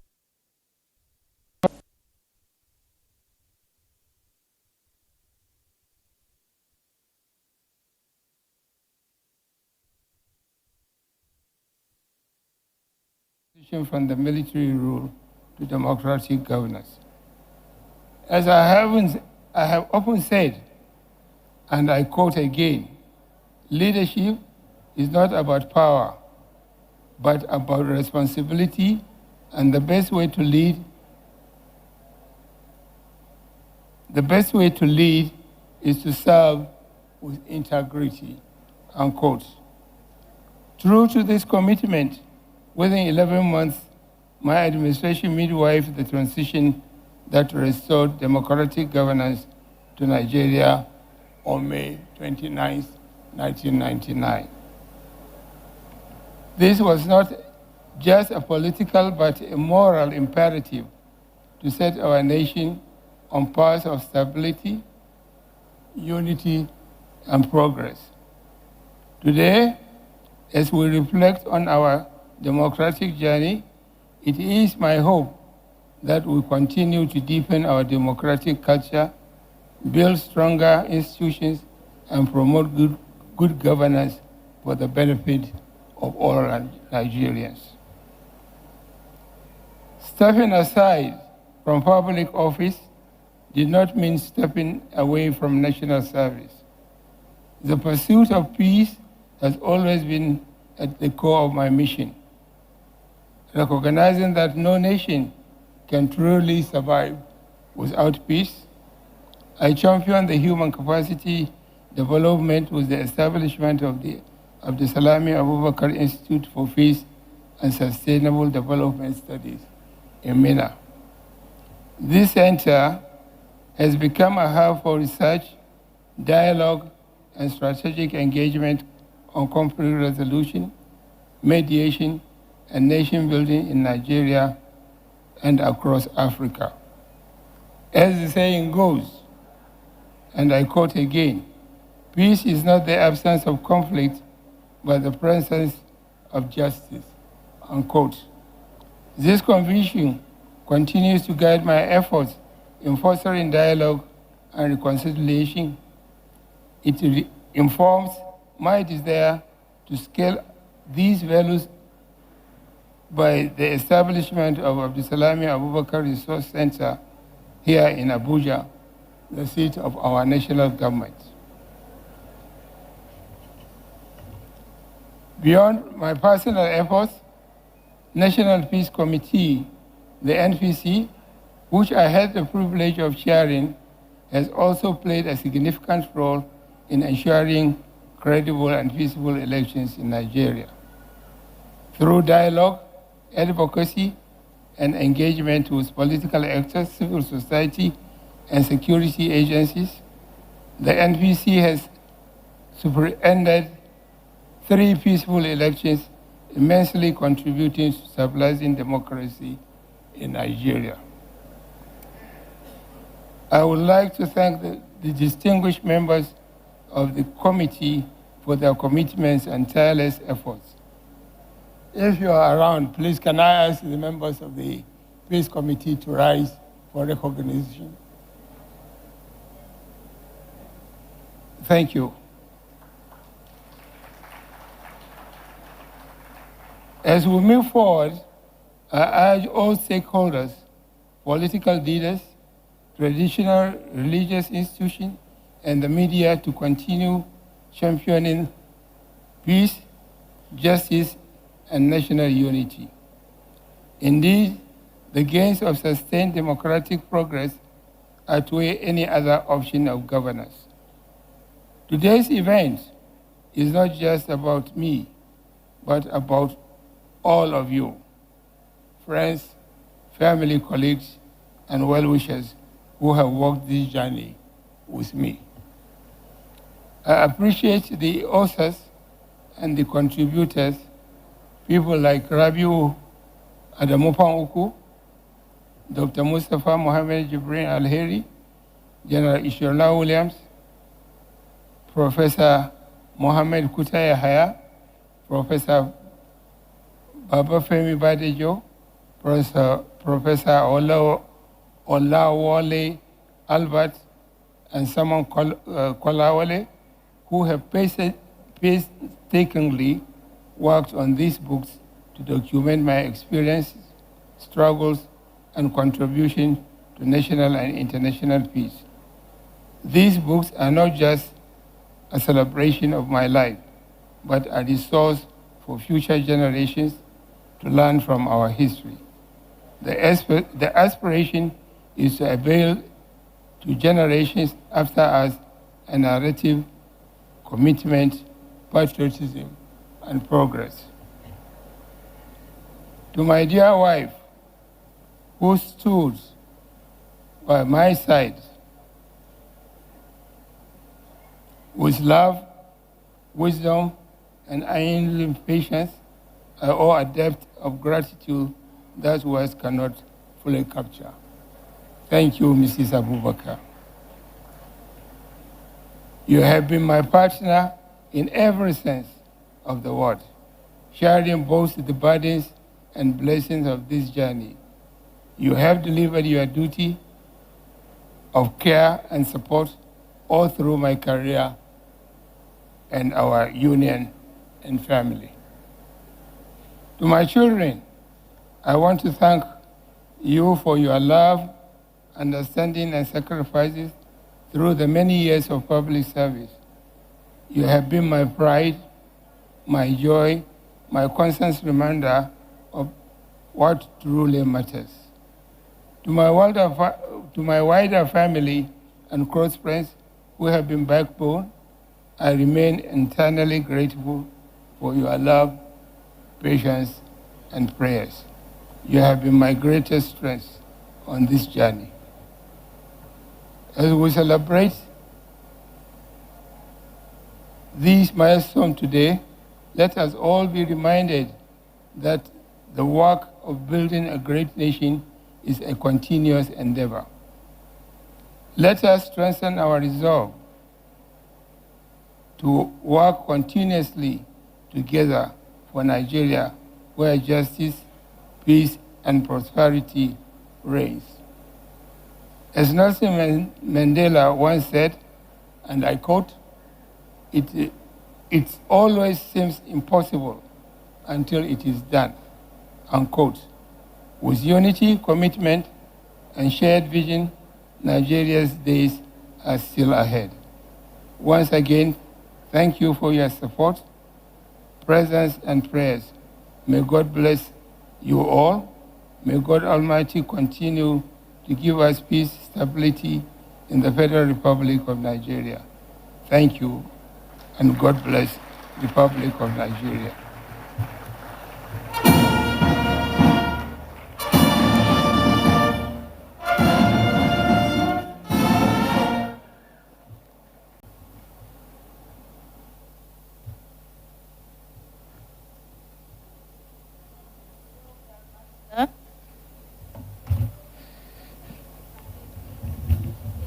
Hands together for the celebrant. May God continue to strengthen you on all grounds. Your Excellencies all, very, very distinguished ladies and gentlemen,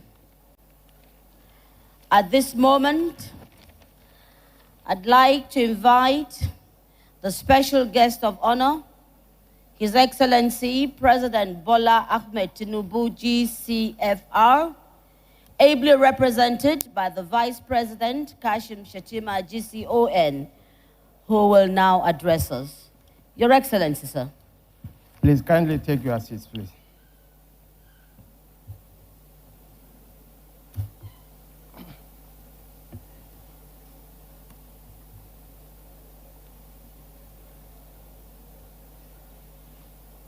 The chairman of the occasion,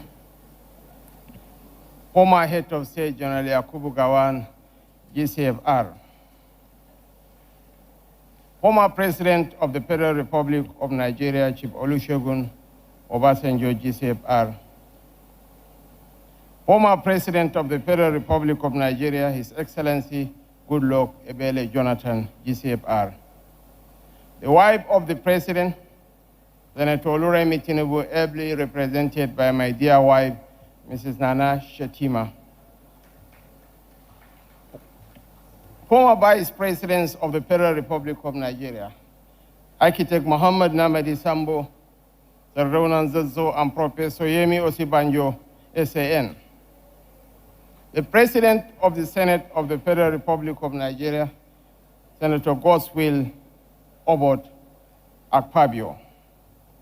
The Prime Minister of the Republic of Niger, His Excellency Ali Lemin Zain, the Deputy President of the Senate, Senator Barrow Jibrin, the Deputy Speaker of the Federal House of Representatives, Right Honorable Benjamin Okeze Kalu, our governors present here, His Excellency Mohammed Inwaya Haya of Gombe, Mohammed Umar Bago of Niger, and Professor Babagana Umar Zulum of Borno State. Members of the National Assembly present here.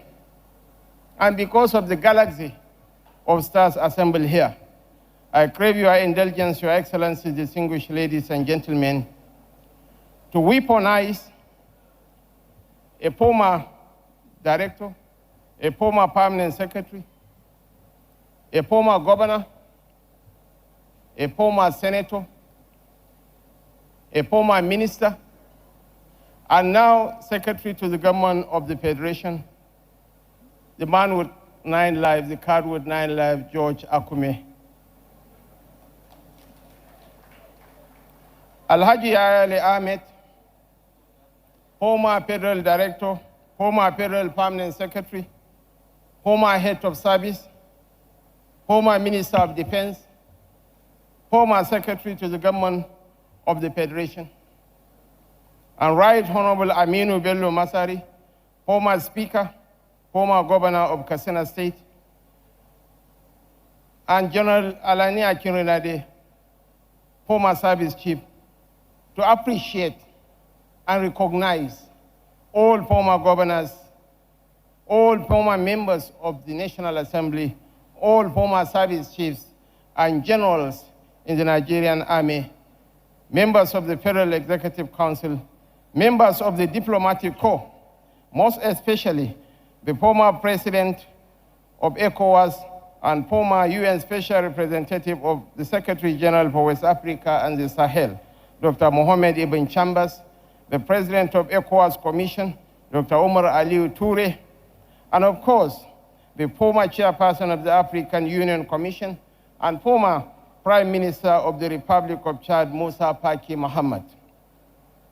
Our traditional rulers, I want to weaponize His Eminence the Sultan of Sokoto, Alhaji Muhammad Saad Abubakar III, and the Oni of Ife, Oba Ade Enitan Ogunwusi Ojaja II, to appreciate and recognize all our royal fathers present here. Members of the celebrant's family, members of the first estate of the Rim, honored guests, distinguished ladies and gentlemen. I am honored to join this distinguished gathering in celebrating the 84th birthday of His Excellency, General Abdulsalami Abubakar GCFR, and the presentation of 3 important books chronicling his life, service, and enduring contributions to Nigeria, Africa, and the cause of democratic governance. The presence here today of eminent leaders, statesmen, diplomats, scholars, and patriots is a fitting tribute to a man whose life has been defined by duty, moderation, courage, and an unwavering commitment to the public good. General Abdulsalami Abubakar occupies a unique place in the history of our nation at a moment of profound uncertainty. When Nigeria stood at a crossroad, Providence entrusted him with the responsibility of leadership. He understood both the weight of that responsibility and the demands of the moment.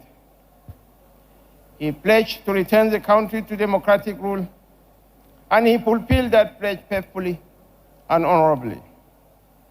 In doing so, he rendered one of the greatest services any leader can render a nation. He placed country above self and principle above power. The peaceful transition he supervised in 1999 gave birth to the post-republic, the longest uninterrupted democratic period in Nigeria's history. Millions of Nigerians, including those of us privileged to serve in public office today, including the Speaker and of course the President of the Senate, today are beneficiaries of the stability and democratic foundation that his stewardship helped secure. I speak not only as president, but also as one of whose own political journey was shaped by that historic transition. Like many pro-democracy activists of that era, I returned to participate in the democratic process because I was convinced of General Abdulsalami Abubakar's sincerity and determination to restore constitutional rule. He kept his word, and as a result, have steadied the ship of state, preserved national cohesion, and guided our countries safely towards democracy. For that service, generations of Nigerians will remain in this debt. Yet his contribution did not end with his departure from office. Over the years, he has continued to serve as a respected elder statesman, promoting peace, national unity, democratic stability, and responsible political engagement. Through the National Peace Committee and numerous interventions across Africa, he has remained a tireless advocate for dialogue, reconciliation, and democratic values. On a personal note, I have benefited immensely from his wisdom and counsel. His advice is always thoughtful, measured, patriotic, and offered with the discretion that befits a statesman.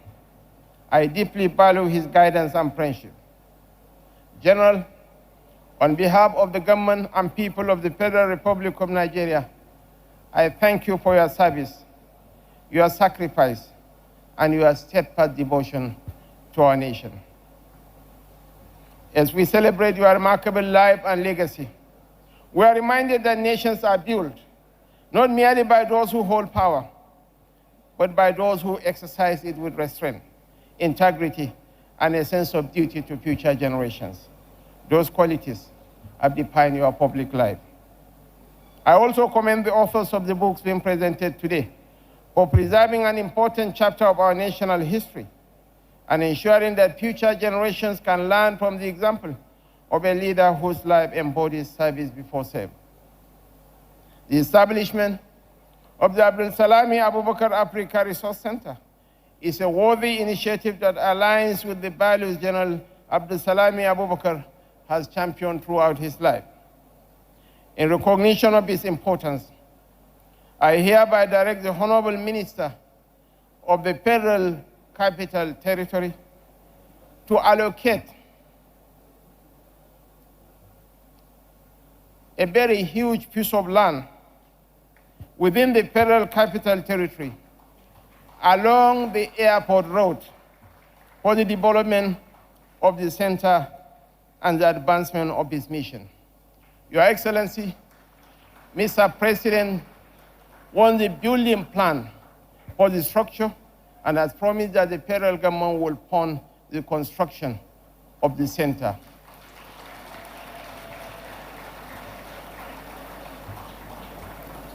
To the organizers of this event, I thank you for bringing together this distinguished gathering in honor of an exceptional Nigerian, an exemplary African, and a statesman of rare character. General Abdulsalami Abubakar, we celebrate you today. We honor your service, and we cherish your example. And we pray that Almighty God grants you continued good health, peace, and many more years of fulfillment and service to God and to humanity. Thank you, and may God bless the Federal Republic of Nigeria. Bola Ahmed Tinubu, GCFR, President, Commander-in-Chief of the Armed Forces, Federal Republic of Nigeria. Thank you all.